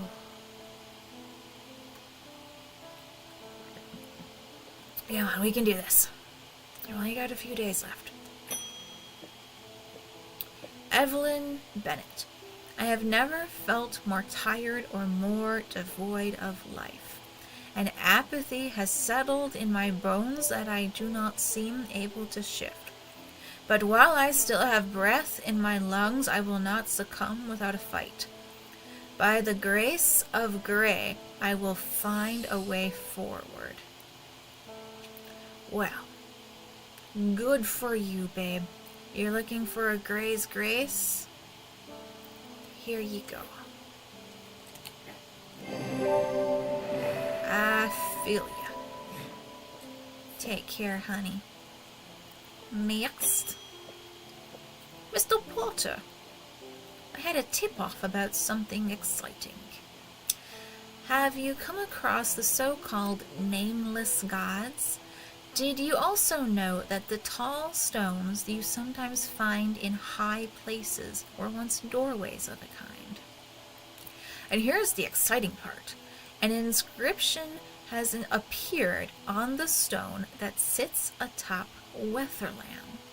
This is where you come in. I am confident that a pit will open the doorway. The other option is a Babelia to read the description. But they say if you read the language of the nameless gods, you become cursed, which I can't say I like the sound of. I am leaning towards the more direct approach, but then again, that could be dangerous too.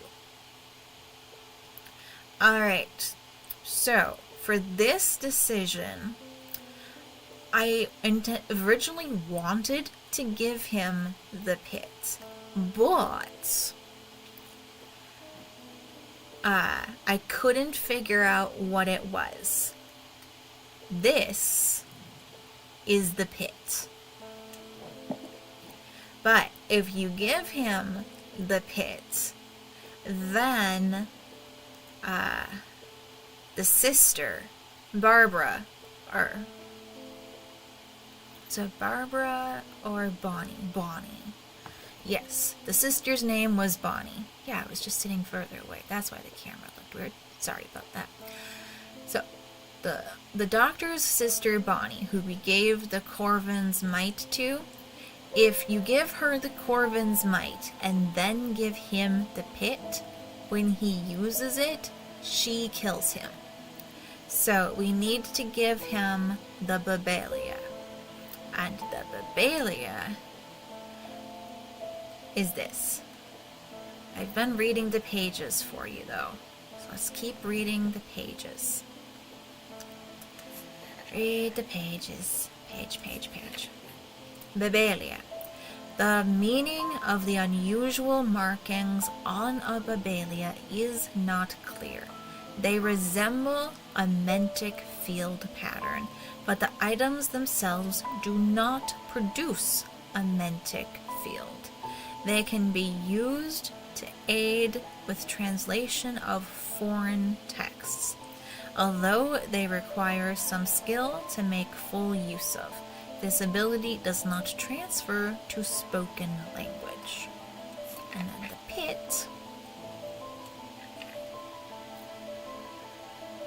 Pit.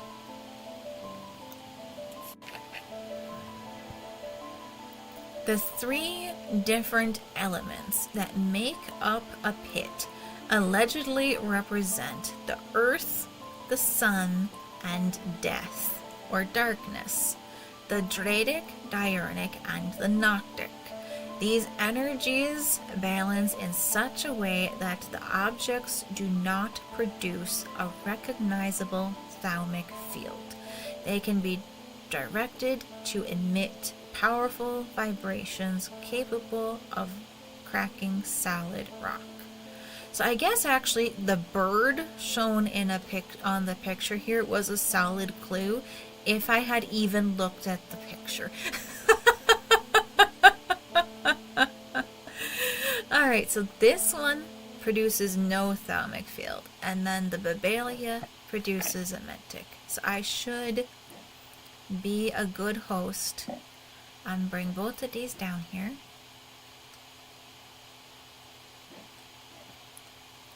And show you that this It's just kind of a scattering of static. I mistakenly thought that it was this item, because this thing does not produce any thalamic field. And it has 3 obviously different elements. So that threw me off. I thought for sure that this was the pit. This is the Babelia. And this has a shape of a mantic field, but it does not produce a mantic field. I bet the thing I wrote down was a mantic field, so let's swap this over to show you there. I'm here.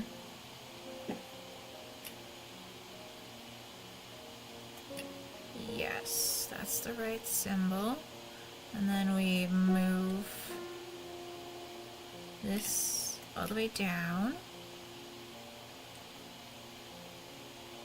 Now we move... Why can't I move the big circle? Because this is in the right spot. Oh, I got the wrong thing on the bottom. It should be this. Still can't move the big circle. What?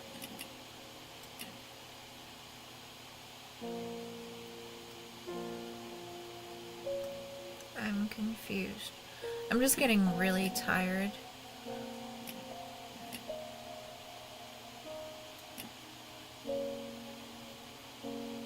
How do I produce the thing I wrote down?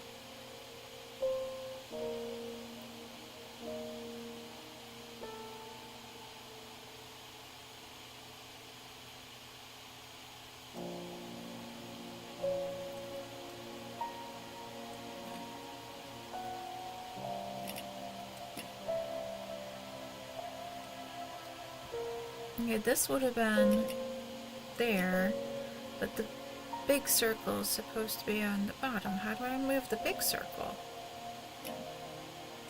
I can move the medium size and the small.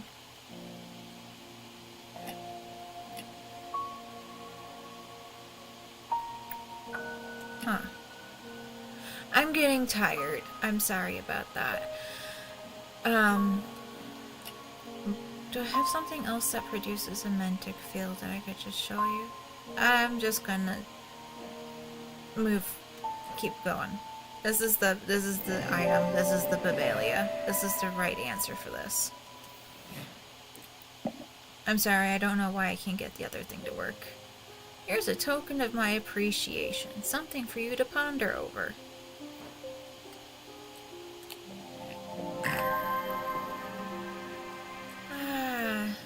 That's nice. Thanks, buddy. Alright, where does this go? This wants to be all by itself there? Oh yeah, it's really happy about that spot. Okay. This is here. This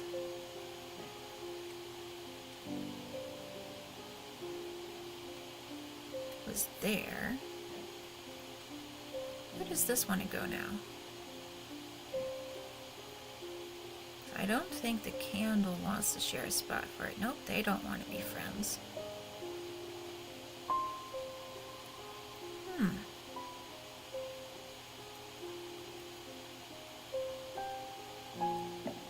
They'll hang out. Okay, good.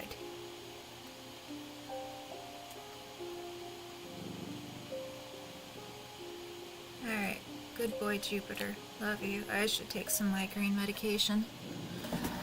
Oh, I could feel it setting in, but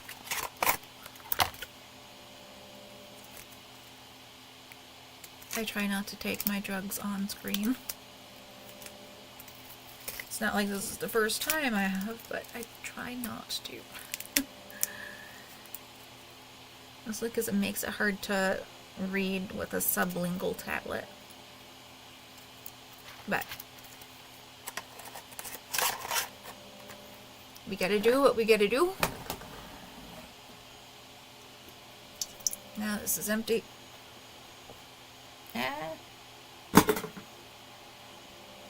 Water. Water, water, water.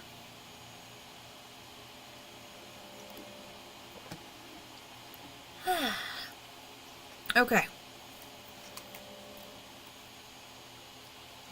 With dreams of earning his fortune long banished from his mind, the man brought the casket to a trusted friend, the curator of a museum in Undermere. Together, they looked for answers. Alright, we finished day 13. We got 4 more days to go. We're at 4.5 hours. Originally, this took me 13. So, 4.5 at day 13 is pretty great, I think.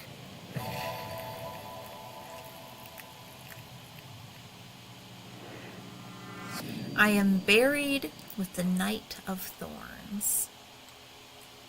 Oh, I've got 2 items I can grab from the crypts now. Excellent. I forgot I had my ghost, so I can...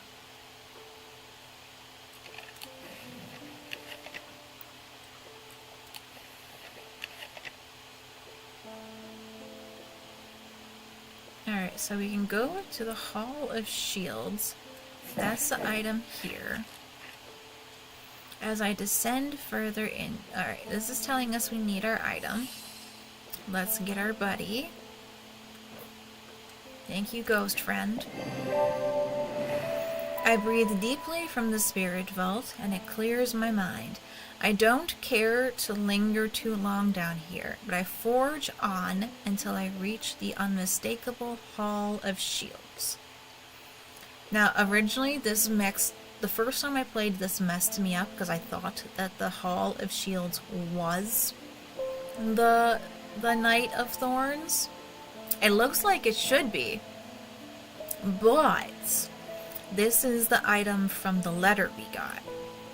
I hold the torch close to better see the inscription on the side of the tomb.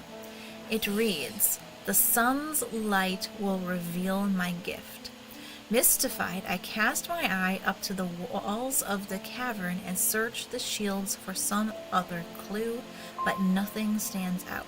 So for sun's light, we use a sun bond. The sun bond banishes the darkness in an instant, half blinding my gloom-adjusted eyes and bringing summer's warmth to the cold cavern. Blinking and squinting, I notice that one of the shields in particular is glowing in the bright light. I reach up and pull the shield down to reveal a small cavity hewn into the rock behind it. Inside is a blood-red urn. Ooh, Corchina. Alright.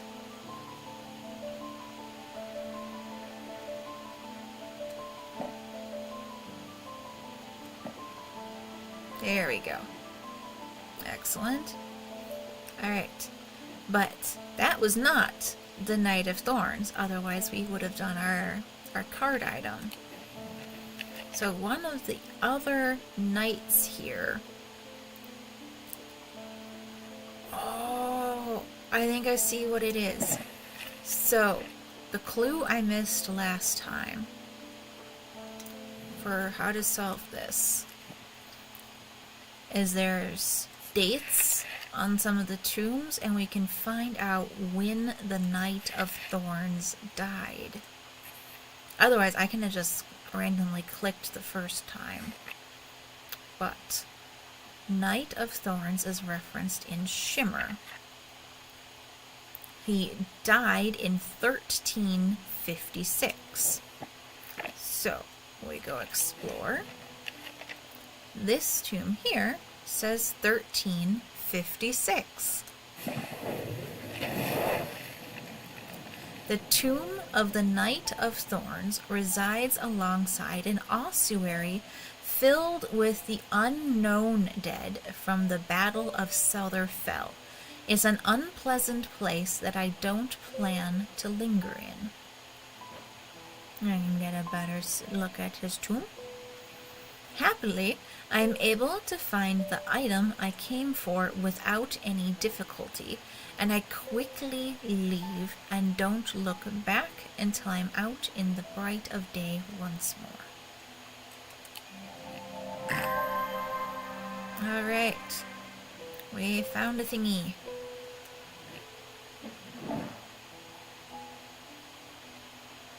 Alright, that's soft swell despite the fact that they do 5 together. Ooh, this could go here. Yep, that worked. Alright, let's pet our cat. And customer. Hi, Thomas! I've noticed that some people claim not to fear death. They say that dying scares them, but not death itself. Not me. Not the great Thomas Pope. Give me pain. Give me fear. If I can feel them, then I know I'm alive. Going back to the nothingless. That's what I fear. I'm going to do my best to live forever, starting today with a loam. Alright. A loam? I can't fully remember what it looked like offhand. But we'll be fine. We're gonna get it. Loam. Oh! Sometimes called a hand of Jupiter or a fire palm. A loam is an item with enticing power. They can reverse the signs of aging, but anyone who has played that game knows it can only last so long before time catches up, and when it does, it often hits harder. So here we have a hand holding the planet Jupiter, which threw me off the first time, made me thinking I was supposed to be looking for a ball of some sort. But if we go to our Hermetic Symbology, and we go back to the page for Jupiter, we can see that he is the planetary metal of tin. This hand here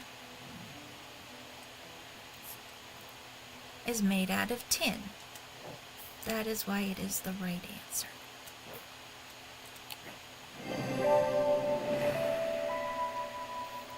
Whee! Cassander.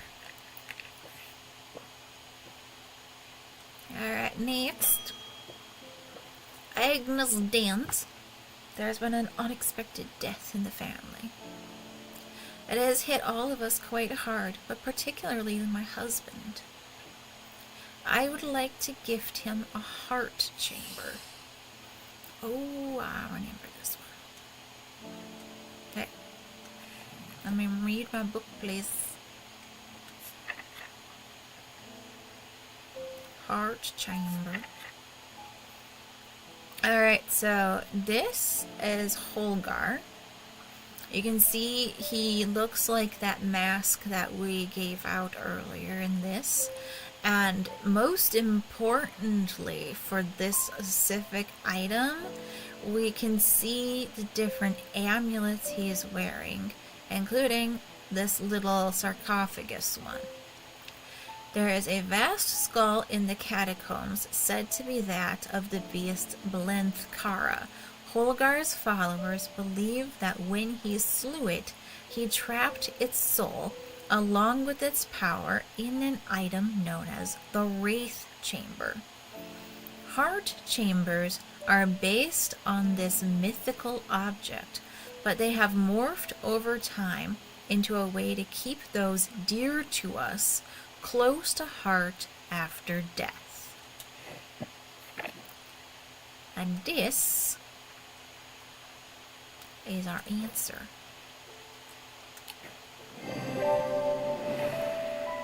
Oh, you can see how the skull on it looks similar to the mask that we get put out. Briggic charm. Yeah, so this mask. It's a little off screen for you because it's covered by my camera, but this is the mask that looked like the sarcophagus. Alright. Edmund Bishop. Did you ever work out what that bishop square thingy was? I suddenly remembered this note that I had found some time ago, and it occurred to me it might be related. I almost threw it away, but it intrigued me, so I held on to it. I haven't a clue what it means. This must be the thing I was thinking of before. Alright, blessings in spring, rising in autumn. So you want to check your symbology, and in the Wicca symbols, we have the symbol for blessings, which is like a crying moon, or a baptismal sort of symbol. And then we want to go to the castle, and then we put the symbol for blessings, which is right here, in the... Come here, buddy. There. We put this here. And then the note said, rising in autumn. Ah! That made this go away. Alright. So, blessings in spring, rising in autumn. Rising is where you click. The symbols on the map lead me up the winding stair of the North Tower. The pendant has been carefully hidden, but knowing where to look means that it does not take me long, and I am soon on my way back to the shop with a new trinket to add to our growing collection. Just move the protein shake so I don't knock what's left of it over. Okay, maybe just finish it off.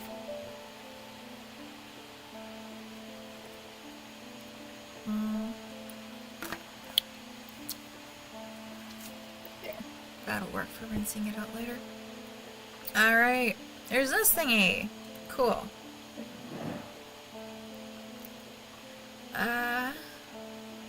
You want to be here? Or there? Okay, you can be there.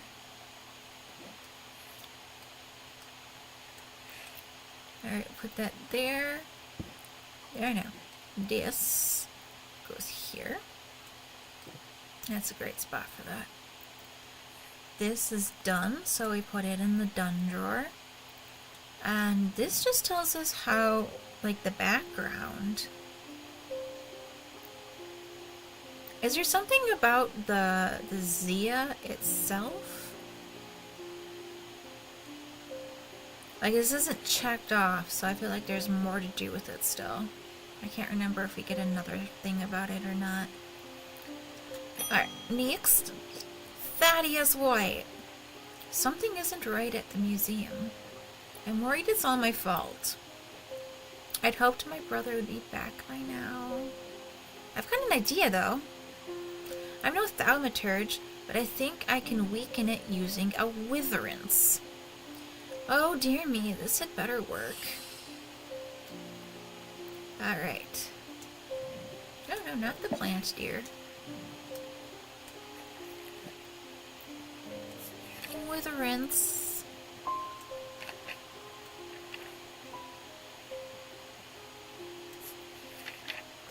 A witherance is the inverse of a fortnance, and is sometimes put to more malicious use.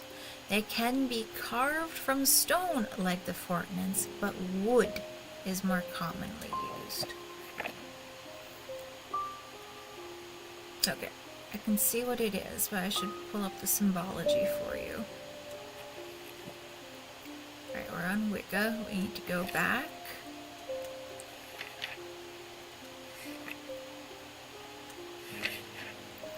here we go. So this is the symbol for weakness. Downward pointing triangle with a line through it. That is on this little wooden totem buddy here. Here's our witherans. And you can see the guy looks kind of weak.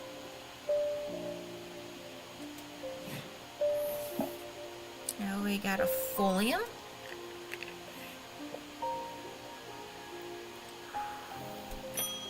We're okay, come on, we can do this. My mind is severed. Need nether. Alright, he needs a nether to fix his brain. There are 3 types of nethers.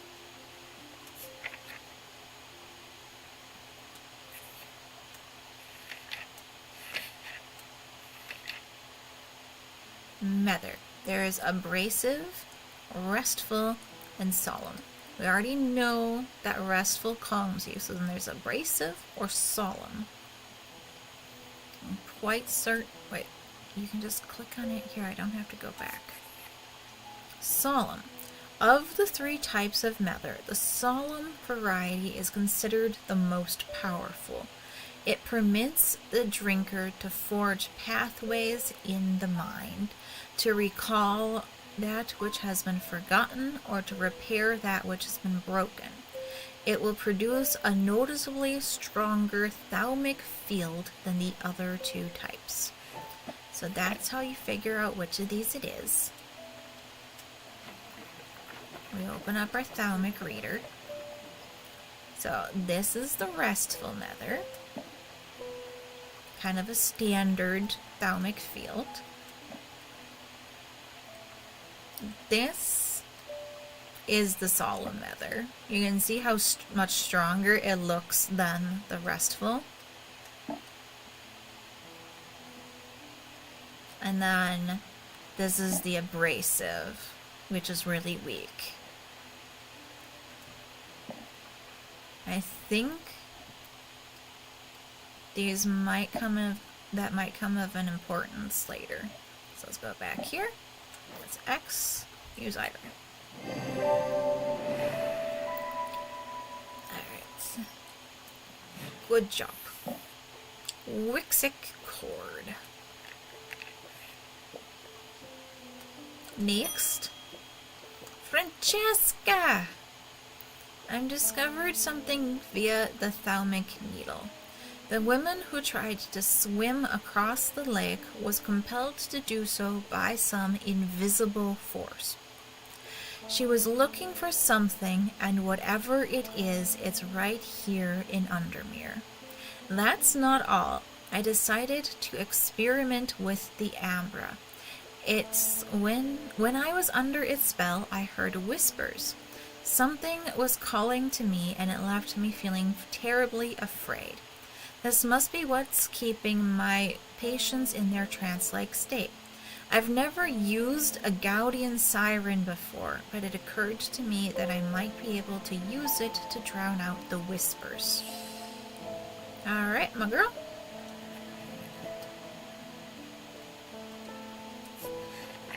Alright, so then you would pull up the Gaudian siren. Oh, we got this little picture of different Gaudian objects, and you'll notice that the thing that I thought the pit was looks exactly like this here.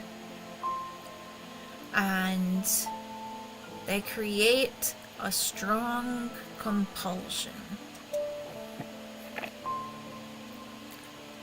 So then, are we able to sense the strong compulsion with our inner perception? It takes great effort to tear my eyes away. Yes, you are able to sense it for your references. So this is our siren.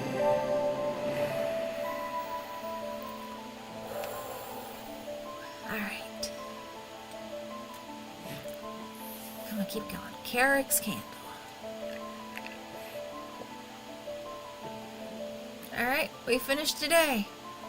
We pet our cat, because Street Putter's such a good boy. And then we end the day.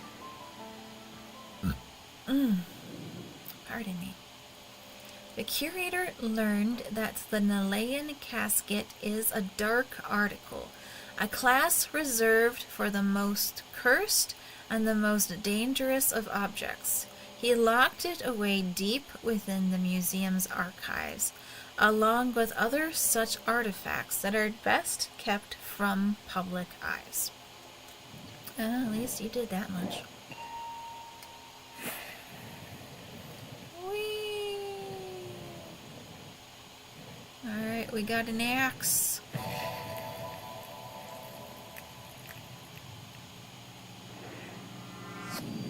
I'm under the barn where the axe meets the tree. Alright, I remember this one being a bit challenging because I wanted it to be on a listed farm because it said it was under a barn.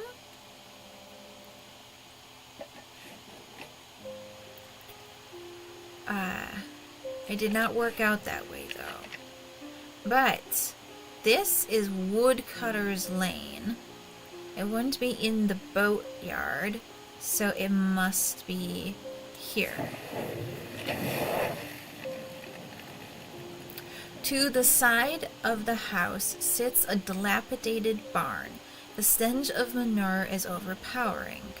There is no sign of an owner, so I search carefully, not sure exactly what I'm looking for. Suddenly, I spy a flash of blue. A bottle. This is it. It is a very pretty blue bottle. Yes, this is when I shook things up a bit there. Alright, can the bone guard... No, that's not gonna fit there. Where can I fit this? You're okay with that? You're happy enough? Okay. Good. As I put the pretty blue bottle here. Excellent. You pet our cat. We start our day. Simone! Good morning. Yes, and you too, Jupiter. I'm getting more concerned about my mother. Hearing about that poor lady who drowned frightened me. But she'll turn up. She always does. I've had another breakthrough. This time I'm certain it's a clue that leads to another hidden part of Strange Antiquities.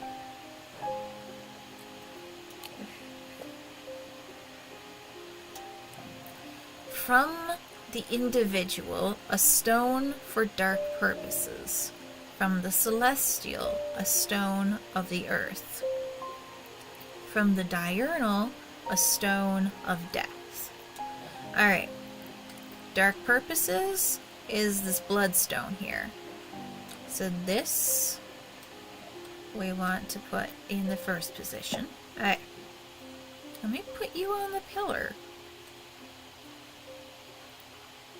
Thank you. And then this should be the nature. Hey!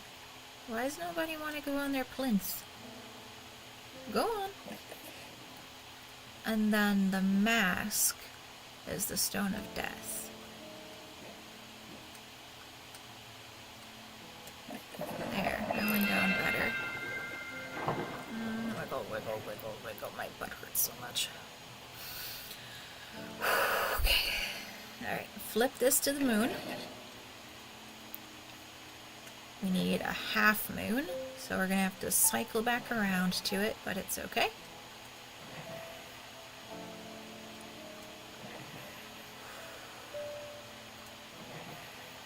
Alright, half moon.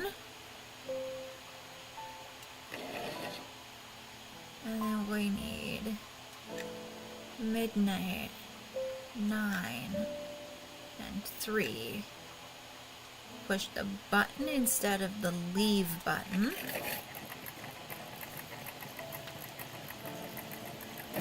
And we get this little thing.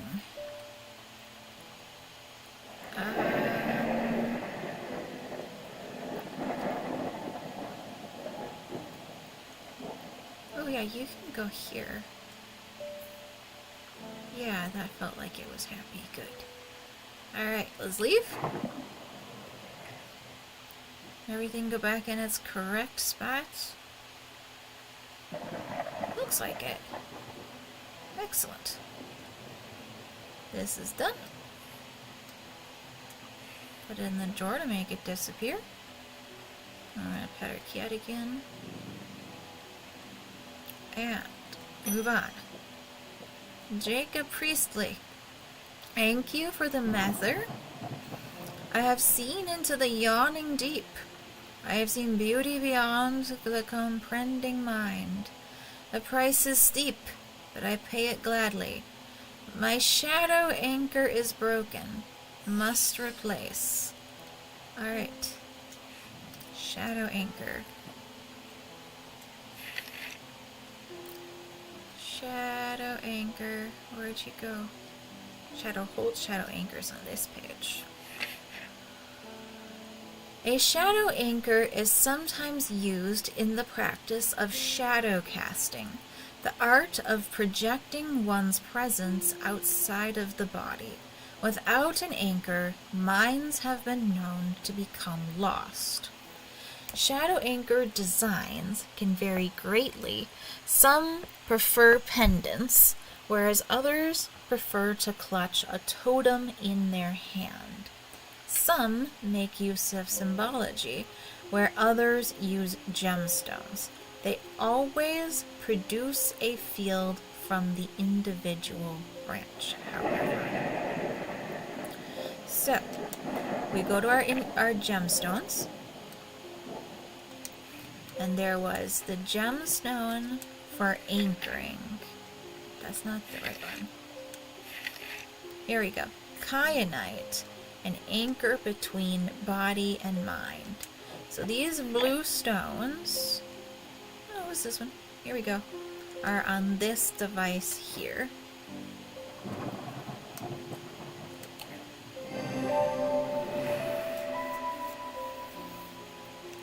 Yeah, it produces a mentic field. I didn't bother with the field thingy. I hope you forgive me. Nephroquant. Audrey, you're still alive. You have shown yourself to be a useful ally in these worrisome times. Keep one eye on the lake in the coming days. When blackened eyes seek the casket and waters turn to midnight, perform the sacrament and have faith in Holgar. Okay. Thanks, ma'am. Oh, we got a pamphlet.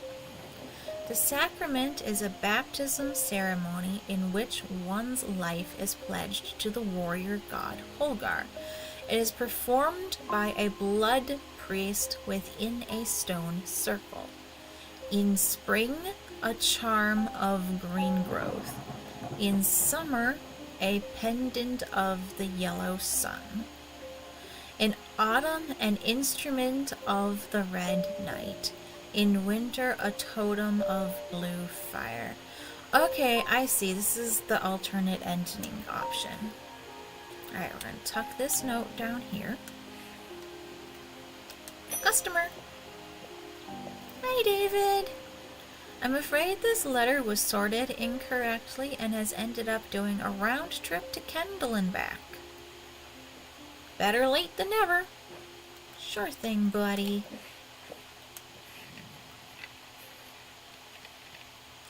I have spent a long time looking for an object that is believed to have been lost somewhere in the catacombs. The adventurer and thaumaturge Marwyn left a trail to her hidden stash, or so the story goes.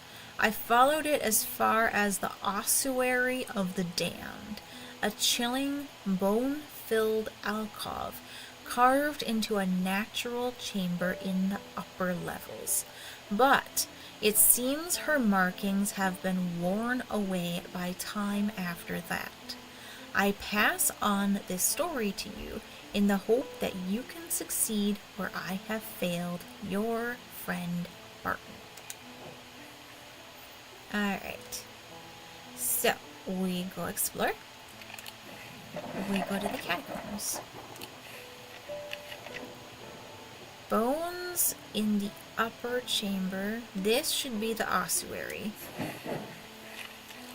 I am able to follow Marwyn's trail for a while, but the carved markings are faded and worn by centuries of weathering. By the time I reach the ossuary, I can no longer make them out at all. Fortunately, I've always wanted an excuse to use a Carrick's candle. Alright. I should look up the Carrick's candle for your sake.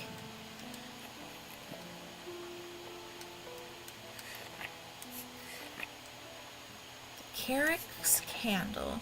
These items produce an invisible light that peels back the years, allowing a glimpse into the past. The effect is often murky and blurred, but it works passively on stationary objects. They are marked by a depiction of a candle on their surface. Now, this is not a picture of a candle. You go to your symbology, and in the ingredients, maybe it was materials. Yes. So here we have the symbol for wax, and here we have the symbol for fire. And then if we go to our candle, you can see that it has wax on the bottom and then fire on the top. And that's how you know that this is a Carrick's candle.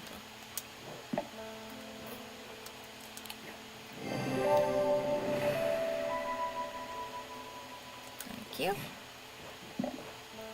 Stalagmites retreat under the light of the candle as I hold it aloft and search the shifting rock walls for any sign of Marwyn's trail. Suddenly I see it, an M etched into the rock, as clear as if it had been carved yesterday. I follow the trail in an excited hurry, tripping and stumbling as the candle distorts the height of the floor, until I come to its end at a small boulder. Rolling the rock to one side, I reach behind it and reclaim Marwyn's lost treasure. Thank you. Oh, we got a little girl. Hello. You? Are you gonna hang out with your friend here, okay? Oh, you don't like to be right next to your friend there. Alright. Oh, but you're like way hiding there. You just want to be on this side? Okay, you didn't want to be next to the scary face. Alright. I see.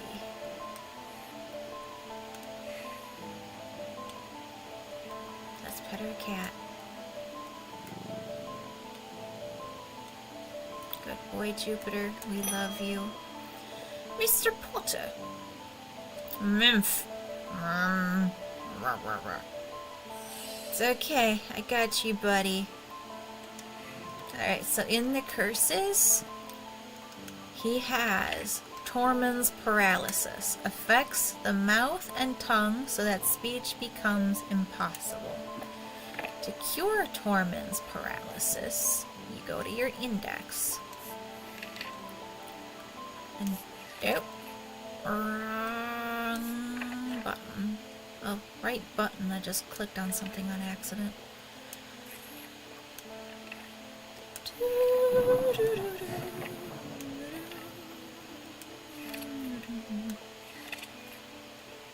Tormund's paralysis, you need Tormund's Bane. Tormund's Bane can be rolled along the tongue to cure Tormund's paralysis, or worn about the neck to protect against the curse. Like most items that ward against curses, they emit a diurnic field pattern. Alright, did I put my roller ball over here? Yes, I did. So if you inspect it, this, if we go sense a touch, can we see that it moves? Spins freely is the keys part there. And then if we bring this down here, and open this back up, you can see that it has a diurnal field pattern. And that is why this is the right item. Close to being done. It's okay. Keep going. We got this. You're welcome, buddy. I don't even know how I should get down from Weatherlim. Everything went dark after reading the inscription on the tall stone, but somehow I knew if I made it to Strange Antiquities, I would be okay. Through the darkness, I received a message from the Nameless Ones. They seek an item named the Nalian Casket. If we give it to them, they promise to free those it has infected. I don't think we have a choice. At least, we can be certain of one thing. If they have the casket, they will not allow it to be opened. All they desire, all they value is power, and opening the casket would release all of its contained power. Alright. So we've been presented 2 of the ending options today. Verona! Your eyes are black. The time has come to decide, Thaumaturge. The casket wants to be opened. The casket will be opened. Nothing can stop it now, and there's a part of this mind that will not be quieted. Help me to calm this clamoring rage inside my head. This is your chance to elevate yourself above the scurrying rats that absently crawl through their meaningless lives. Alright, we have an option between the Zephyrium and the Abrasive Mether. So, Abrasive Mether. This type of mether is used to purge unwanted memories. As with any procedure that can alter the mind, it should be used sparingly and considerately. Methers are typically used in communal ceremonies, designed to be easily passed from person to person. And then the other option was the Zephyrium.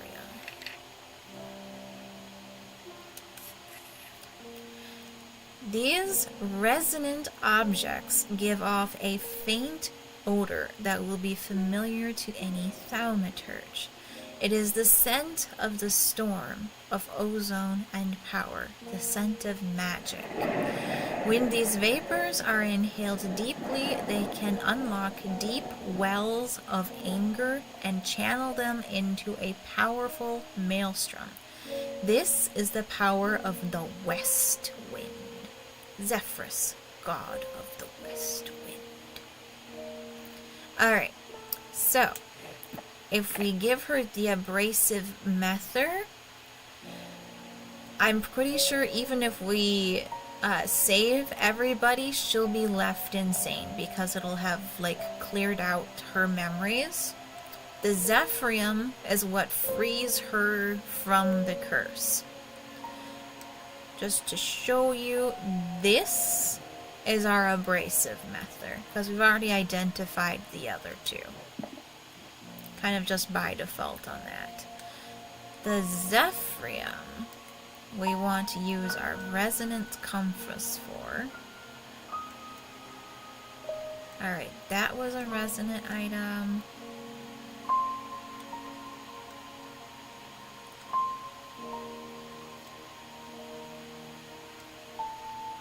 Yes, I thought so. This is resonant. And then if we inspect it with our smell, Okay, this is resonant, but it's not the Zephyrium. I didn't remember exactly what it looked like there.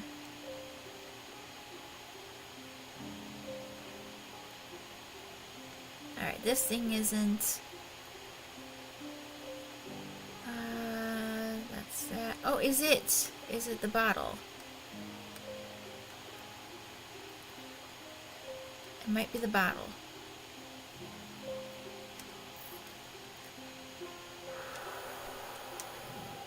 I got this.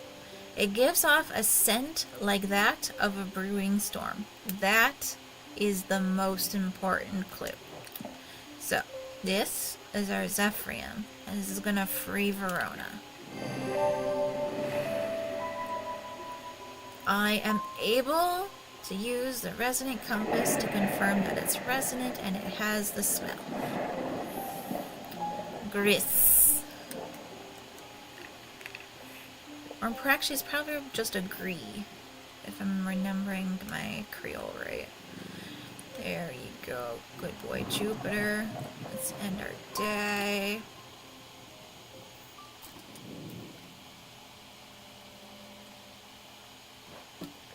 Alright. We only got 2 more days left. But the problem with storing powerful dark artifacts is that slowly, inevitably, the darkness seeps out. Alright. Hey, we're up to 3 people watching. It's usually been mostly 2. That's awesome. Thank you.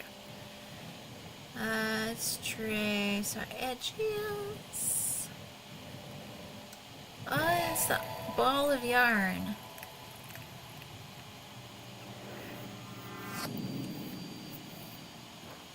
Alright.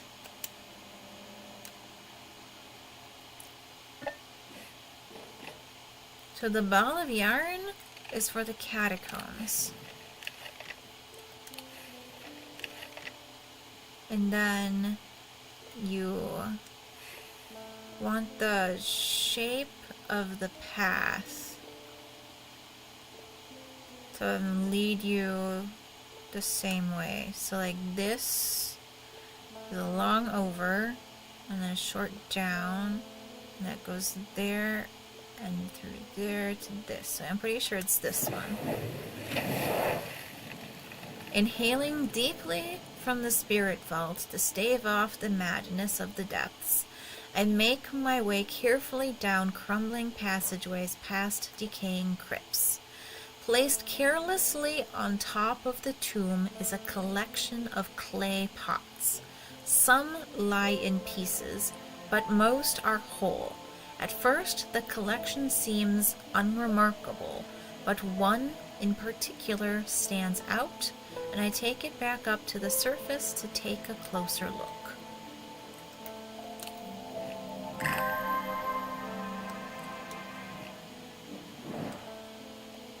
Alright.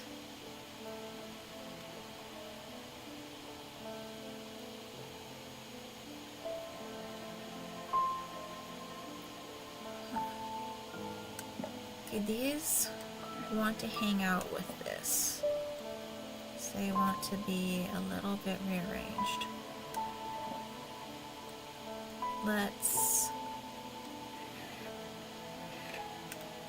put the 2-pound weight back away. Shut the store back again. And then let's move this just like that. These want to be moved over a little bit.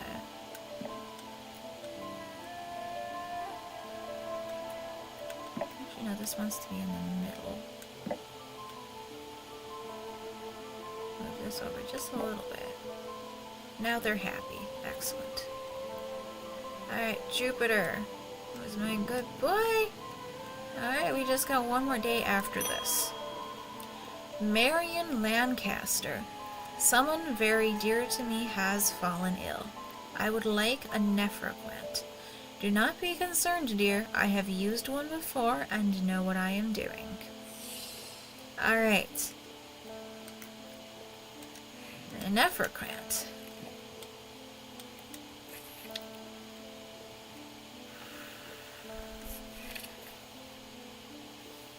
be fine. These items were once worn by the necromancers of the Five Knolls, who used them in their rituals of resurrection. Their power became bound to them such that if they were to remove them, even after death, the necroquant would crumble to dust. Today, their power is much diminished, but they can be used to draw out infections. However, they will cause Braxis if held against bare skin for long periods. So this is what Braxis looks like.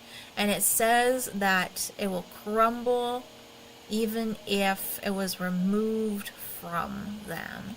And that is why it is this item that is a ring still on a withered hand. So if we go composition, this is withered flesh and a gold ring. This is our necroquant. Yet another item that I thought at one point was the witch's fingers. Alright. Dread Viviant.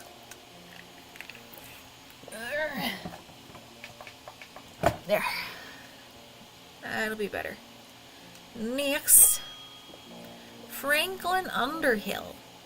Please do pay us a visit. We have some items that we're confident will be of interest to you. Thank you.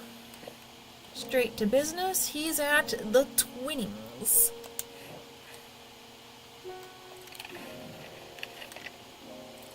To Undermere. The Twinnings are... the Twinnings. The man who dropped off his card introduces himself as the owner of the Twinnings, an unusual, sprawling series of grotto-like rooms filled with hand-crafted carpentry, ironmongery, and pottery. He leads me past wooden chairs and strange iron contraptions to a room unlike the others. This one is filled with small trinkets, ornaments, and jars of various sizes, containing ominous-looking liquids and organic materials. I know it might not look like much, but there are some items of value among the junk here. Take your time and let me know if you find anything interesting. 2 hours later, I have indeed unearthed something very interesting that I'm keen to take back to the shop for further investigation. We got a skull. I am leaving the Twinnings with my haul when a man shouts at me from across the street. As I look around, annoyed, I notice to my horror that the man's eyes are as black as coal. He rushes towards me and I stumble backwards, fumbling with the strap of my satchel as I try to grab an item to stun him. And she wants a Wixic cord. Let's get this over with its friends so that we can actually see. And go to the Wixic cord.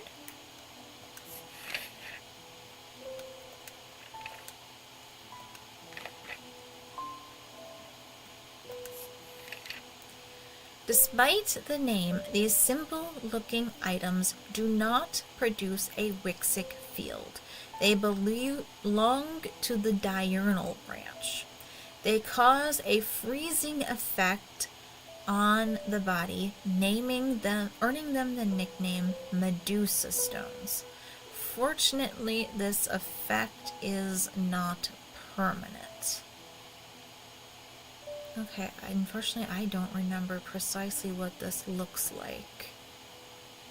Medusa means it could be a snake. But this is actually the Corchana.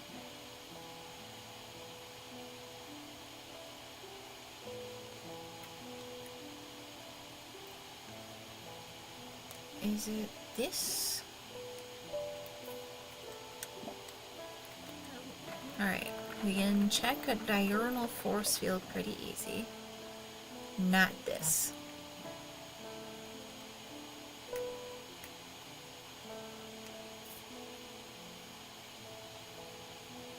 It's a cord.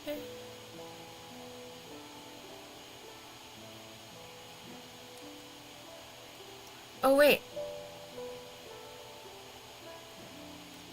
I think it's this side.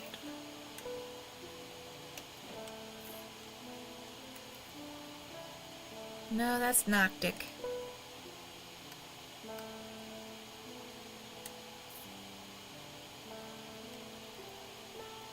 What about you? Huh. Very little force field. And I think that force field actually was Wixic. Oh, was this my taser thing?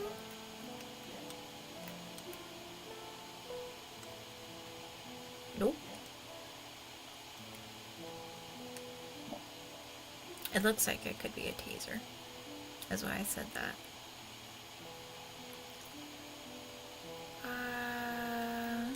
Oh, could it be you? Nope. Medusa stones. Diurnic force field.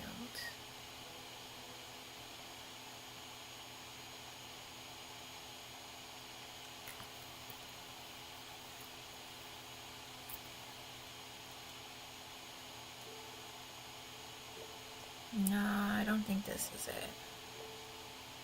Yeah, that's a Mentic field. It goes back there.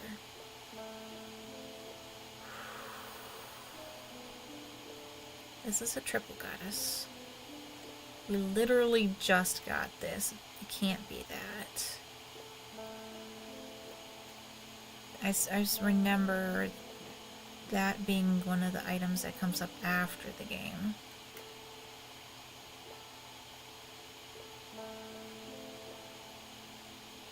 Like, after you finish the story, you can keep going, and then you can identify all of the items.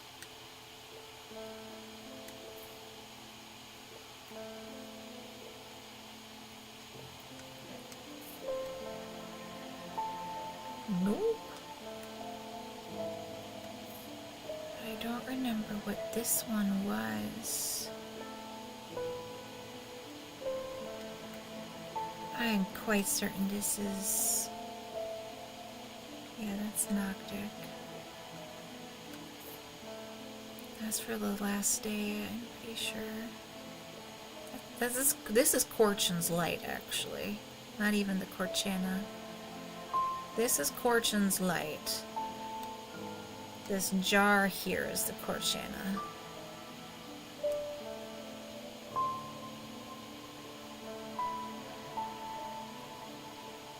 This is... Oh, maybe it's this thing. It could be this.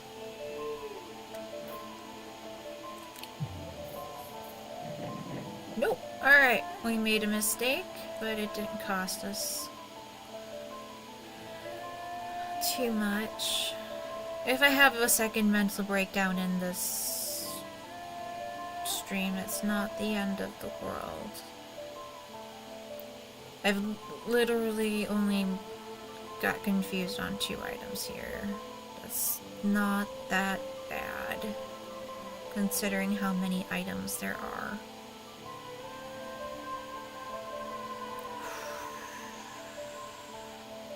Definitely not that. That was an alternative for earlier in the game.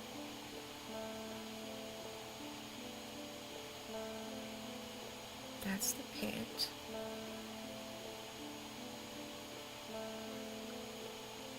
What have I not used? All of those are labeled. I tried that. That's the spirit eye.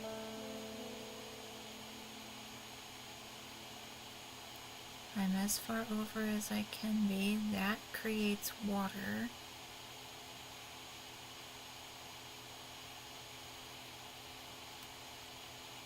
Shit, what am I missing?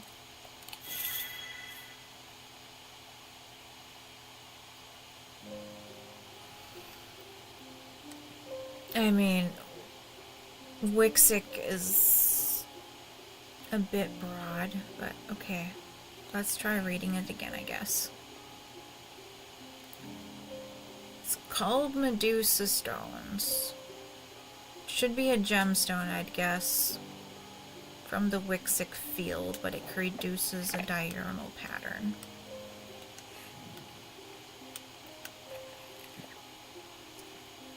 Amethyst is containment, but I don't think it's that. Bloodstone is Wixic, but I'm pretty sure only is used for the Corvin's Might.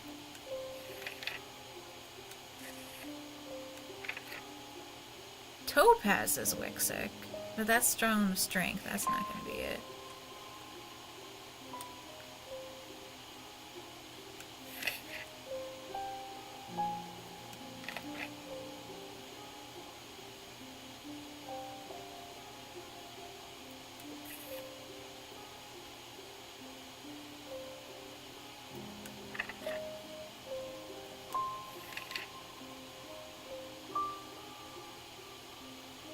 Yeah, I'm pretty sure there's only one item that actually has a bloodstone.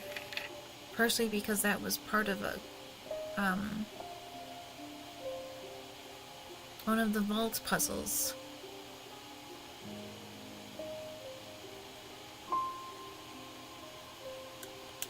Yeah, like amethyst would kind of fit, but there's literally this box over here is the only item that uses amethyst. I'm quite certain.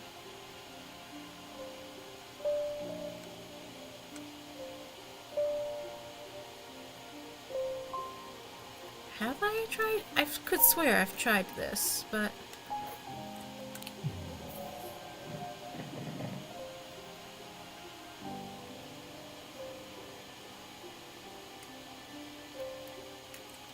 I've tried this. I know it's not this.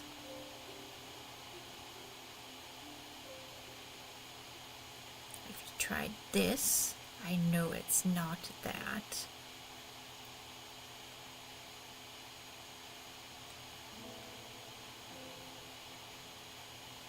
This is the pit, the Corchana, the hidden symbol thingy. We tested this. We literally just got this, and it's one of the things that comes up at the end of the game. Like, the fact that it has 2 different colored eyeballs is of significance, I think. I guess I can try it. It's not the end of the world not to try it. Oh, mental breakdown time. Oh, dear. Dearie me. The mental breakdowns actually kind of make up for the frustration of not understanding the puzzles. Like, it gives your brain a break so that you can come back to it later. Like, I really appreciate it. It's quite helpful.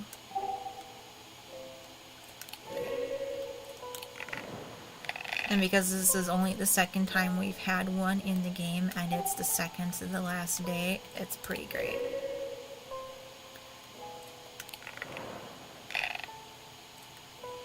You just have to finish today, and then tomorrow will be the main storyline day. And we'll repeat it a few times to get a couple different endings. It won't technically be all of the endings, because we saved Verona. There's a couple endings, I'm sure, that are... Like, there's a different variety of endings, I'm sure, that are locked behind Verona essentially being gone from her brain. But, we'll get all of the Save Everyone endings. I think.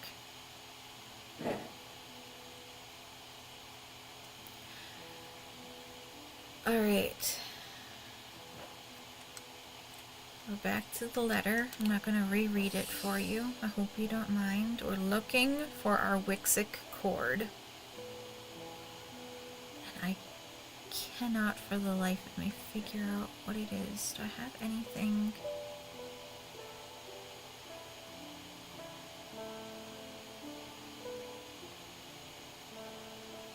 Am I missing anything? I'm at a location, so I can't travel to somebody else.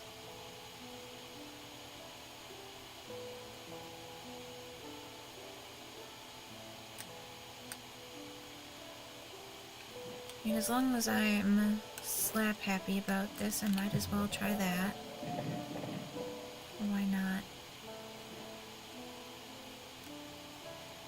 I'm pretty sure this is also the diverging hook, but we'll try it anyway to be thorough.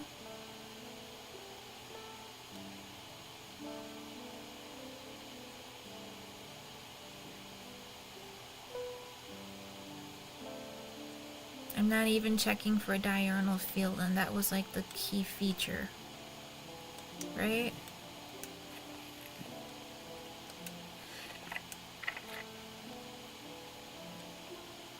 Wixic cord.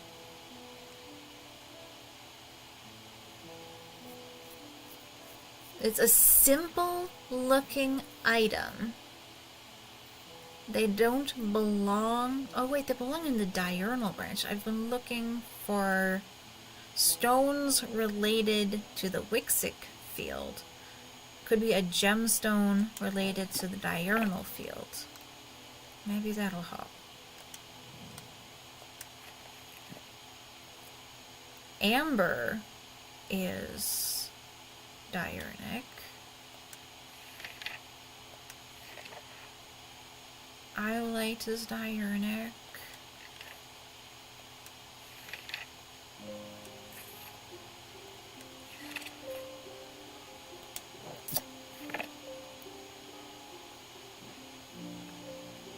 Maybe there's something with amber? If I look really close.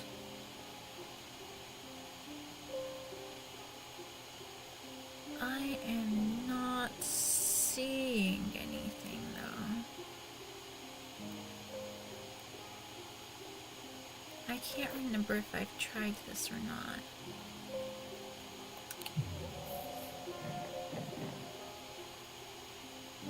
Alright, one more mistake and we get a... Well, this is a simple looking item. Maybe I dismissed it because it didn't make a diurnal field? Nope, alright. That's fine. Roll the dice. I could use a dice break anyway, I guess. Alright. I could aim for 3 moons or 2 snakes. Let's just aim for 2 snakes.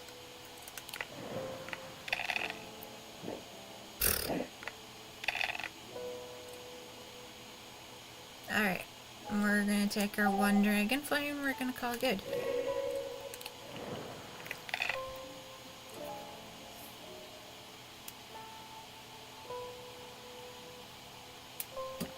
I am aware of the rule. I know I haven't played much, but I am aware of the rule. Thank you. Yes, I will lock the moon. Maybe I haven't used the feature previously. I got 2 moons though. Getting 1 sun's gonna be super easy. Let's aim for the 3 moons instead. Hell yeah.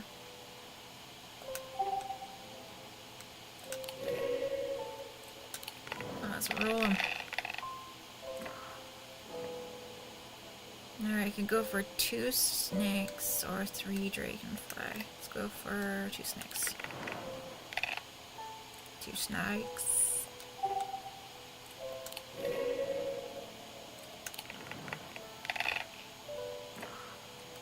Alright, we'll take our sun and we'll be happy with it. Okay, I know we have to do 3 dragonfly. Didn't get any dragonfly. Alright. Okay. We could lose this, but like when this moves over, our locked dice will unlock on us. Is what I'm saying. We'll lose it. But we just need one more dragonfly. We had 3 dragonflies, but we can't count it because we got a skull. Alright, we got 1 dragonfly.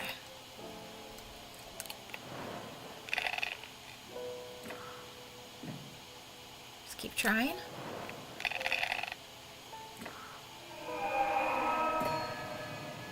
Damn. This might be the first time oh, I know, I've failed at this before. It just resets the board and you have to start all over again. It's not the end of the world. Alright.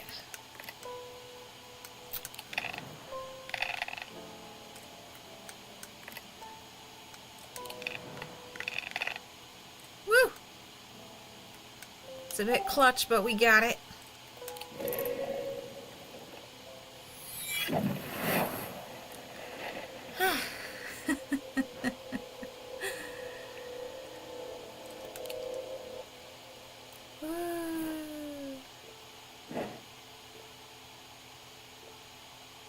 Alright, we go down. Hit okay. We go down. We need a Wixic cord.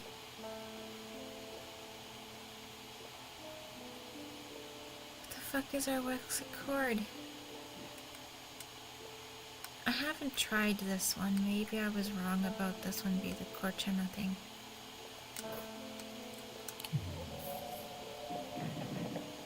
Nope. Okay. They're called Medusa stones. I've tried this.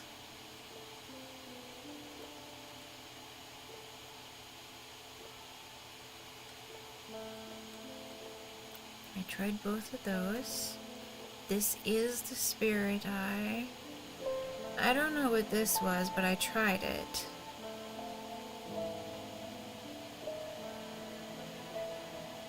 It's certainly not the pot.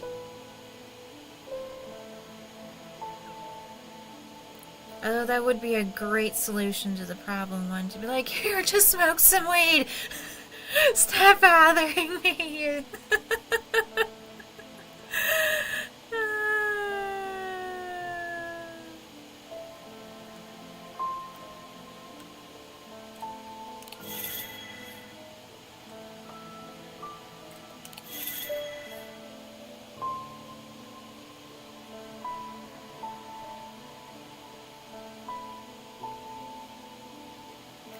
Alright, we're looking for the symbol of paralysis.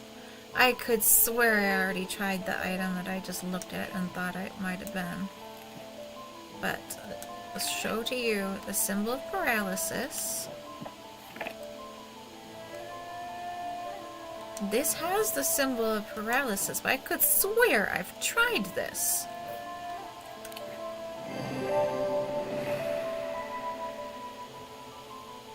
Did I...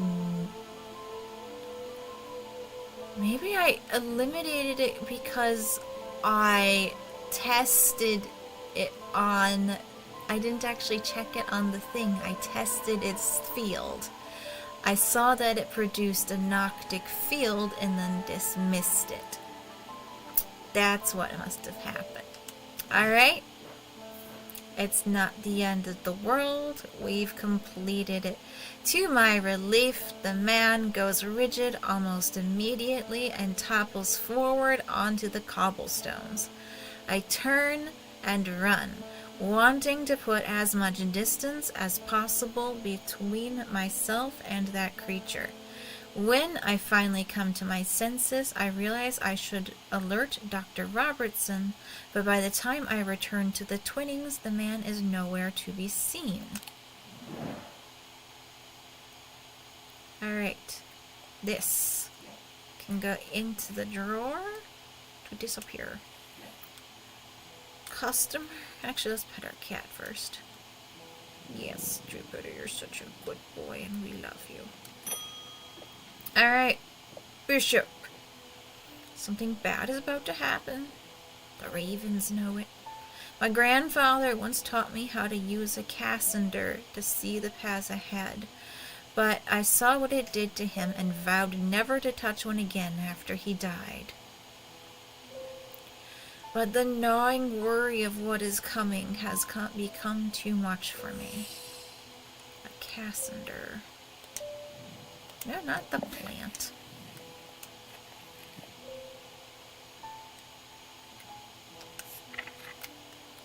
The eyes of a cassander focus the power of the mind, enabling those skilled enough to see the path or paths ahead. These items do not produce a mentic field as one might expect, but rather the more mysterious selenic. Care should always be taken with any object of prophecy, and these are no different. Many have been seduced or driven mad by the paths shown to them and have been led to ruin. So this is just showing many paths. This is the item. So then if we put it down on the thingy, open back up. I wish it just stayed open. This is a selenic field. It's like, I remember you. The gemstone is malachite and apparently his eyes like. I would expect them to be more equal sized if they were intended to be eyes, but you know, whatever. Weaving edge. Alright, that went back down here. Let's put you back in your spot.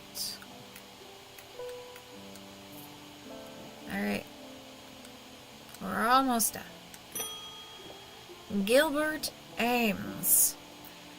There always seems to be something going on in Undermere. The sooner I can get this sorted and be on my way, the better. My uncle gave me a ring, and I have had nothing but bad fortune ever since. I'm starting to think it might be cursed. Is there a way to uncurse it? Alright, so we found out before from a previous customer that to remove curses, you use a Cussic purifier. Now. Rawr. Thank you. Okay. Next customer. Lavina Hawthorne. I have been researching ancient customs, particularly those related to thaumaturgy, and I am fascinated by the use of objects in ritual ceremonies. If you are able to get your hands on a gree, I would be very interested in studying it further. Alright, what was the gree?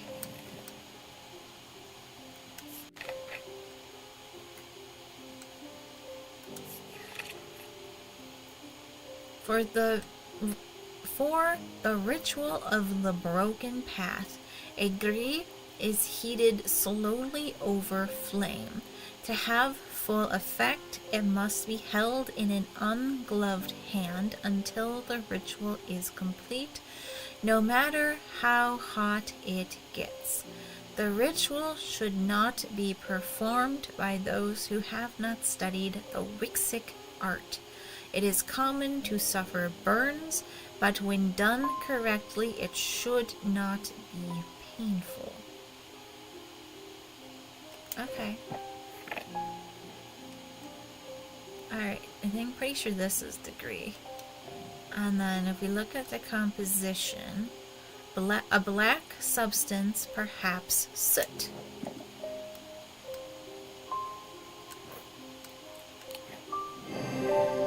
That's the gree. Lunama.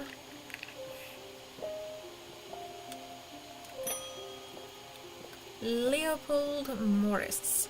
There has been a basilisk sighting in the hills across the river from Backwater.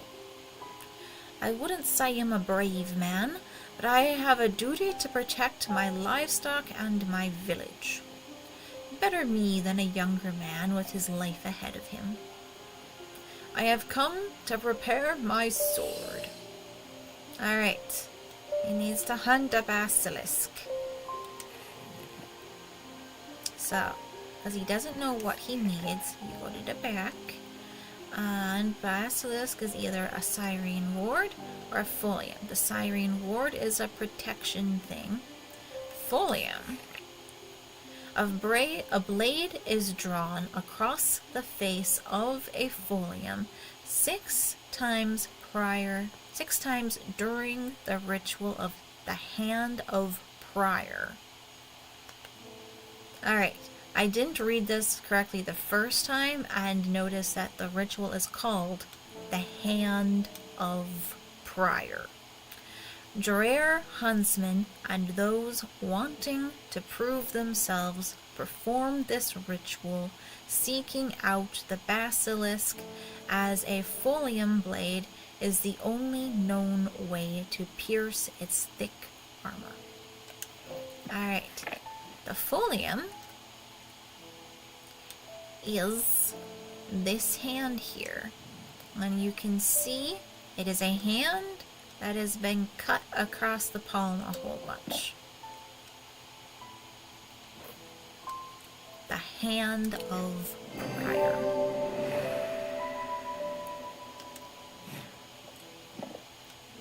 Alright. Next. Francesca! They've escaped! At first, my patients grew agitated when I used the Gaudian siren, but then I had a breakthrough. Vivian Cartwright woke up. She seemed lucid, calm even. I made a stupid mistake and loosened her strings. I don't know what happened, whether the siren stopped working or if perhaps it had never worked and she tricked me. But almost immediately she changed back and became violent. Before I knew it, she had managed to free the others. We tried to stop them, but they fought their way out from the hospital. I have no idea where they've gone. It's okay, I saw one yesterday. Alright, we pet our cat.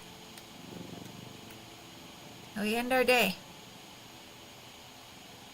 And we go to our last day.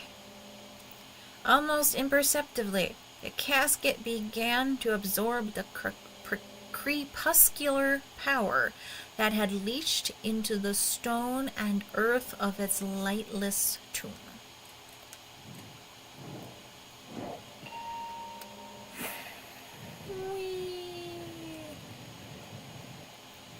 Alright, we got another tombstone. What do you want on your tombstone? Is anyone watching old enough to remember those commercials? Alright. Oh, it's a tombstone, but we also have a clock face on it. We need 9, 3, and 3, 6, and 9.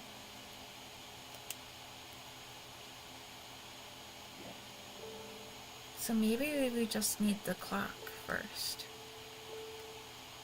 Alright. It doesn't act as the moon calendar thing until you swap it to the moon. Before that, it's just a clock.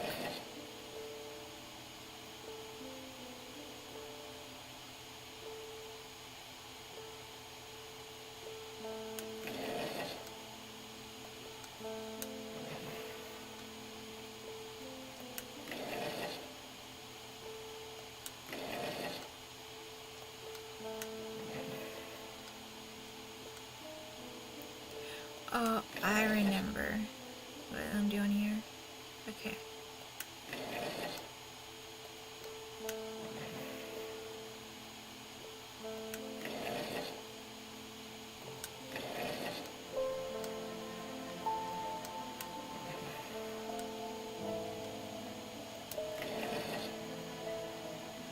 Nope, that's not the right position.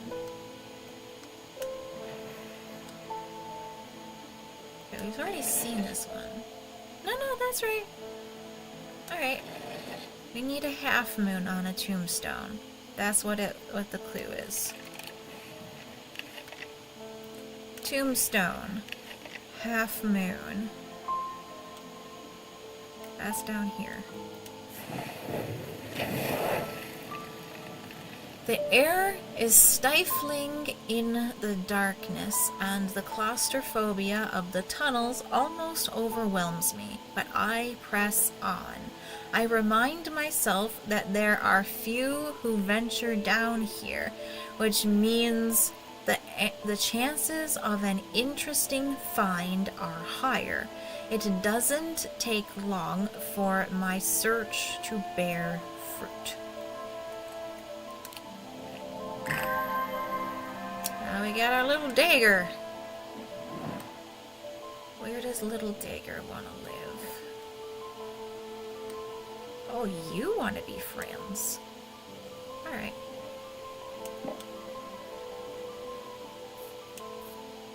Yes. Cool. Let's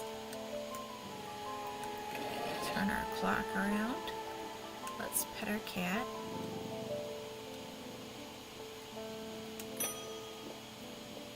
Thaddeus! The Witherance was a terrible idea. I've only gone and made things worse. I wish Eli was back. He'd know what to do. Some years ago, a friend brought an item to me, a black casket, and I learned that it was a dark article. I should have brought it to Eli right then and there, but I knew he would want to destroy it. I'm a collector of things. It seemed too important to allow it to be destroyed, but I see how naive that was now. This casket is far more dangerous than anything I've come across before. And now I hear they are looking for it with their black eyes. Either I need to keep them out of the museum, or bring the casket here to Strange Antiquities and hide it in one of its secret places. Okay. Now, I don't remember what the alternative paths that you get from this one are. I don't actually even remember which one I picked. Or what the options are, even. Dread, Vivient, and Lunama. Alright. Dread Vivint. A Dread Vivint is the only way to handle some of the more dangerous artifacts. It can siphon power away from oneself for a time. The power rising off a Dread Vivint is subtle but noticeably invigorating. These objects represent the balance of life and death, of good and evil, hope and despair. Okay. And then the Lunama.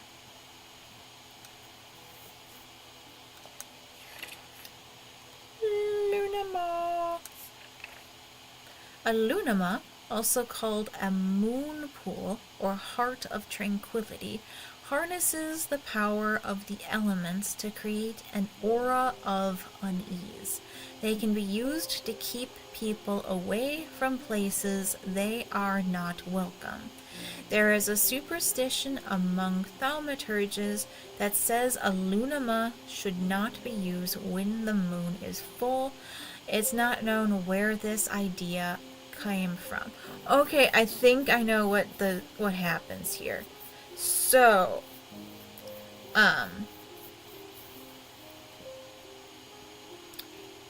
after this, Eli tries to go and get the dark casket out of the museum. I think if we give his brother here the Lunama, he won't be able to do that. That's the consequence from this decision. I gave him the Dread Vivint before, which I'm pretty sure is this thing.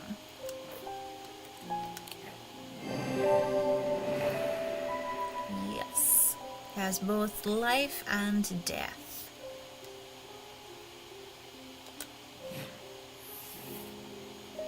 Light of Fortune. This is going to be a very important one. Alright. Next. Hi, David. There is an uneasy quiet in town today. There aren't many people out and about. I'm heading straight home as soon as I'm done with my deliveries. Good for you, buddy. Take care. I have recently come into possession of a number of texts on the subject of arcane artifacts. You are welcome to them if they are of any use to you. If I don't hear from you, then I will donate them to the library across the street. Alright, so they live across the street from the library. We go to town. The library is here. No, that's the convent. The station. Library. Across the street. Several of the scrolls look promising, but they are written in a Dradic script, and my understanding of them is too rudimentary to make use of them. If Verona was around, I'm sure she could translate them, but she isn't, and I can't. Alright. This note here is us hiding question marks. I guess we'll just put that there. That's really no big deal. Alright, we need a Babelia. We've used this before. We know it's the right answer. The effect of the Babelia makes my head spin, and I close my eyes tight for a moment as my mind catches up. The pages swirl and blur in front of me, letters and words floating in and out of focus. After a time, I find that I can read them, though it takes some effort and I feel drained as I reach the end. Alright, we got words. Next, Anne Bryant. With all that's been happening in Undermere, I picked the worst time possible to lose my Brigic charm. I hope that you have one that I can replace it with. Alright, if you're familiar with Wicca, you're going to recognize that the word Brigit is associated with the triple moon goddess, and this is the thing that she needs.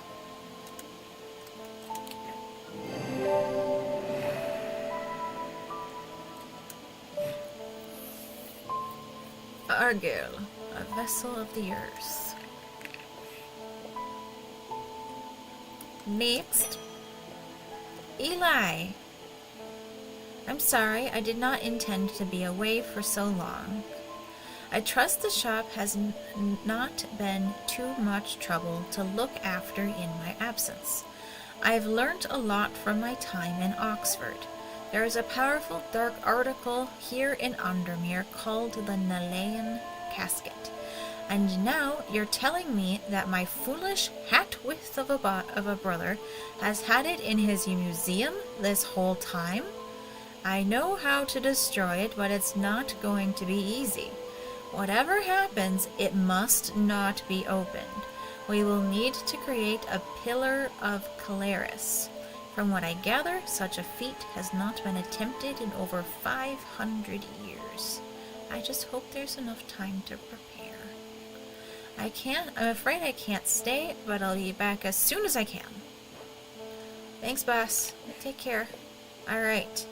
These are our instructions for the Pillar of Calaris. It is a powerful blast of energy that can consume the darkness.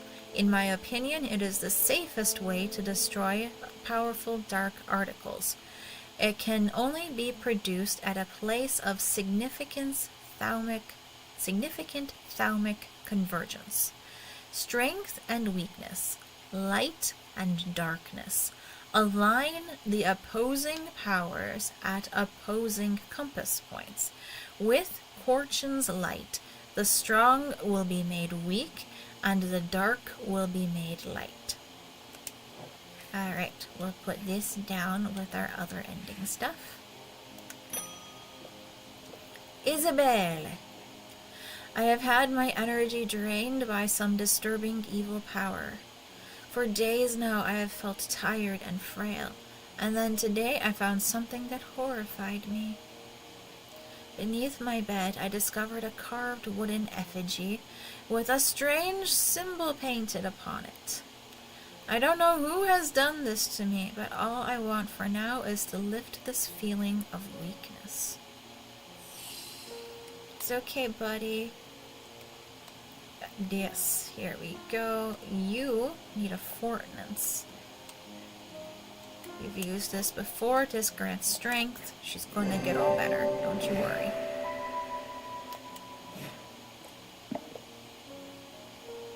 Alright, next. Susan Hill. Oh, you got those scars. I would like a bloodbeck. The nameless ones are restless. I am ready to hear their voices. A bloodbeck. What was that one again?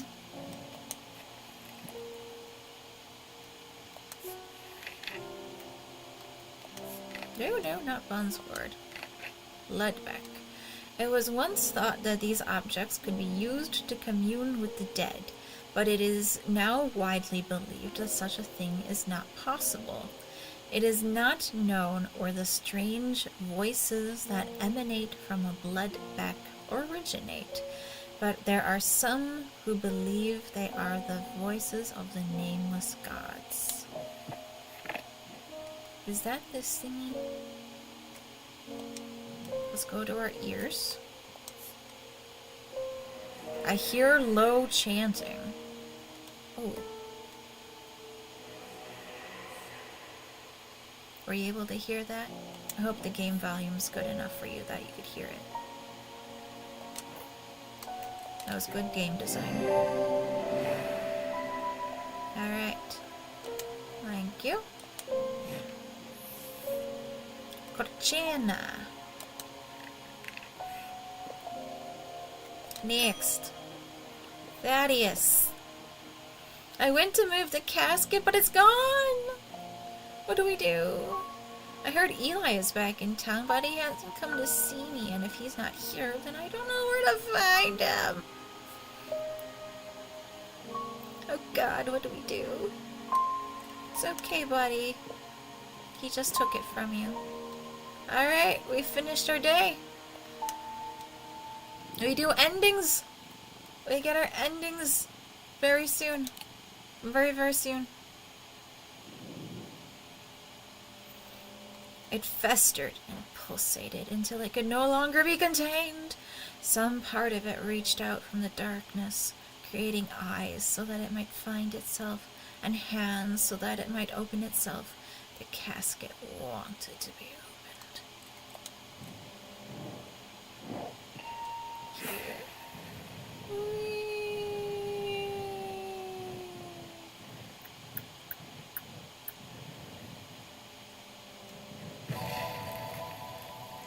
Books. I was like, what is this shape? I lie below books and scrolls on the esoteric and the arcane. Oh, I remember. Alright. So, this is in the castle. And really line up. It'd be nice if it was this symbol, but I'm pretty sure it's not. This technically is under the library. But, even though it's a symbol, it's not there. I'm not quite sure what all of the symbols mean. Let's try this room. Alright, it's not this one. There are only so many rooms underneath the library. So, hypothetically, it should be this one. We've already been to this one. My dearest darling, what's wrong? Do you just need Mama to pay attention to you? Huh.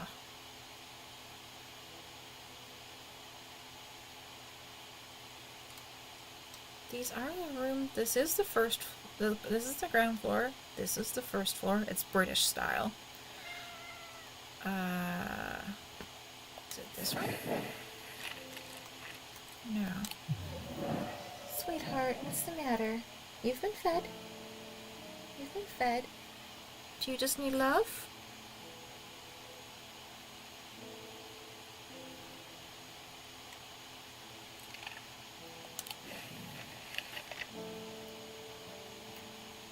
Alright, we checked here. It's not in the ballroom. I remember that much. What? Huh? Oh, wait, maybe it's this little room. Maybe I'm thinking of the layout a bit wrong. And it's this. What?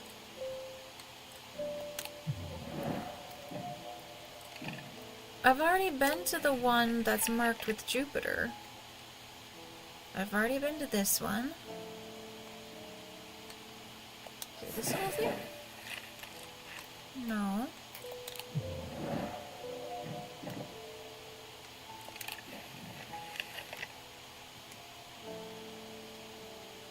It's like, this is where the library is. I'm quite certain it's not the ballroom. Have I been in here? Because I know for sure we've been here. I mean, I guess I can check it again. Yeah. We've been in here. It's not that.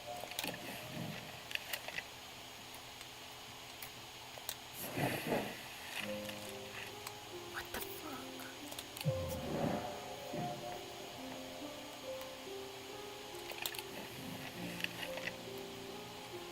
I checked all 4 of these. I've checked this whole loop.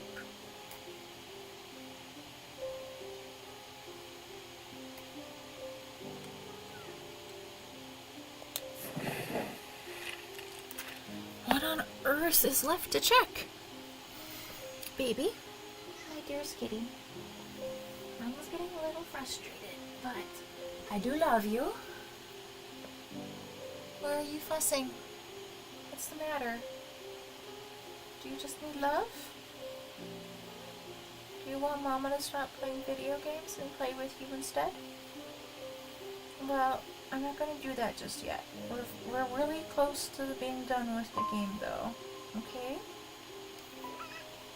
Oh, my sweet baby. Okay.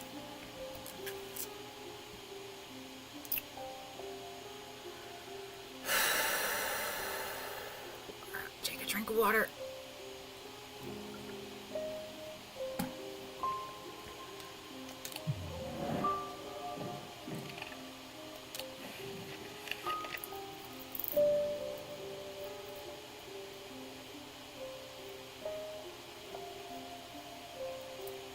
I'm really confused.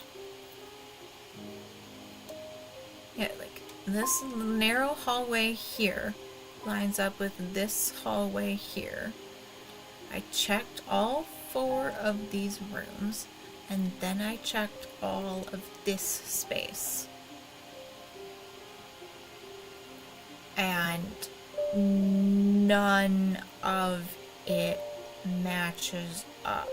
None of it had the item. The clue is I lie below books and scrolls on the esoteric and the arcane. I am in the right place. I'm pretty sure. The library has the scrolls. We've been to the library. The item isn't in the library. That was the first place I went to just show you that the books and the scrolls on the esoteric, on the arcane were in there.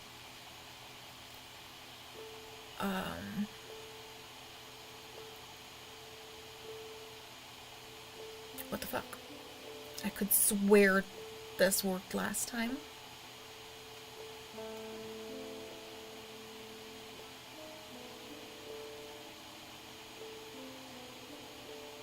I could swear I've checked all 4 of these rooms across, but let's just try it again. Alright, we're wasting our time. It's fine. We're close to having a mental breakdown, but it's fine. I actually kind of like the dice game.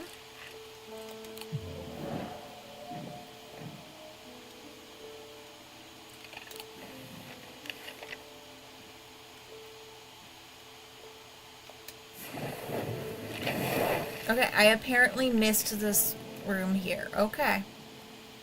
Alright. As I open the door, I am hit by the musty smell of damp. This room hasn't been entered for some time. The corner of the room is piled high with scrolls of parchment and old books, but underneath the debris I find something of interest.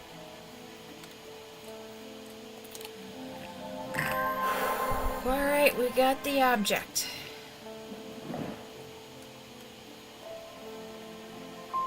Where do you want to be over here? There's not a lot of space for you over there, buddy.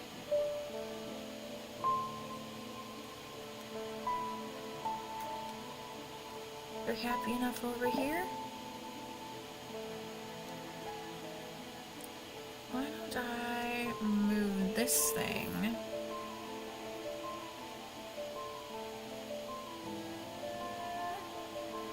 No, it doesn't like. Oh, can this fit here?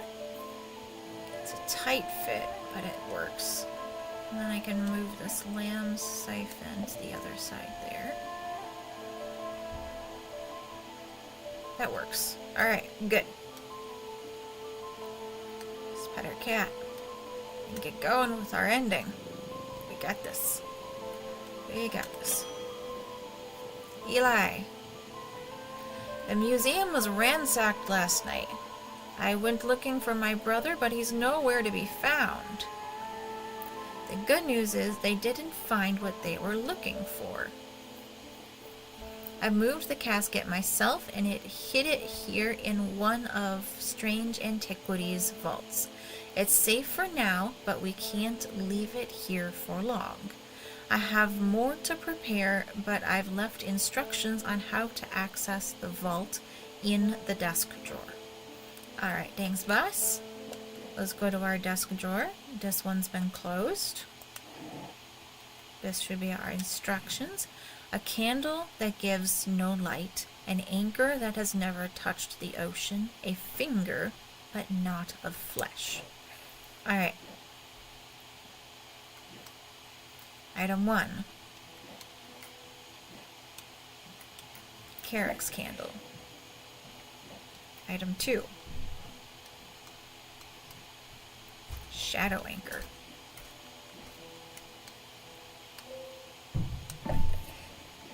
Item 3.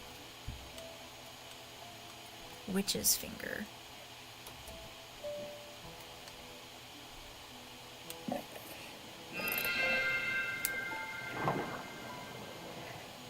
Alright.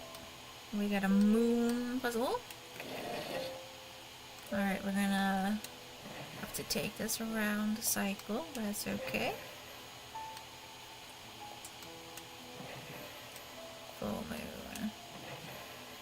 Crescent. Clock face says we got 7, 9, and 2.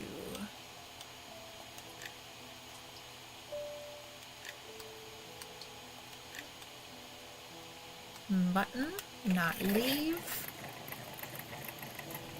And we got the box. We got the box. We got the box. Alright. Leave. Alright, did everybody go back to their happy places? Looks like it. Excellent. Next. David! The lake has turned black. As omens go, I'd say that's probably quite a bad one. But the mail won't deliver itself. This is way over there. I'm like sitting in a very different spot than I was before. Alright. You're such a brave man. I found this note in an old writing desk up at Gleeston Castle. I expect it will mean more to you. Fear in autumn, rising in winter. It feels all too prescient as we hurtle towards winter and a terrible, unknowable fate. Alright, let's go to our symbology and find a symbol for fear. Fear. Yes, this.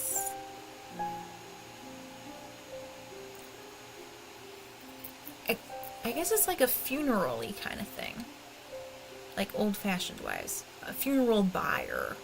That's the words I'm looking for. A funeral buyer.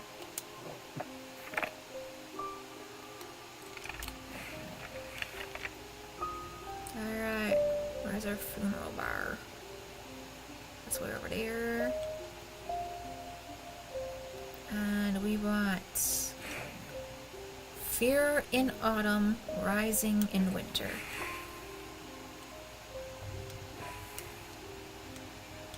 Fear in autumn, rising in winter.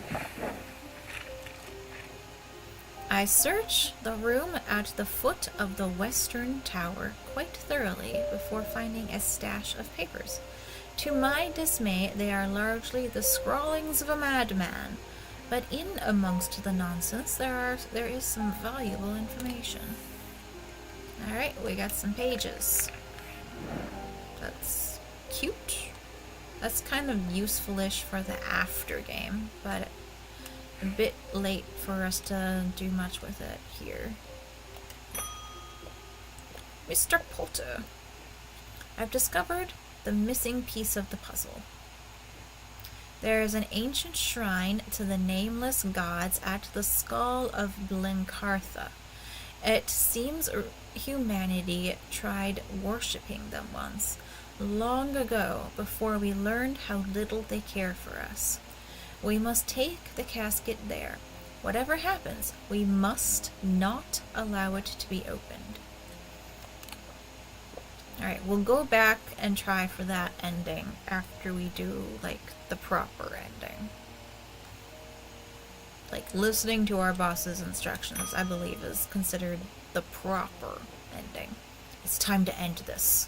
Now. Bring the casket to the pit. Yes, sir.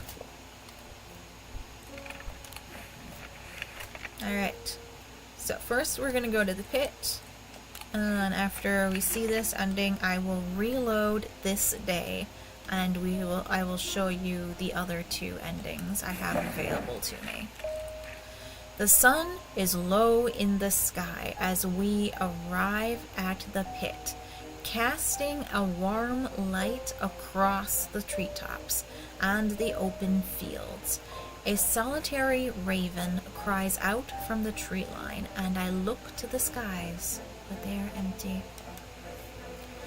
The pit itself is an ominous sight that the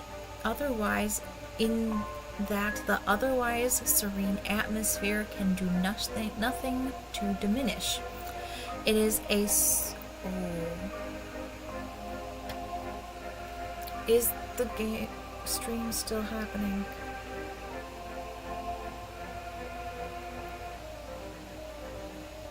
Shoot. Please actually still be live.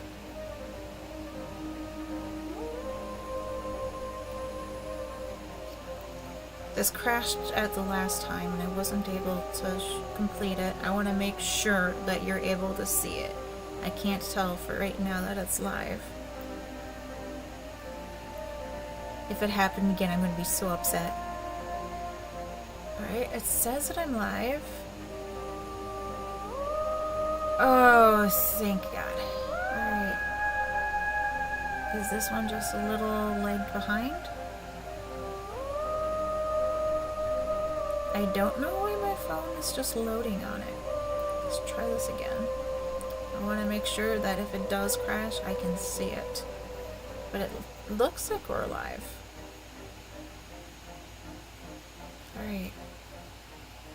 Yes. Okay, my phone is back where it belongs again. I'm sorry for the interruption. I just wanted to make sure it didn't crash on me again. Alright, the pit itself is an ominous sight that the otherwise serene atmosphere can do nothing to diminish. It is a scorched black hole, perhaps 5 meters in diameter, that has an unnatural look to it. This is a site of thaumic convergence.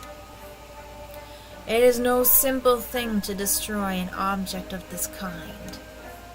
We need to set up opposing powers at opposing compass points, strength and weakness, light and darkness. And finally, we need the light of Fortune to bind them. Alright, so the only item we haven't identified yet in this run is the light of Fortune.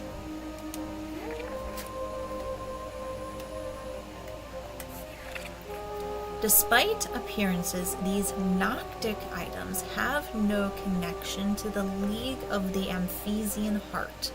They are objects of considerable power that can turn darkness to light, fear to joy. Alright, so actually I should go back to that.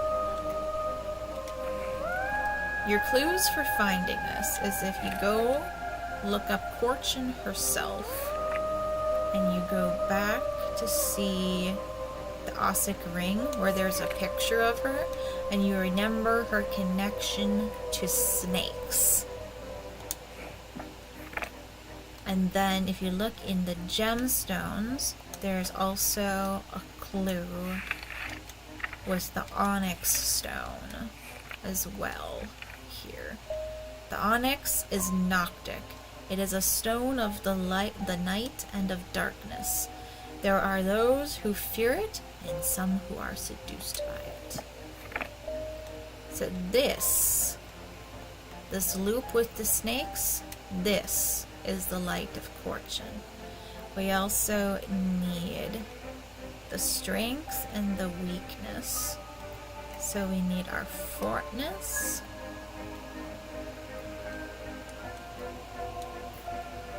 And then the witherance. And then for darkness is the Tenemran cloak. And the light is the sun bond.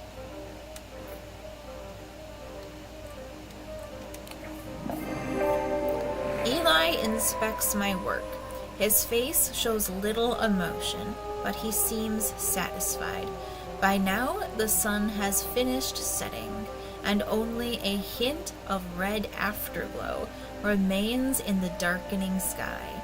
The raven croaks his mournful cry once again, but this time there is a reply, and then another. I look up and see several dark shapes circling above. Quickly now, they're here. I spin around to follow Eli's gaze, and my pulse quickens as I look out across the field. A large group of shadowy figures is walking steadily towards us. We can't see their faces at this distance in the low light, but I'd be willing to bet that every one of them has pools of midnight for eyes. In the sky above, the ravens continue to grow in number, and their caws and cries get louder and louder. I look down at the black object in my hands. Such a small thing, and yet its seductive power is impossible to ignore. It wants to be open. Suddenly, it feels inevitable. The casket! No! But I'm not sure I want to give it to him. Okay. We do actually have options here, so I guess I could replay that bit too for you. But we're going to use our Wixic, or the Nellian casket, not the Wixic cord right now. The wave of intoxicating power washes over me, but I hold strong against it. I hand over the casket, and together we begin activating the items arranged around the pit. working as fast as we can. It still takes longer than we'd like, and when I look up again, the thaumaturge has fear in his eyes. We're too late. The mob is upon us. One of them grabs Eli and tries to wrestle the casket from his hands. I rush across to help him, but it's no use.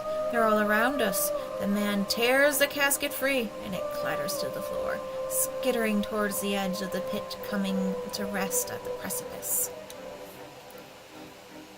Sorry, itchy nose. A gray-haired woman stoops to pick it up, and I am surprised to find that I recognize her. It's Verona Green, the occult scholar. The mob cheers, but Verona turns towards me, and I am no longer afraid. Her eyes are ringed with darkness, but they are not black. Back from the dead. She winks at me and throws the casket into the pit. At the same moment, Eli activates the light of Fortune. Time stands still, and then there is a rush and a roar as the swirling vortex of blue-green light races up out of the pit. The casket is sent soaring up into the night sky, where it seems to hang for a moment, turning slowly in the air until, with a shrieking, splintering crash, it shatters into 1,000 pieces, and then there is nothing but smoke and the smell of ozone, and all is quiet. It has been a few weeks since the casket was destroyed, but I am still riding high on the elation and relief from that night. Everything seemed to come together, and somehow we avoided a terrible catastrophe. Those who were under the casket spell were released almost immediately. They remember nothing from their ordeal, but there seems to be no lingering ill effects, and Dr. Robertson says they have all made a full recovery. It is rare for Eli to express much emotion, but even he congratulated me on my strength and resolve in the face of such darkness. He, too, felt the allure of the casket, and was worried that it would overwhelm me. He told me, with a hint of pride, that I would make a fine thaumaturge. Alright, ending 1. Catastrophe avoided. Let's see. Everybody alive? Bonnie is missing because she fled after trying and failing to murder Mr. Potter. Oh, Audrey Bell still ended up deceased when the casket wasn't opened. Alright. I guess we can only save her in her ending, so we'll save the open the box ending for with her. Jupiter is fully recovered from his catnapping ordeal. That's good. Bonnie being missing is, I think, the best you can do for her. If you do the other option, she ends up being insane, and I feel like she's at least in control of her own senses here. And that's probably the best we can do.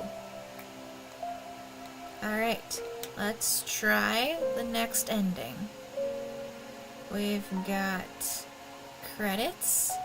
Let's continue.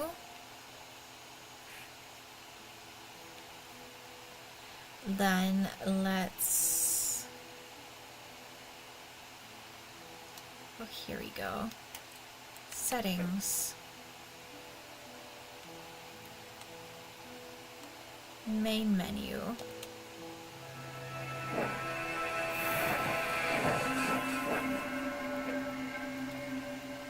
Start game. Save files. Not the epilogue. final day. Let's do another ending. Alright. We have to re-find this book, or these pages, but we know which room it was. I was not insane about it, I just apparently did not click this one I thought I had. And that's fine. We're gonna rush through without reading that if you don't mind. The ending stuff has a lot of reading to it. I'm just gonna move you there. I'm sorry, Binding Seed. What if I put you there? Oh, you like that spot too. That's nice. Alright, Eli. Museum was ransacked. I went looking for my brother. I didn't find it. Because you already had it.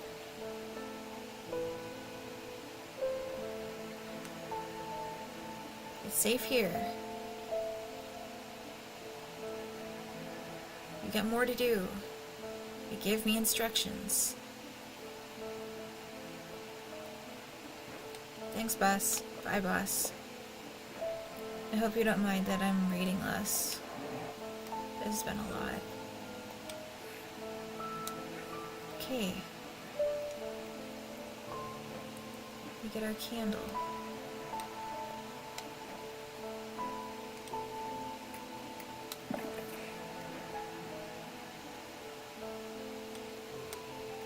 The anchor.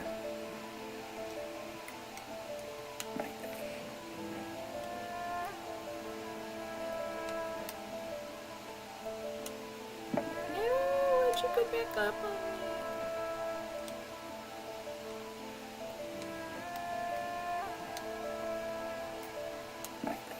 Witch's finger. Alright.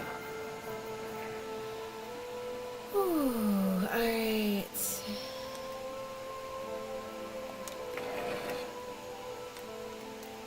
Change the clock.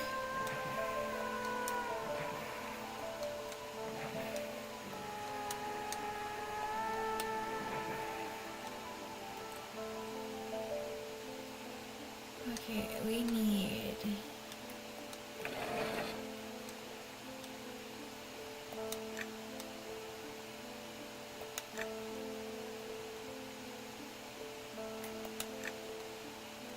hit the button, not the leaf. Alright, we got the box.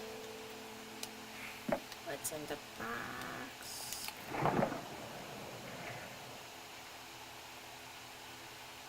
Okay. Next. The lake has turned black. I know it's a bad day. Stay safe, buddy.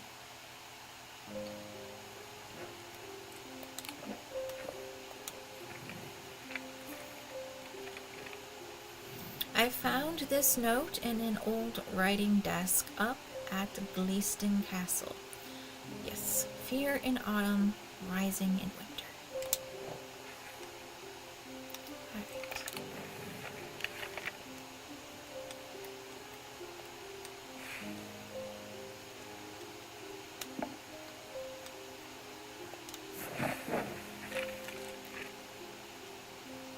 Alright, Scrawlings of a Madman. Bunch of pages that don't matter to us, really. Like we could completely ignore those last two things on this last day if we felt like it. Maybe I will on the next run. The Skull of Blencartha.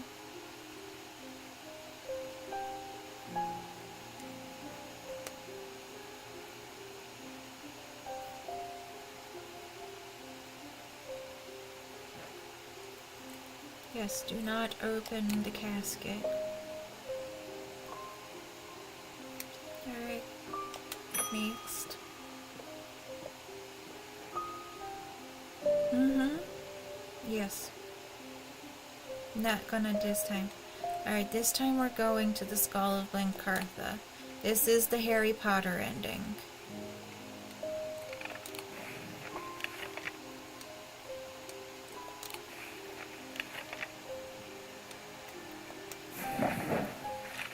I meet with Baron Potter at the entrance to the catacombs.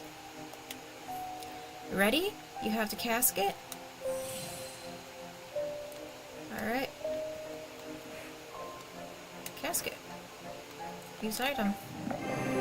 I show him the small black casket, and his hand moves up to run the side of his eye absent-mindedly. Smaller than I remember. We begin our descent into the depths, down twisting tunnels and past silent tombs. It's hard going, and we pass the time deep in thought, only speaking when we need to consult the map. I didn't realize before this that this is the guy from our little dream sequences who's friends with the museum brother. That's funny. Finally, we come to a large cavern. Illuminated by our flickering torches is the giant skull of some long-dead beast. Huge, terrifying, and ominous. The Skull of Blencartha.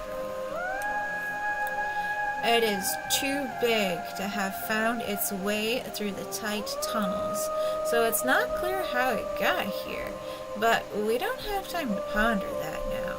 It soon becomes apparent that our journey has only just begun. The skull marks the entrance to a new system of tunnels, ones that are not marked on our map. We trudge onwards, deeper into the earth, trying not to think about the pressing weight of rock above our heads. Stop! He says it so abruptly that I nearly drop the torch in panic. Then I see it. A terrifying chasm in the path ahead. By some trick of the shadows, and with my mind elsewhere, I had come close to stepping out into nothing. This is going to be tricky. At first, I don't see how we can get past this obstacle. The gap is too big to jump, and attempting to traverse it would be too dangerous. Then I remember the items I have with me. Surely there is something I can make use of. Oh dear. Okay. Something for traversing a chasm. Okay. Huh.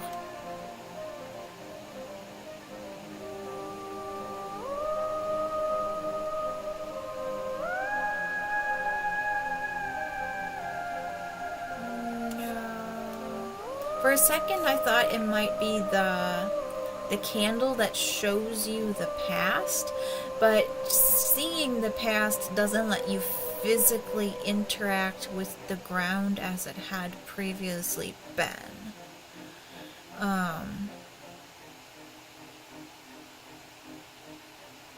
What do I need? Broken path is a ritual.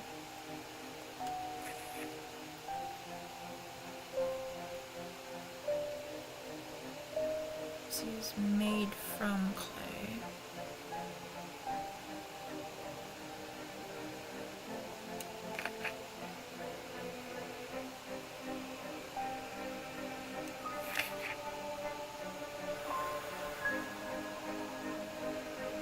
If it was an obstacle, the pit would help, but it's a pit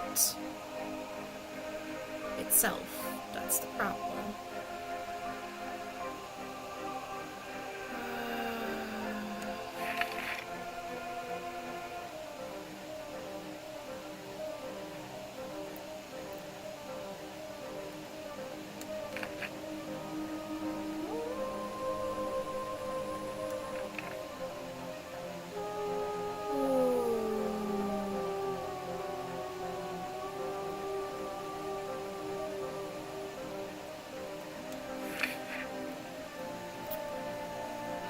be?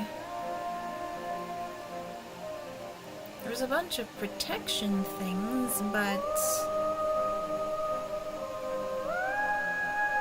I don't think they'll protect us from fall damage. Definitely not. What? Wait, what? Did I accidentally put the book away instead of turn the page? That's exactly what I did. Alright, good.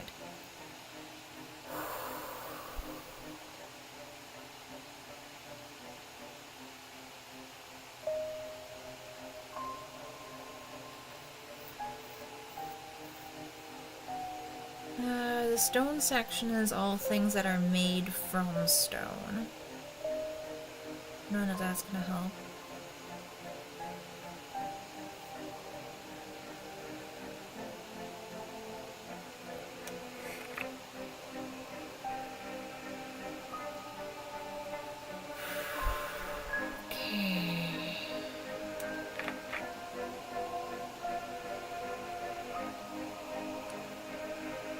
It's a weaving edge.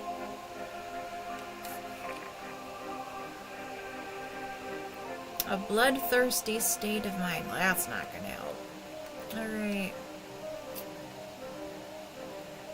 Maybe it is the pit.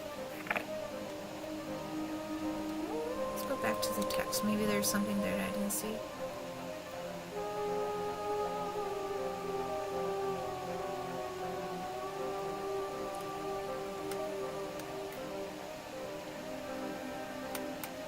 I can't go up. I can't see further up the thing. It's just a big... It's a giant gap. It's too big to jump.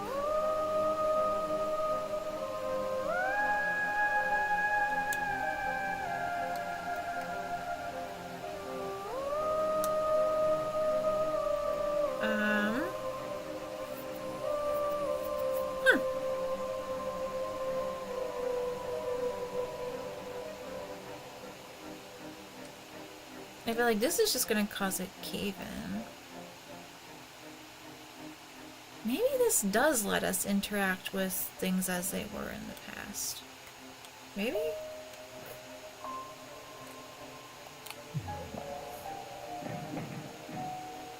Alright. The other thing that just kept coming to mind was the pit.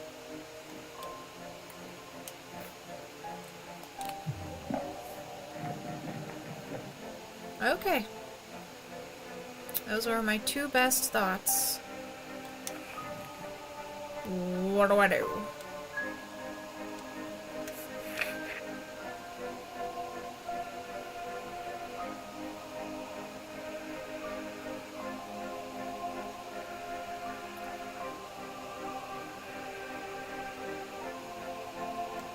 Okay, these are for a ritual. It doesn't fix broken paths.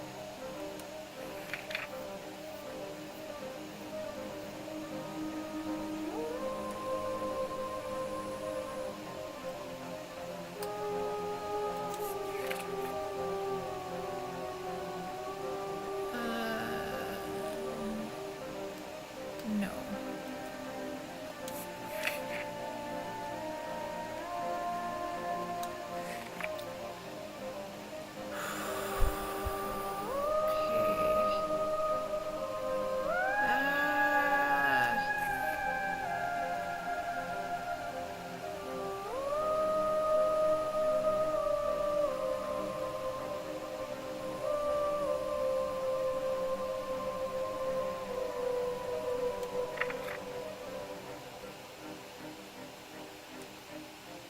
It's an Argyle.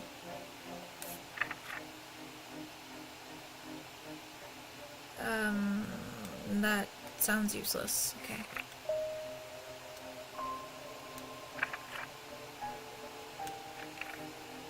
Giant hole in the ground.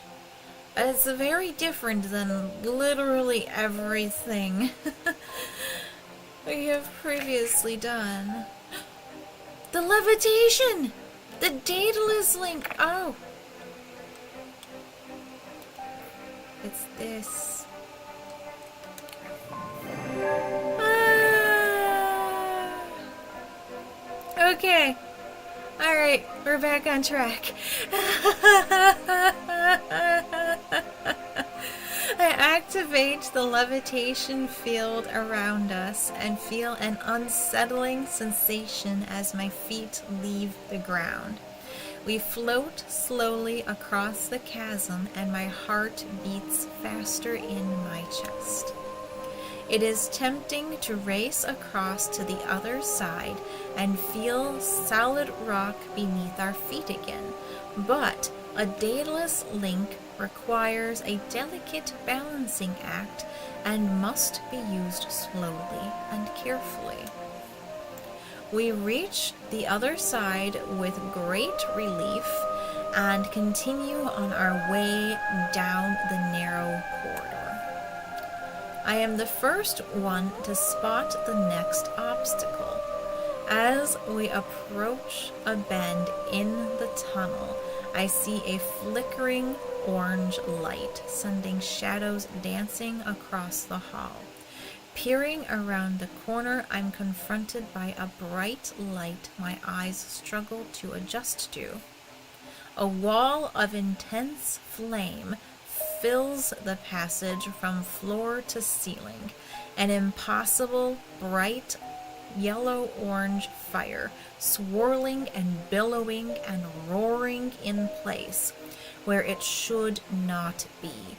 I watch mesmerized for a moment, trying to work out where the fire is coming from before being forced to retreat from the heat. What is it? I explain our hopeless predicament, and as I do so, I realize that perhaps it is not so hopeless after all. Perhaps there is a way through. Alright. This one, we need this. We need basilisks to protect us from fire. Safely on the other side of the fire-filled tunnel, the passageway begins to widen, and soon it opens out into a vast cavern. Ancient stalagmites reach up towards delicate stalactites that spear down from the ceiling far above. It is strangely warm, perhaps heated by the same unnatural fire that we have just come through. In its center sits a dark pool. Its black depths are featureless, the flickering torchlight offering no reflection upon its surface. Blencartha's Basin. What do we do now? I'm stunned. I thought he knew what he was doing. We begin to explore our surroundings, both of us instinctively staying away from the edge of the imposing dark pool. We scour every corner of the cavern, looking for some clue as to how to proceed. But after a lengthy search, we find nothing. My companion is growing impatient. I guess we just throw it in? I'm not so sure about this plan, but before I can react, Barton has grabbed the casket and taken it up to the edge of the water. He pauses, contemplating, when suddenly a shuddering vibration rocks the cavern and knocks us both off our feet. The surface of the pool swirls and churns as three terrifying appendages burst out from its depths. They are long and black and spiny, and they stab and scrabble at the rock floor around the relic hunter. Ah! Barton is stabbed through the abdomen, and a second appendage pierces his chest, killing him instantly. It all happened so quickly. Before I know it, the spiny appendages have retreated below the surface of the pool once more, carrying Barton's body and the Nelean casket with them, and the black waters return to stillness. I shiver, despite the warmth of the cavern, and turn and run without looking back. I thought we were going to have to swim across that. It has been several weeks now, and I still wake up sweating and screaming in the night. I cannot sleep without a moonstone guardian at my bedside, and even then it is a turbulent, disturbed sleep. Every night I relive the terror of those moments in the catacombs. Every night I try to rewrite what happened and save Barton. Every night I fail and watch him die again. I am grateful that at least his sacrifice was not in vain. Those who were under the casket spell, including my friend Verona, have been released. I remember nothing from their ordeal, but there seems to be no lingering ill effects, and Dr. Robertson says they have all made a full recovery. And yet, still, something feels unresolved. I cannot shake the feeling that whatever took the casket was not the recipient we intended.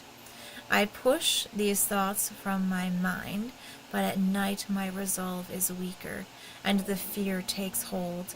I can only hope that time will help, but something tells me these wounds will never fully heal. Ending 2. Disturbed sleep. Barton is dead. Let's see, is everybody else? Okay, Aubrey is dead because the casket wasn't open. Bonnie is dead because she tried to kill Barton. No, she's not dead, she's missing, like the other one. Sorry. Jack Hungerford is alive and made a full recovery. Thaddeus is alive. He's ashamed of the part he played. Hey, Simone is alive. And Jupiter is fully recovered from his catnapping. Alright. We're going to continue. I'm not going to play the epilogue for you. You just do same customer things until you identify all of the rest of the objects. Like, it's amusing, it continues the game, but it's not worth streaming for you. Alright. Let's go for ending 3.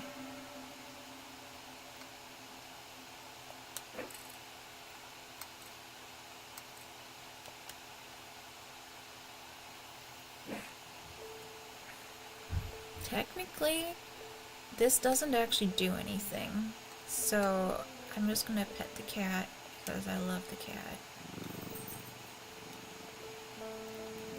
I'm gonna ring the bell. Hey, boss. Yep.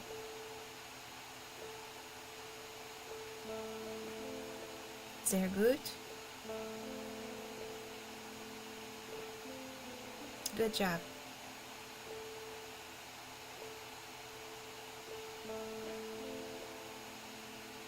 I know. Got it. Ow.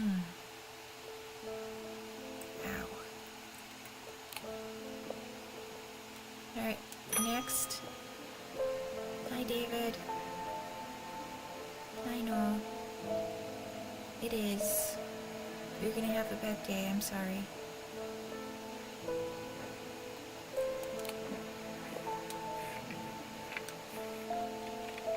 Okay, these are just papers. They are of no use for us. It's fine. They don't assist us in this day. They can just join the pile there.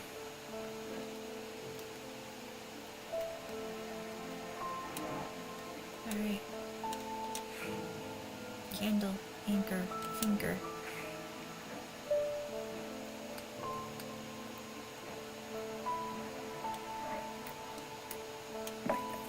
Candle.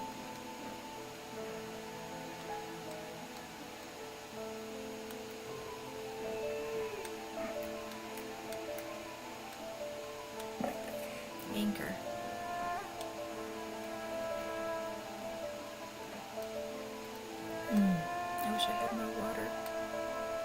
My finger.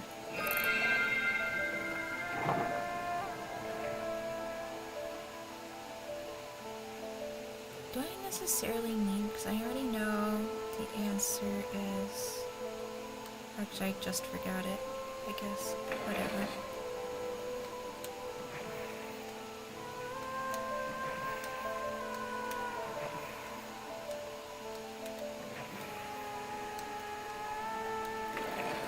Oh, I'm so tired. Get this. This. Button. Oh. Hello, box. This time we find out what's in the box. Leave.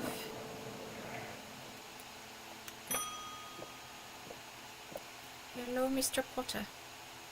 Good job. Yep.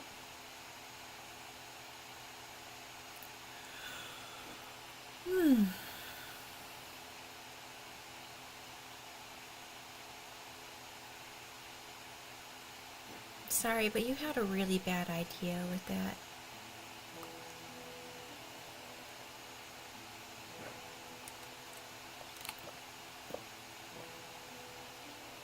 Alright.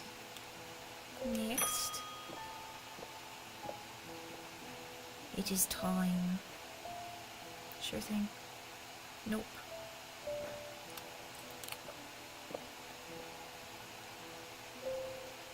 Okay. Where do I need to go? I got a bunch of these notes, actually. Oh, here's the baptism thing. Sacrament is within a stone circle. Okay. This is the stone circle, right? Oh, there's nothing to see here. What?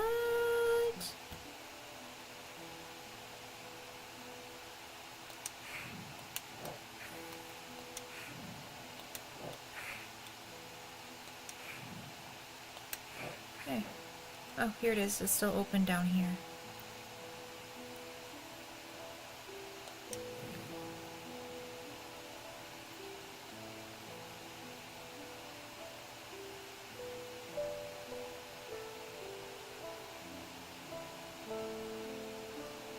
Okay, I understand the general principle of what I need to do, but,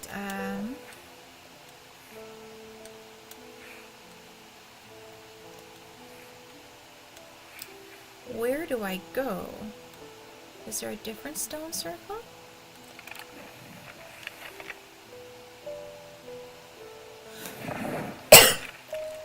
Okay.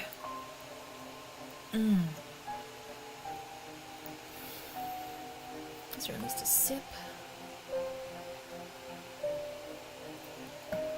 Okay.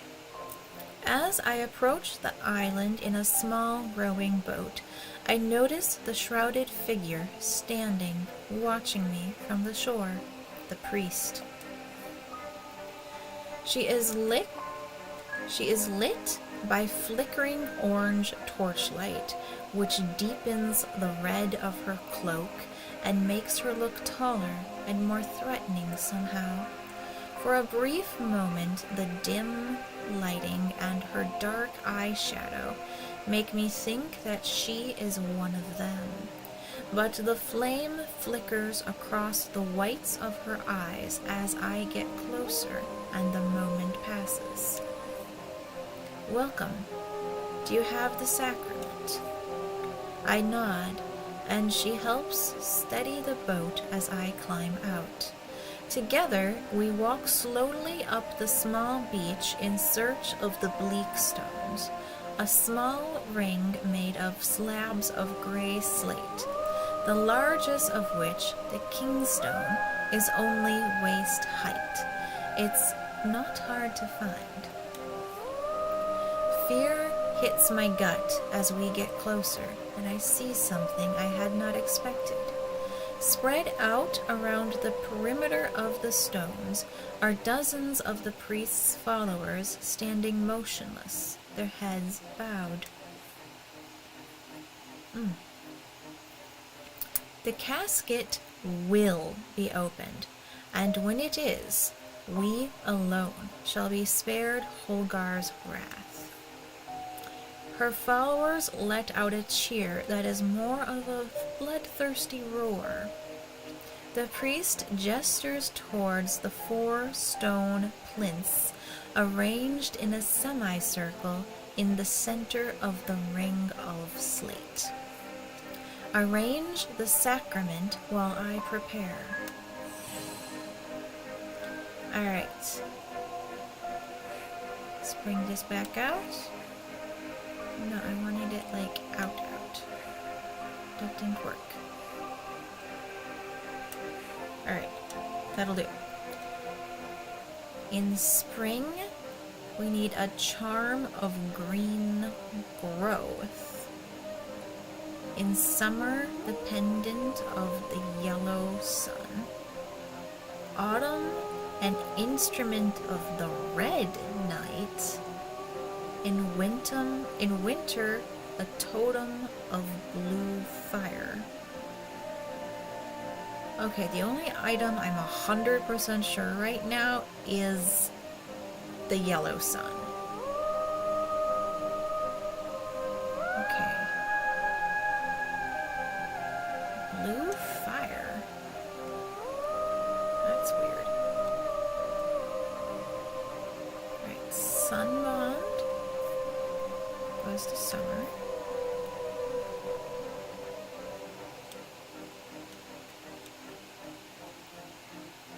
I think this is for spring.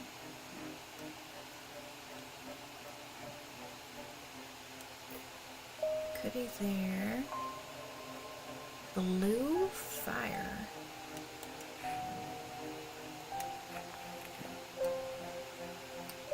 What could be blue fire?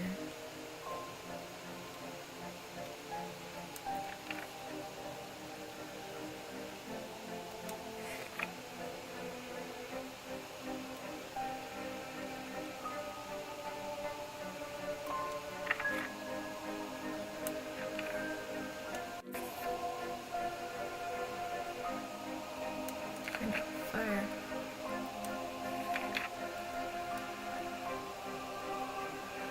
Loam? Maybe.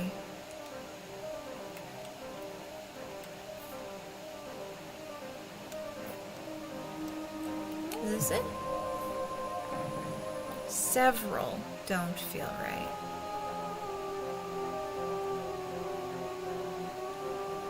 Oh. Green growth could also be the Scythian charm.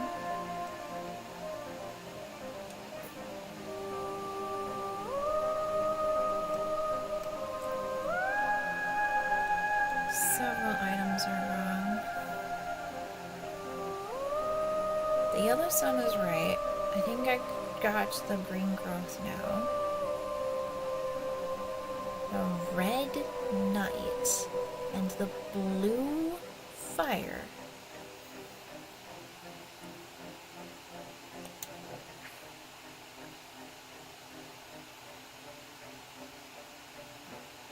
Huh.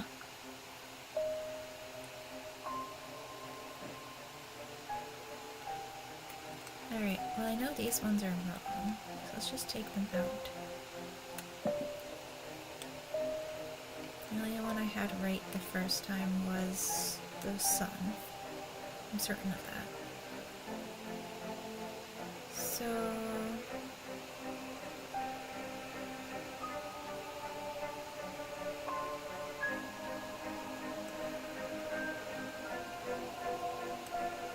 could this be it? This vibe's right. Okay.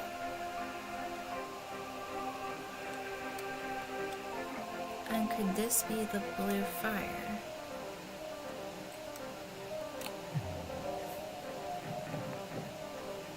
Okay.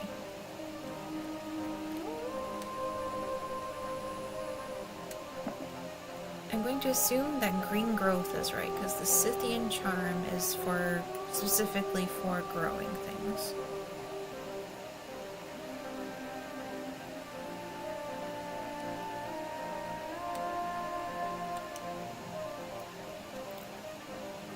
The red knight and the blue fire. Well, it says it's an instrument. And the winter is a totem.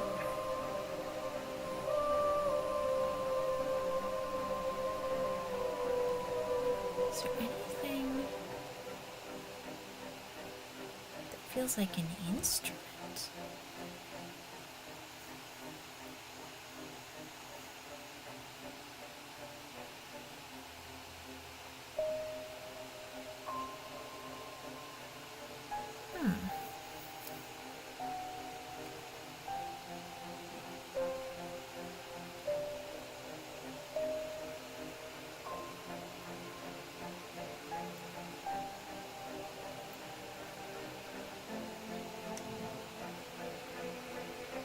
It's a totem.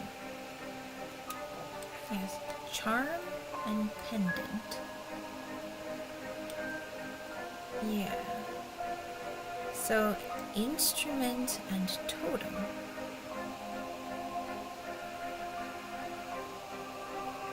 What could be an instrument?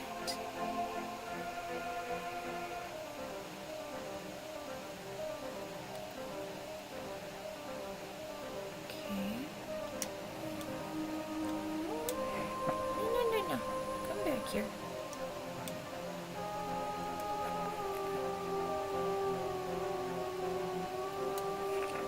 Something Noctic.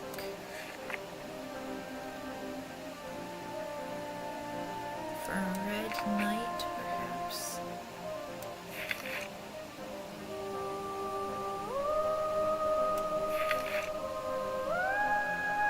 Onyx is Noctic, but it's not going to be the onyx we used for the other thing.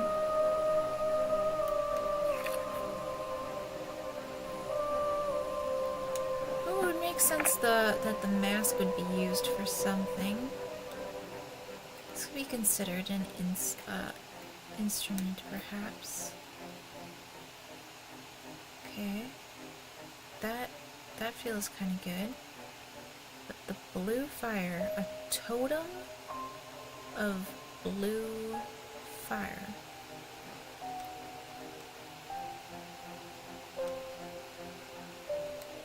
Now, granted, I don't see what's red about this. And the only thing night-wise is just that it's a Noctic gemstone. But I feel it's worth trying.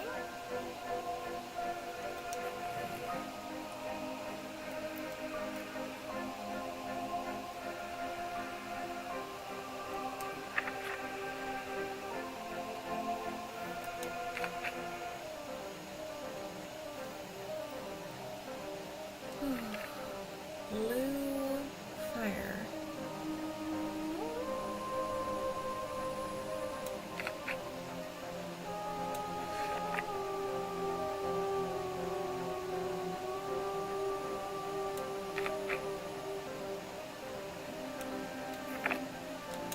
The hell could be blue fire?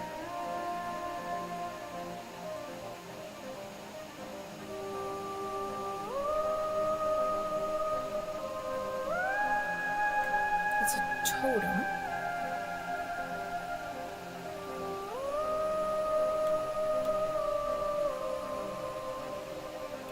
That doesn't feel right at all.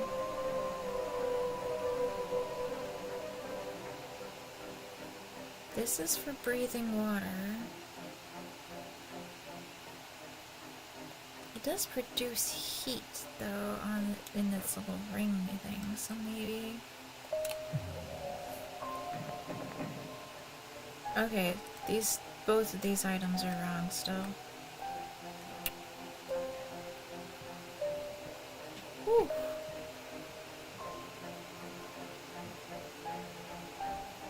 have this.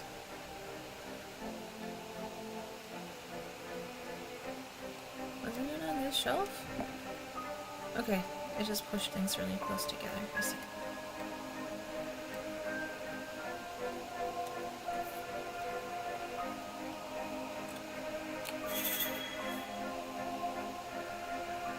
Obviously. Okay, you're gonna straight up give me that one. Alright. Okay, it's a weaving edge. And a vesiger. Okay, let's look up weaving edge and vesiger to find out why these are the right options. Because I gotta say, it doesn't make any sense right now.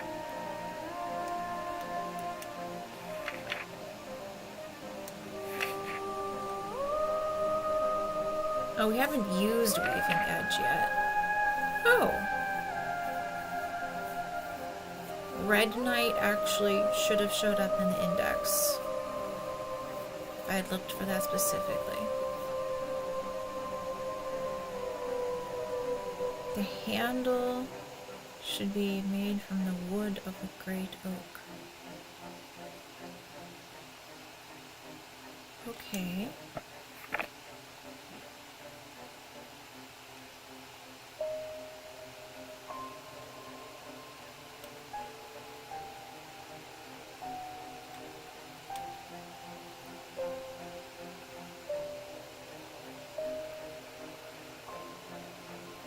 Oh, we did get an item that we don't have right now.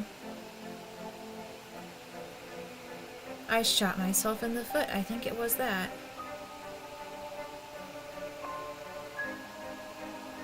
Fuck.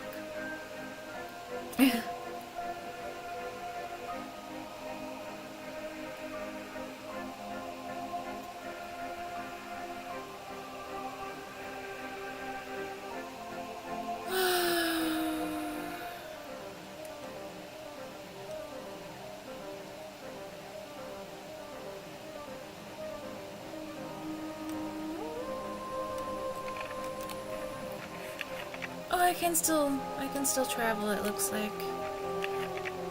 Alright. I need to get this item.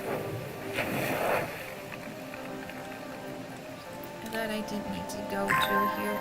This, I think, is the weaving edge. I think.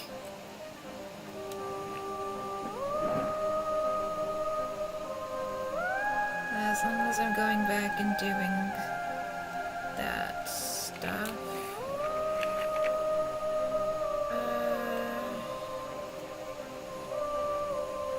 While you're really hidden.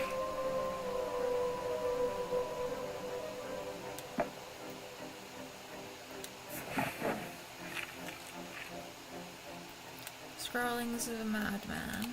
Was this one just papers? This one was just papers. Guess it was just this.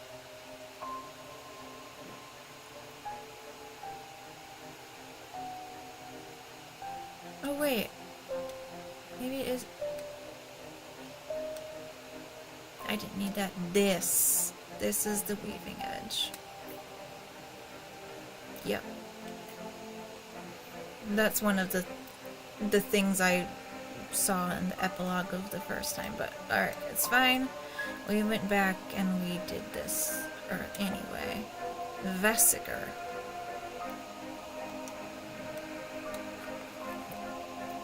Vesiger.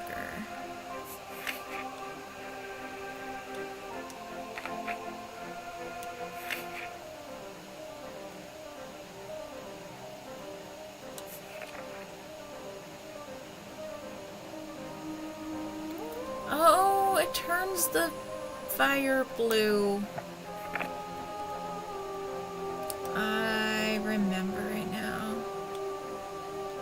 See, yours are blue fire.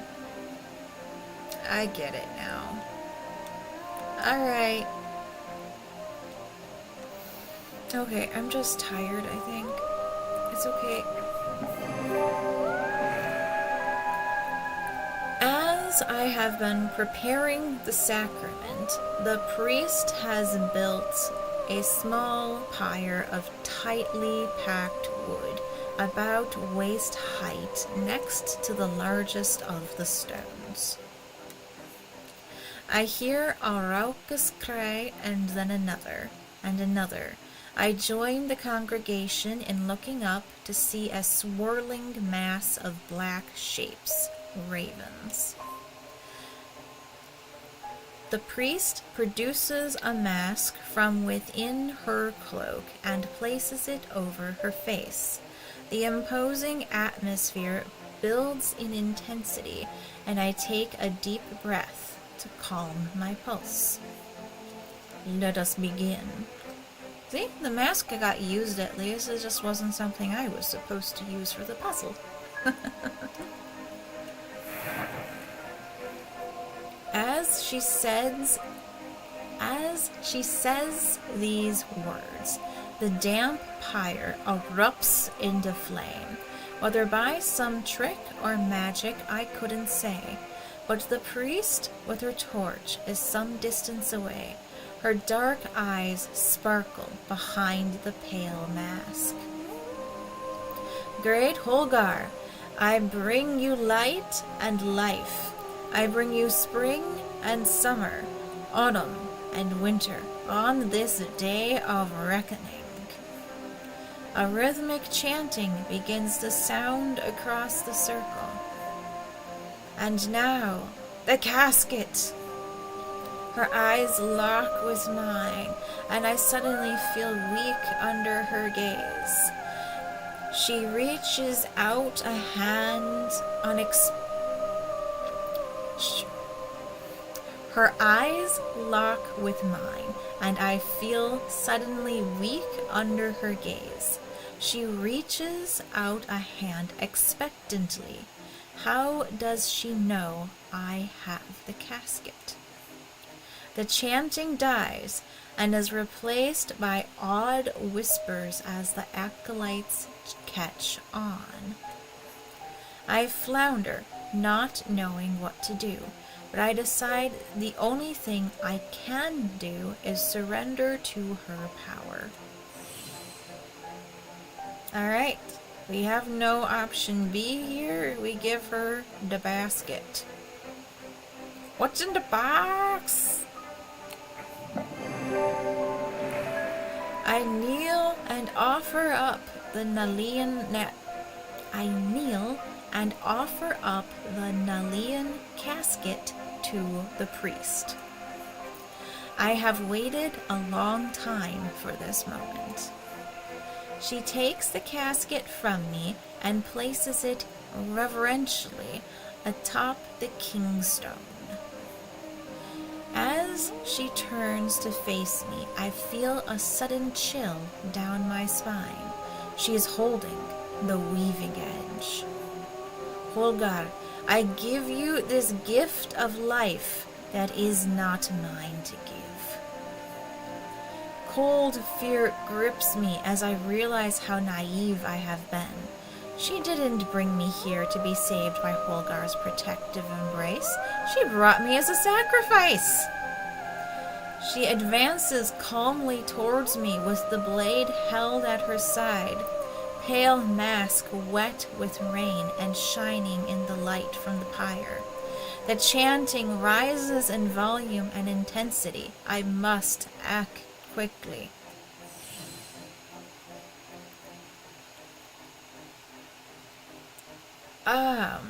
The thunder would be kind of awesome, but I think Corvin's might is the only thing that can save us. So we'll replay this version with the thunder after this, I guess.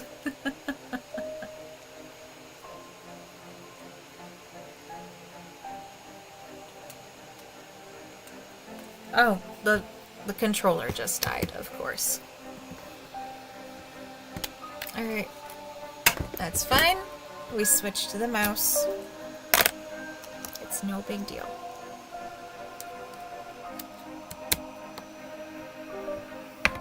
Ow.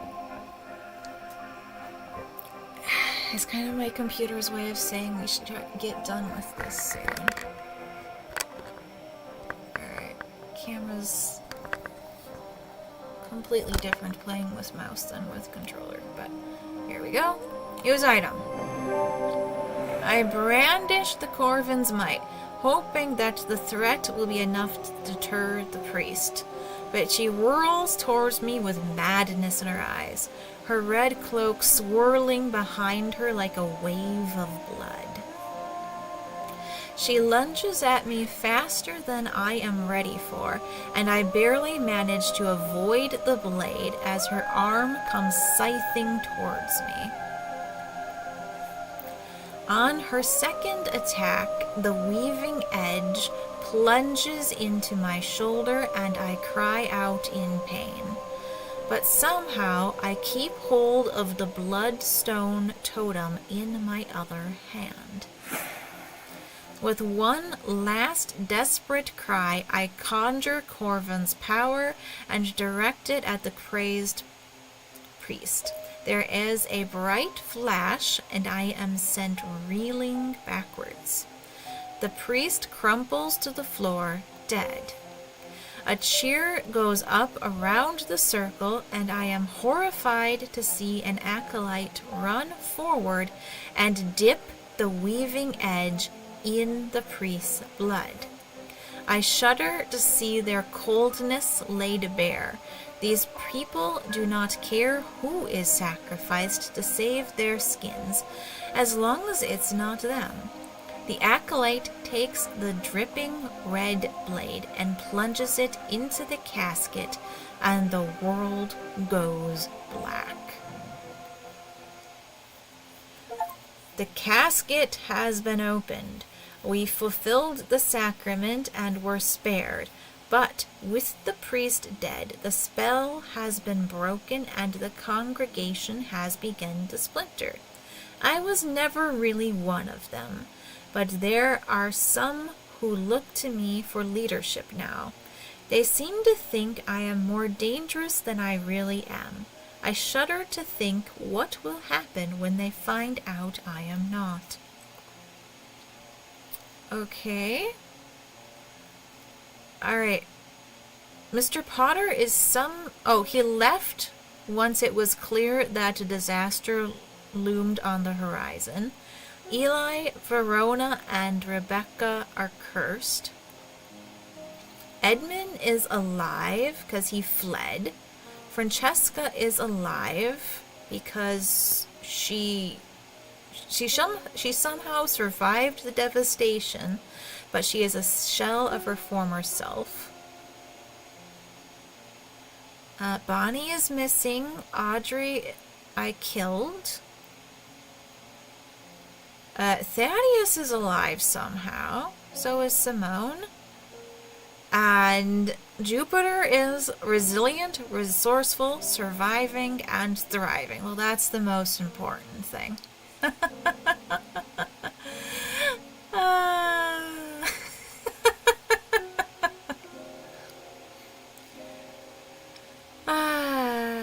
Okay, so what happens if we use the thunder? There's a couple endings we can still get.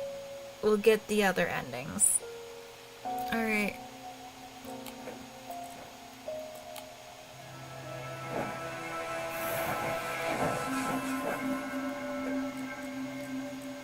Alright. Back to Sunday. Whew. Alright.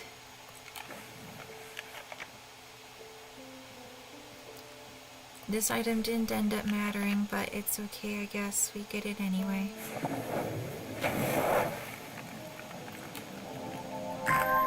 Yes. Okay. I'm not even gonna put it away. Okay, maybe I am. You live here now. Next. Eli. Hi. Yes. I just want to speed through the dialogue and get the relevant endings.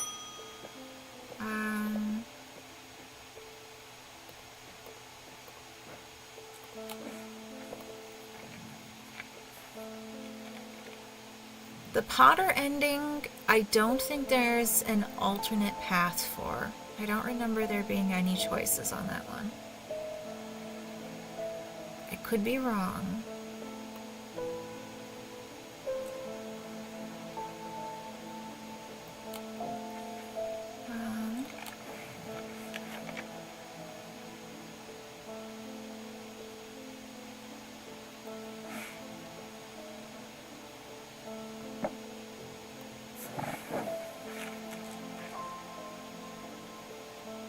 Alright, Scrawlings of the Madman. Cool. Next. Hi, Potter.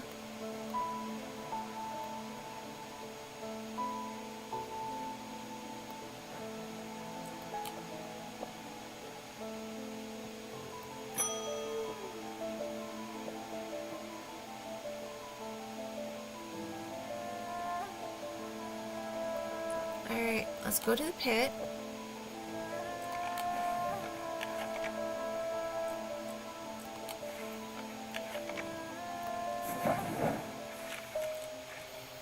The sun is low in the sky as we arrive at the pit, casting a warm light across the treetops and the open fields.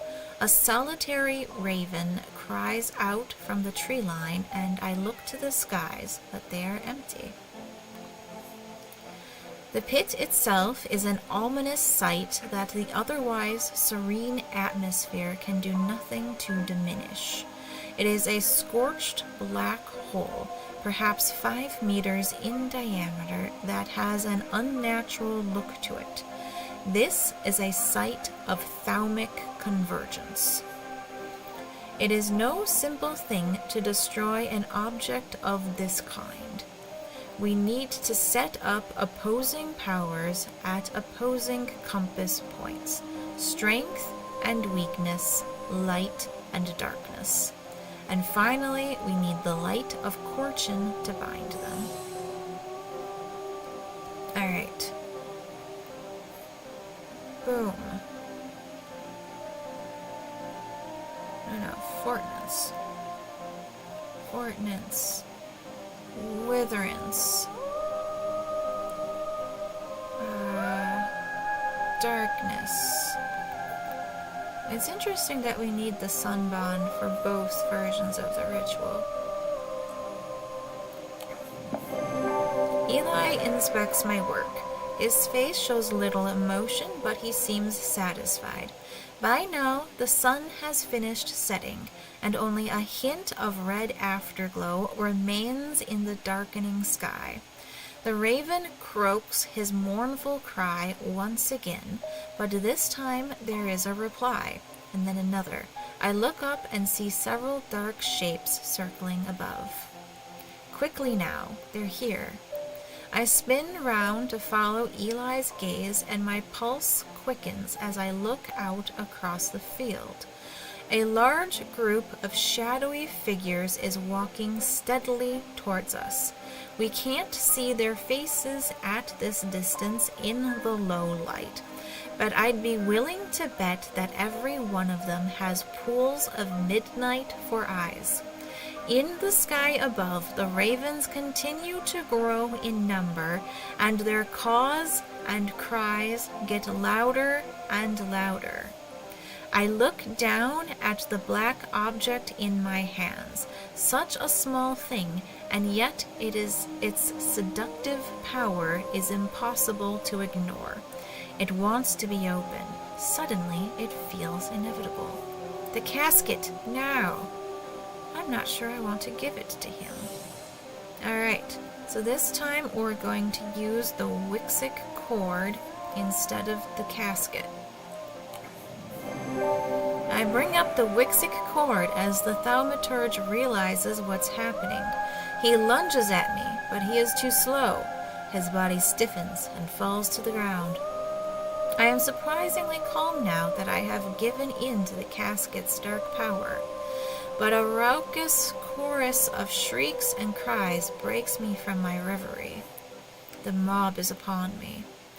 As I look out at the manic faces baying for blood, my gaze lands on one that is calmer than the others. I am surprised to find I recognize her. It's Verona Green, the occult scholar. Wait. It is over. Do you feel it? She holds up her hand and the group comes to a stop, all staring at me with their lifeless black eyes.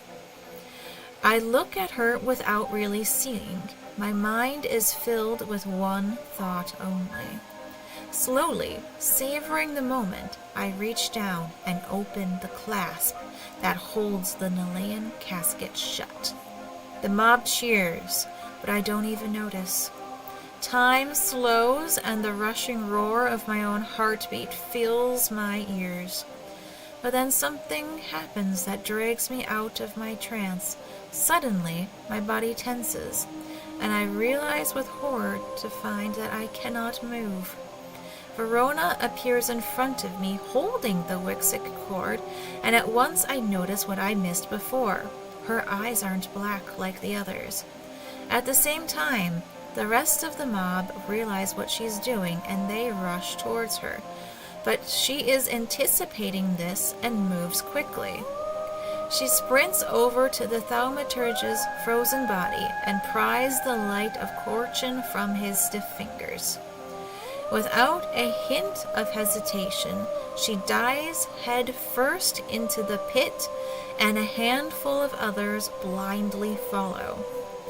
A moment that lasts an eternity goes by, and then, suddenly and terrifyingly, there is a rush and a roar, and a swirling vortex of blue-green light races up out of the pit. I see the casket riding the whirlwind up into the night, where it seems to hang for a moment, turning slowly in the air, until, with a shrieking, splintering crash, it shatters into 1,000 pieces, and then there is nothing but smoke and the smell of ozone, and all is quiet. In the weeks since the events at the pit, I have struggled to come to terms with my role in it all.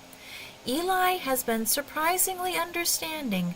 He tells me that he too felt the allure of the casket, and that he does not blame me for being unable to stand up to its power. But I cannot stay in Undermere. I toss and turn at night, unable to sleep. The town has taken Verona's death hard, and they understandably hold me accountable. If it were not for her, the casket would have been opened, and who knows what devastation would have been unleashed. The one that hurts the most is Dr. Robertson. She will not even talk to me after what happened. I can't say that I blame her, but that doesn't make the pain any easier to bear. My train to London leaves tomorrow. I plan to leave thaumaturgy behind me and try to build a new life in the city. Aww. Ending 6. A lucky escape. Alright. Eli is alive. Verona is dead. Rebecca's alive. Barton is alive.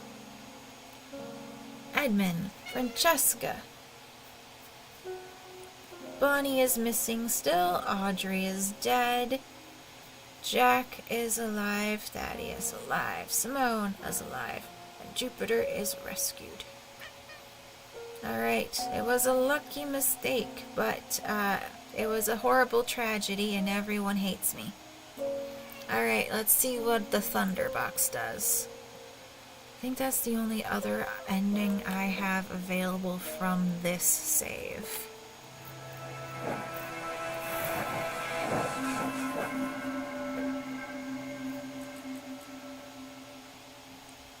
Alright.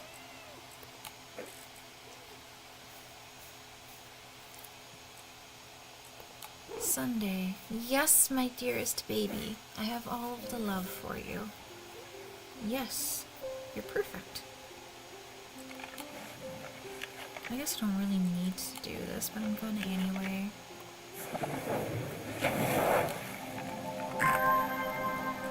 Yes. Alright, put you with your friends here. Eli. Yes. Thank you. Next. You're a good man. Alright. I don't want to. It doesn't matter. Mr. Potter, I don't care about you. We already did your ending. Yes. Yes. Oh, you sweet baby.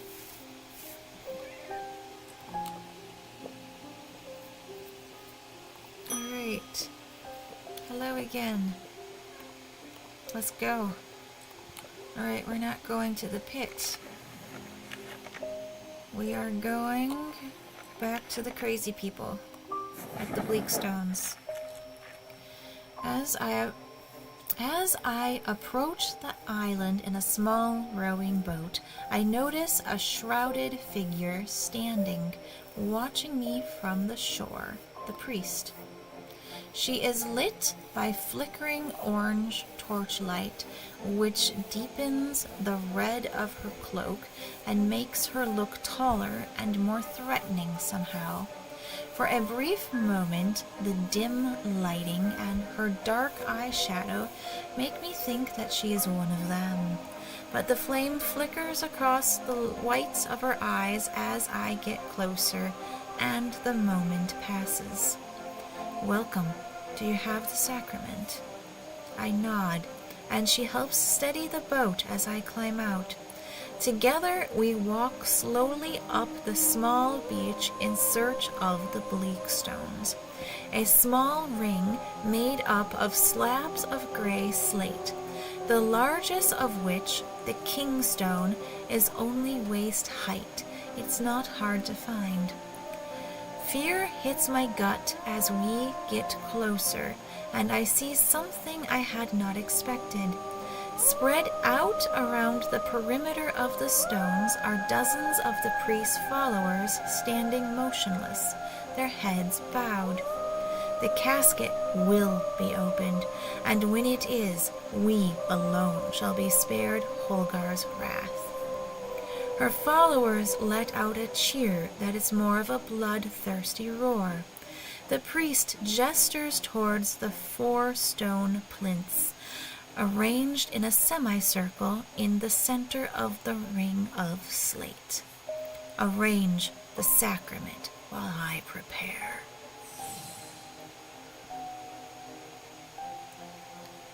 Hi, Puzzle Strike. Thank you for joining the Twitch chat.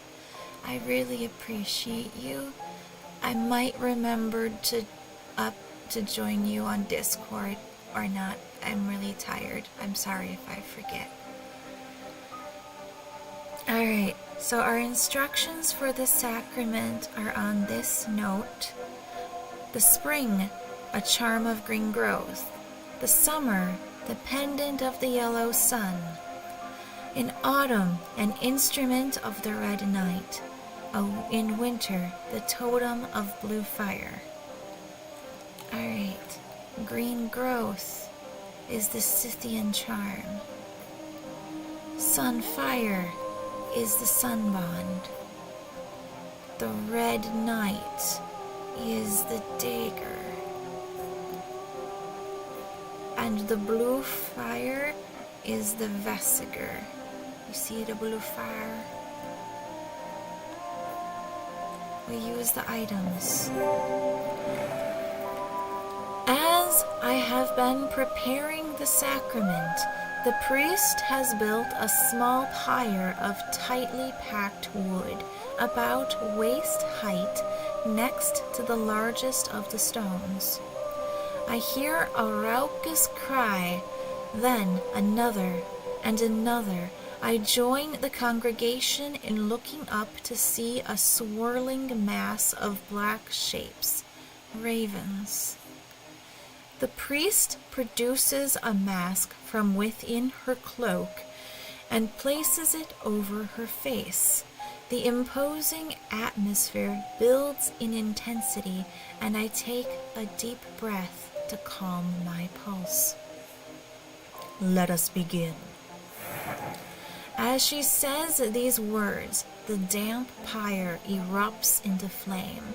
Whether by some trick or magic, I couldn't say, but the priest with her torch is some distance away. Her dark eyes sparkle behind the pale mask. Great Holgar, I bring you light and life. I bring you spring and summer, autumn and winter on this day of reckoning. A rhythmic chanting begins to sound across the circle. And now, the casket. Her eyes lock with mine, and I feel suddenly weak under her gaze. She reaches out a hand expectantly. How does she know I have the casket?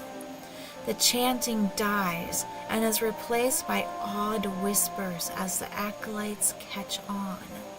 I flounder, not knowing what to do, but I decide the only thing I can do is surrender to her power. We give her... Oh, I forgot to get the casket out. Sorry about that. Here is the note. We need the candle.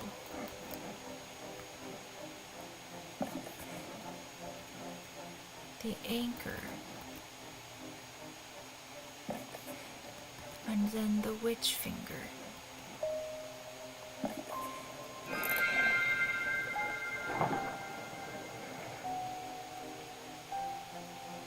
Am I remembering right that it's 9, 7, and 2?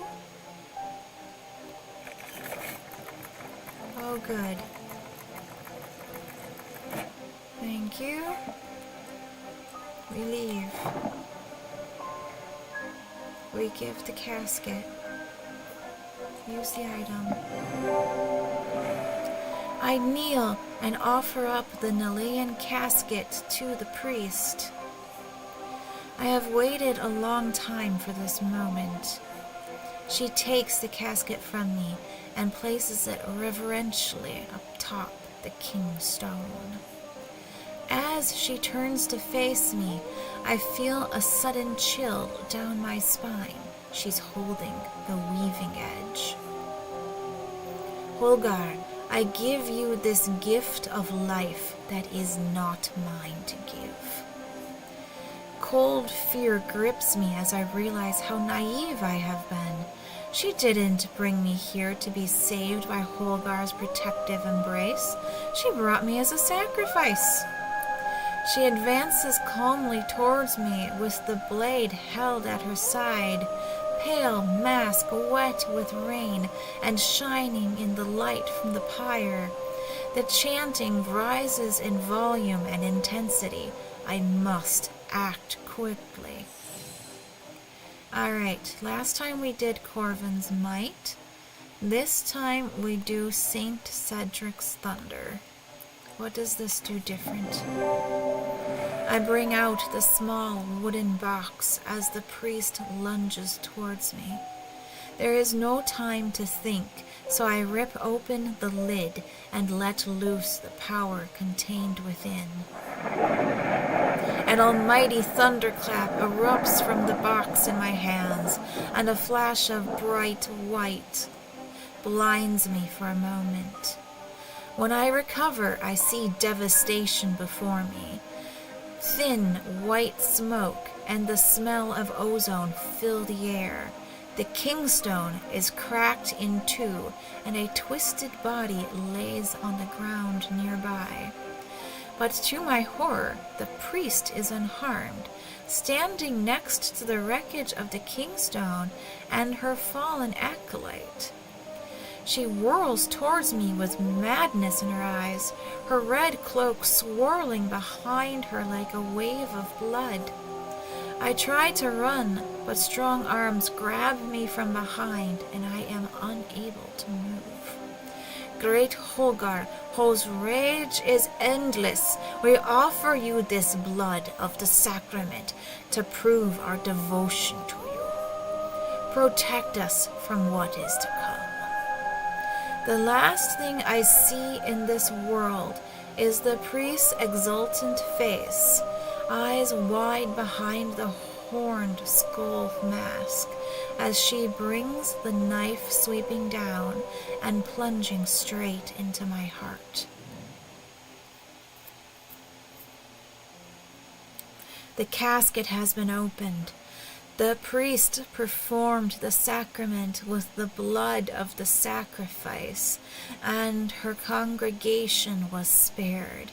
But they soon learned that Holgar's bloodlust was never sated, and he cared little for them. It is only a matter of time before they turn on their leader. My part in this story, such as it was, is over. In the end, I was led astray by the promises of a dangerous fanatic, and I have paid the price. Ending 3, Divine Retribution. A fatal error has been made. Death and darkness cover the land. Alright, people are cursed. Potter is alive. Audrey is alive because we didn't kill her, she killed us.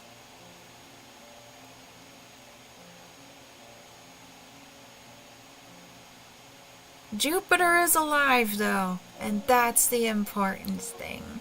Our resilient little kitty, and everything's fine then. Cool. Alright, I'm not sure how many endings there are. Is there a way to see?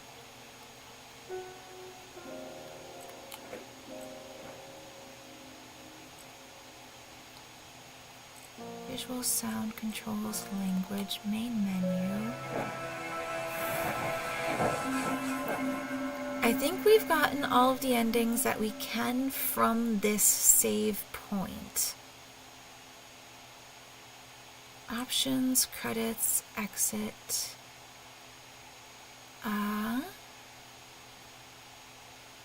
Yeah, I guess let's just exit. Let's go. And let me pull the screen capture to capture this screen and check the achievements. There's probably something in the achievements about what endings you can get, and we can find out how much we got. Alright, I've got 18 out of 22 achievements. What do we have left?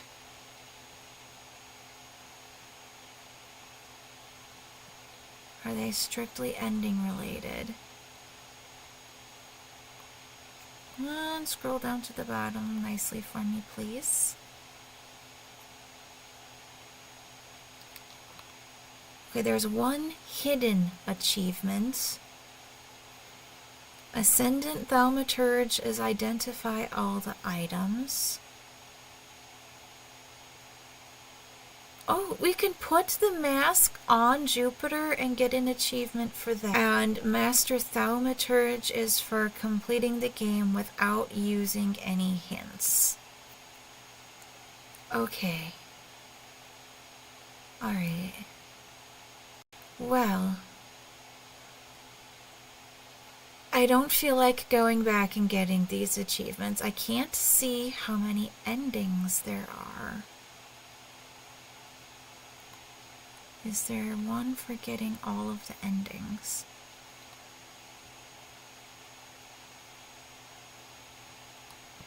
We got one for petting Jupiter 30 times, so I feel like that's the important thing.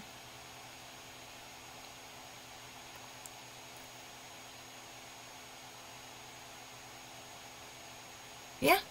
Alright. I can't tell. I'm sorry, but we got 5 endings. And there's gotta be one for if we don't help Verona.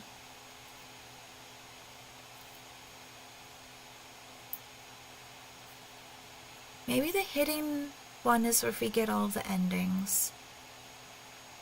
I think if we backtrack just one more day, like if we replay the last 2 days, then we can have Verona not be saved. And we can maybe get the hidden achievement for getting all of the endings. We'll at least get a 6th ending. I don't think there's another possible ending for the Potter Path. I can maybe replay that one more time just to double check. I've been going 8 hours. It's 4:15 here, but I'm gonna grab a drink real quick though. I am out of water. I'll be right back. And then we'll get at least one more ending, maybe a second. We'll double check just to see if there's a pick a path there. Ouch. Oh, my hurt so bad. Okay.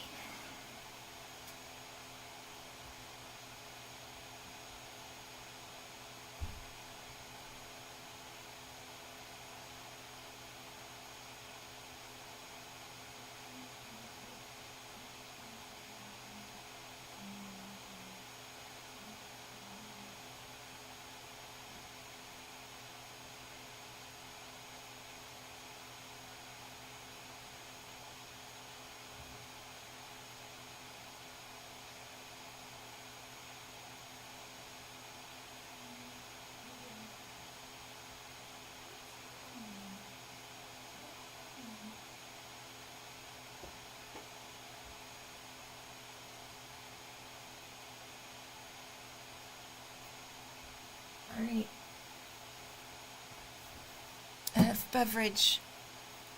Let's have a little bit of a stretch moment. Get some blood flow back in my butt. Ah! Alright. Okay.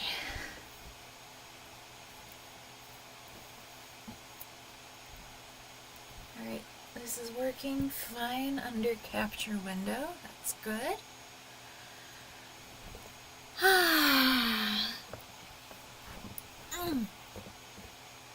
Alright, let's see if this sangria soda is actually any good. I love sangria as a wine. So when I saw this at Woodman's, I was like, okay, I'll give it a shot.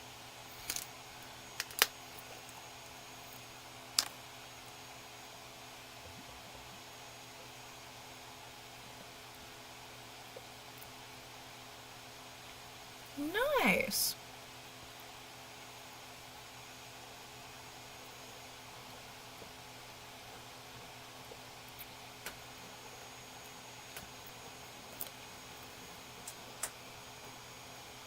So real sangria is made from blood oranges, and this legitimately tastes like the wine.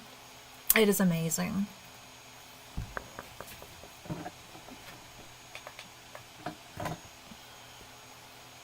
Alright. Let's go back. If I go here, and we start on Saturday, I think I can have Verona lose out to the curse, and then we can hit Eli up with the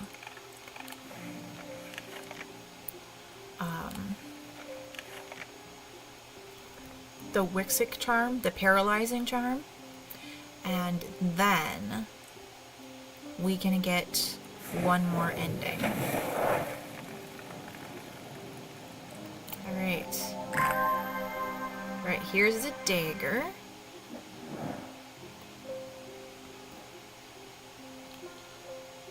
Where did I have you? Oh yeah, you liked hanging out with the candle. That's cool. Alright. We're gonna pet Jupiter. Oh, we can get an achievement for this. How do we put the mask on Jupiter?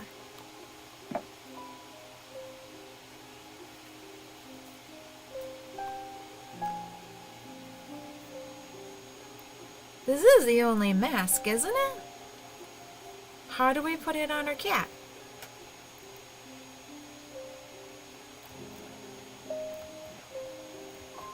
Does he have to not be sleeping?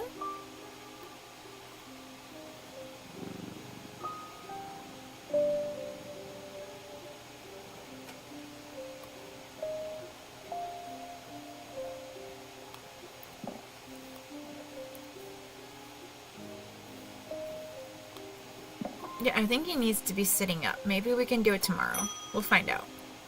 We'll give it a try. Alright, Witherins was a bad idea. I'm speeding through this bit. Alright.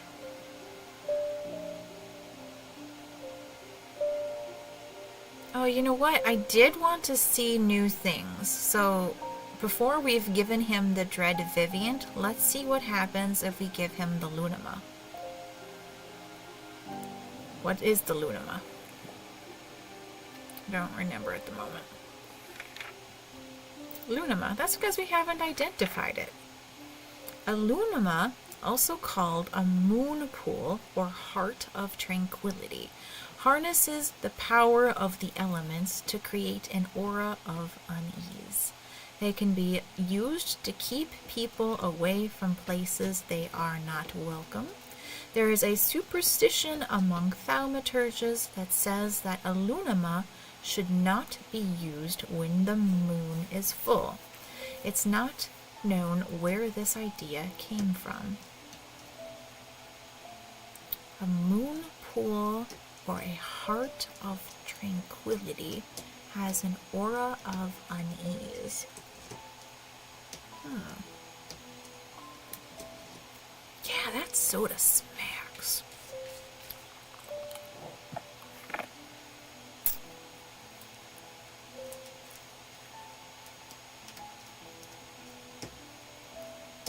Okay, what do I have that's moon related and not identified? And it will have an aura of unease.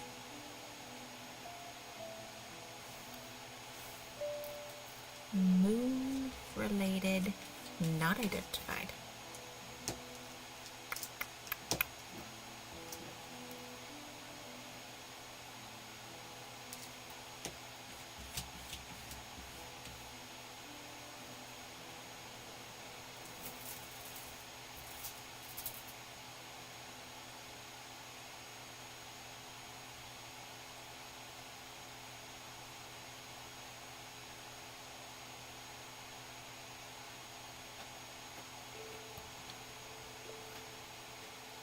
Doesn't this give us a weird feeling? A strong sense of being watched.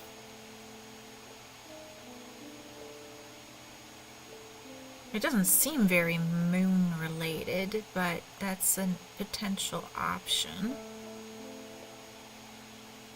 This is not identified, but not remarkable. Okay, what else do I have that's not identified? I'll just stick with just not identified as the baseline. Okay.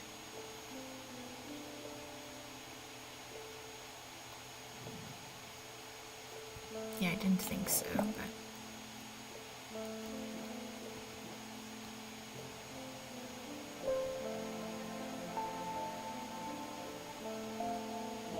Okay, this I already knew. It is unsettling, but this isn't a Lunama. This is a Corchina. That's the snake here is Corchin. I just felt like it was worth pointing out. Oh. This.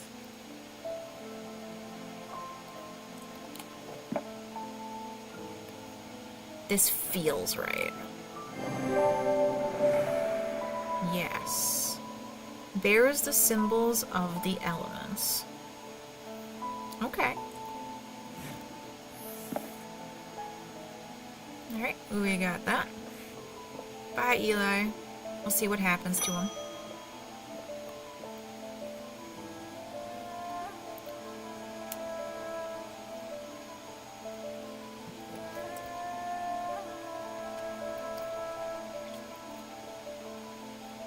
You take care.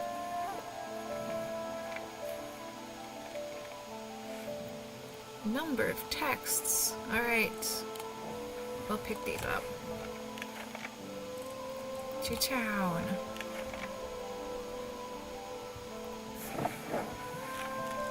Alright. We use our Babelia.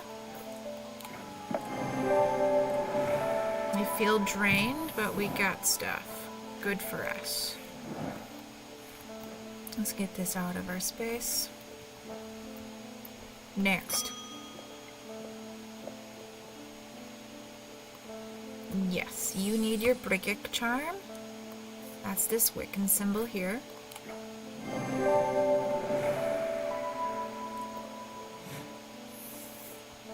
Like, those are basically how they're made in real life, too.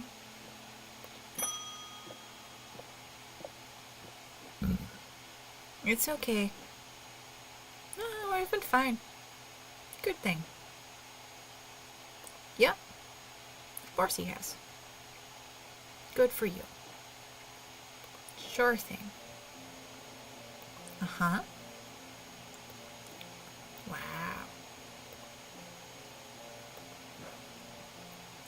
Yep, you have fun. I'm fine. Alright, these are our instructions for the pillar. This is where we got our instructions I've been using all the time. I've read that before. We're in speedrun mode. I just want to get to the other ending.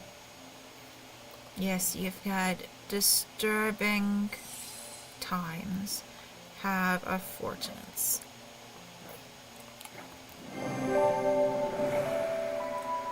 Like, I think they have this person on the second to last day just to make it easy for you to remember what this item is. Next. Hi, Susan. Alright, the blood back is this.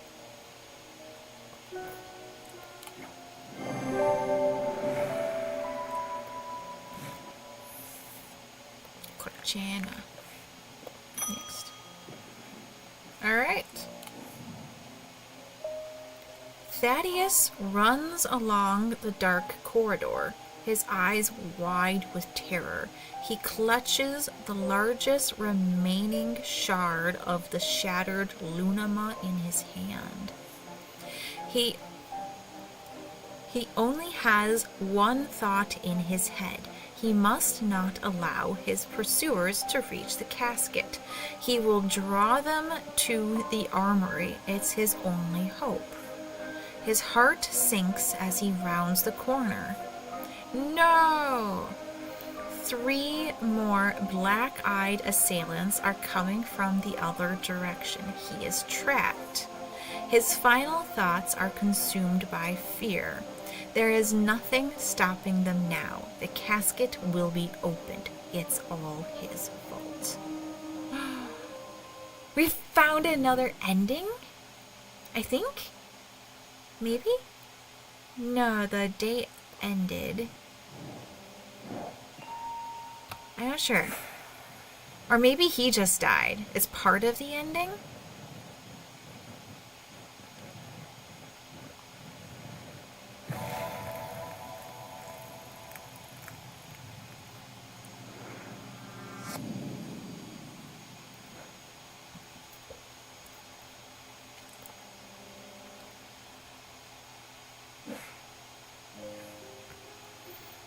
Alright.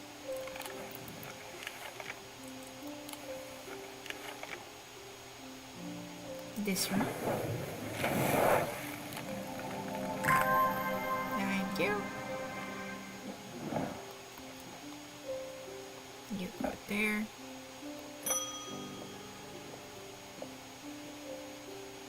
Yep. Yeah, your brother's missing. It's my fault.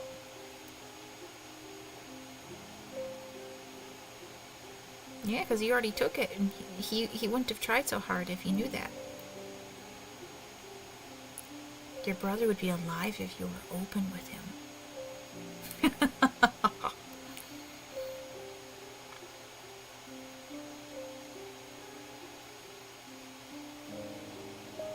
Alright. Bye, boss. Alright. We open it. We grab the instructions. Candle.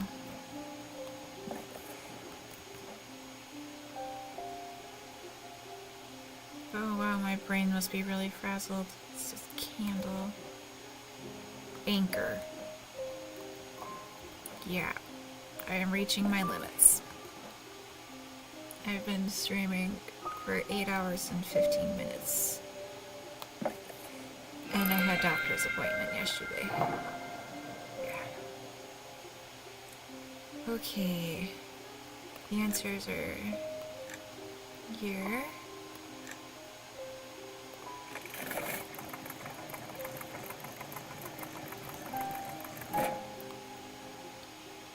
Just put it there. No, I can put it there. Oh, you're sitting up now. Can I put the mask on you? Yay! He didn't like it. It lasted for a moment and we got the achievement. Yeah.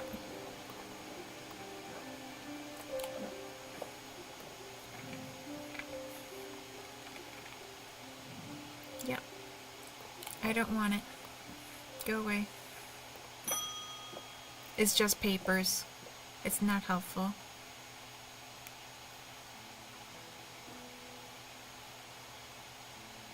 Yep. I'm not doing that with you. Not on this run. I guess the next run I'll go back with Potter again and see if there is a second path that we can do with him.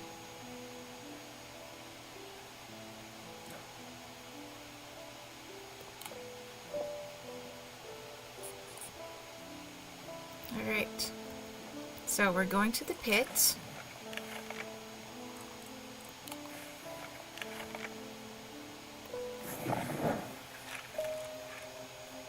Oh wait.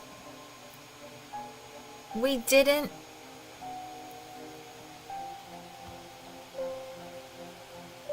Damn it.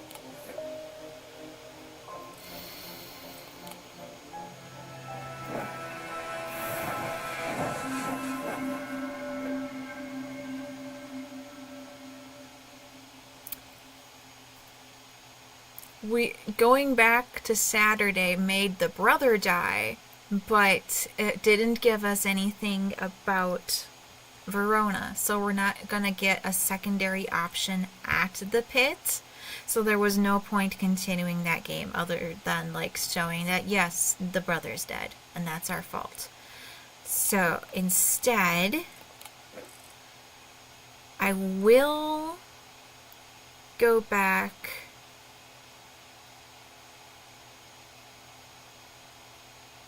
to this version of Sunday.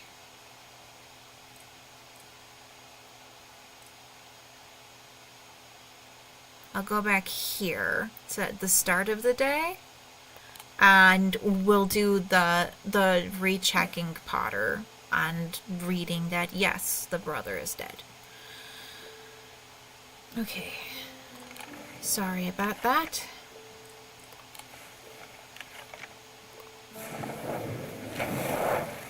Yep. We got the item. Good for you.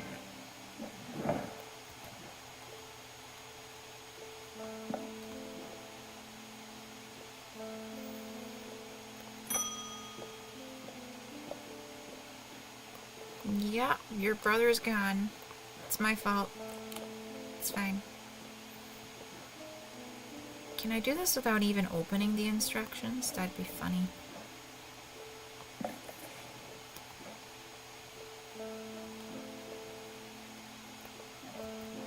It's worth finding out.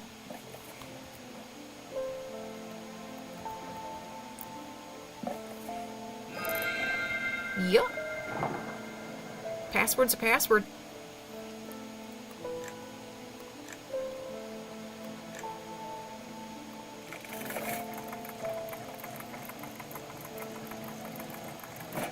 Ooh, I can put this on the scale. That'd be fun. Ooh.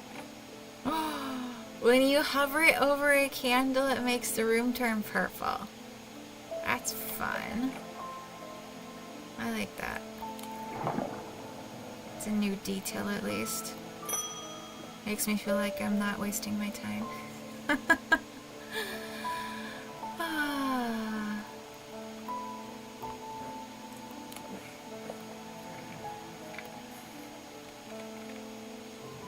Yeah. Not worth doing. Next. Hello, Potter. Yes, I will meet you at the skull. We'll see if I can find a different option.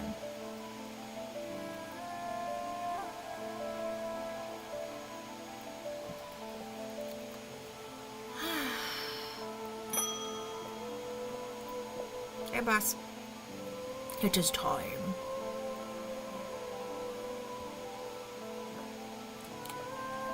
Okay. So this time, we're going to the catacombs. We're going to the beast. We meet with Baron Potter at the entrance to the catacombs.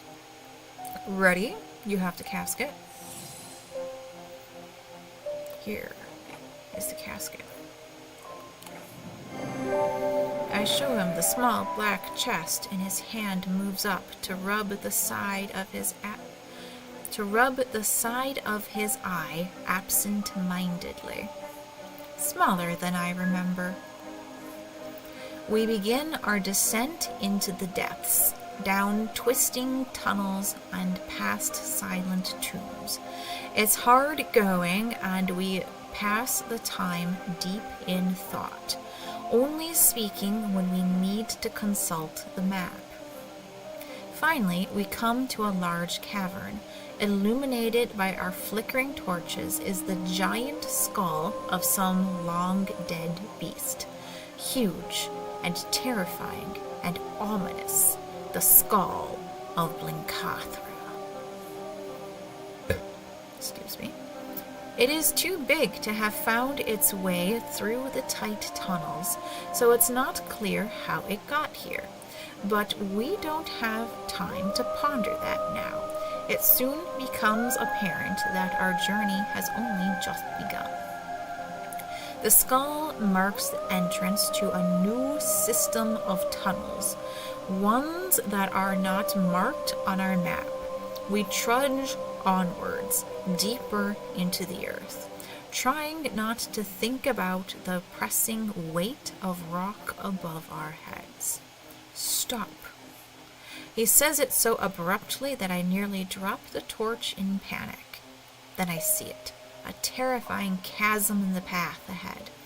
By some trick of the shadows, and with my mind elsewhere, I had come close to stepping out into nothing. This is going to be tricky. At first, I don't see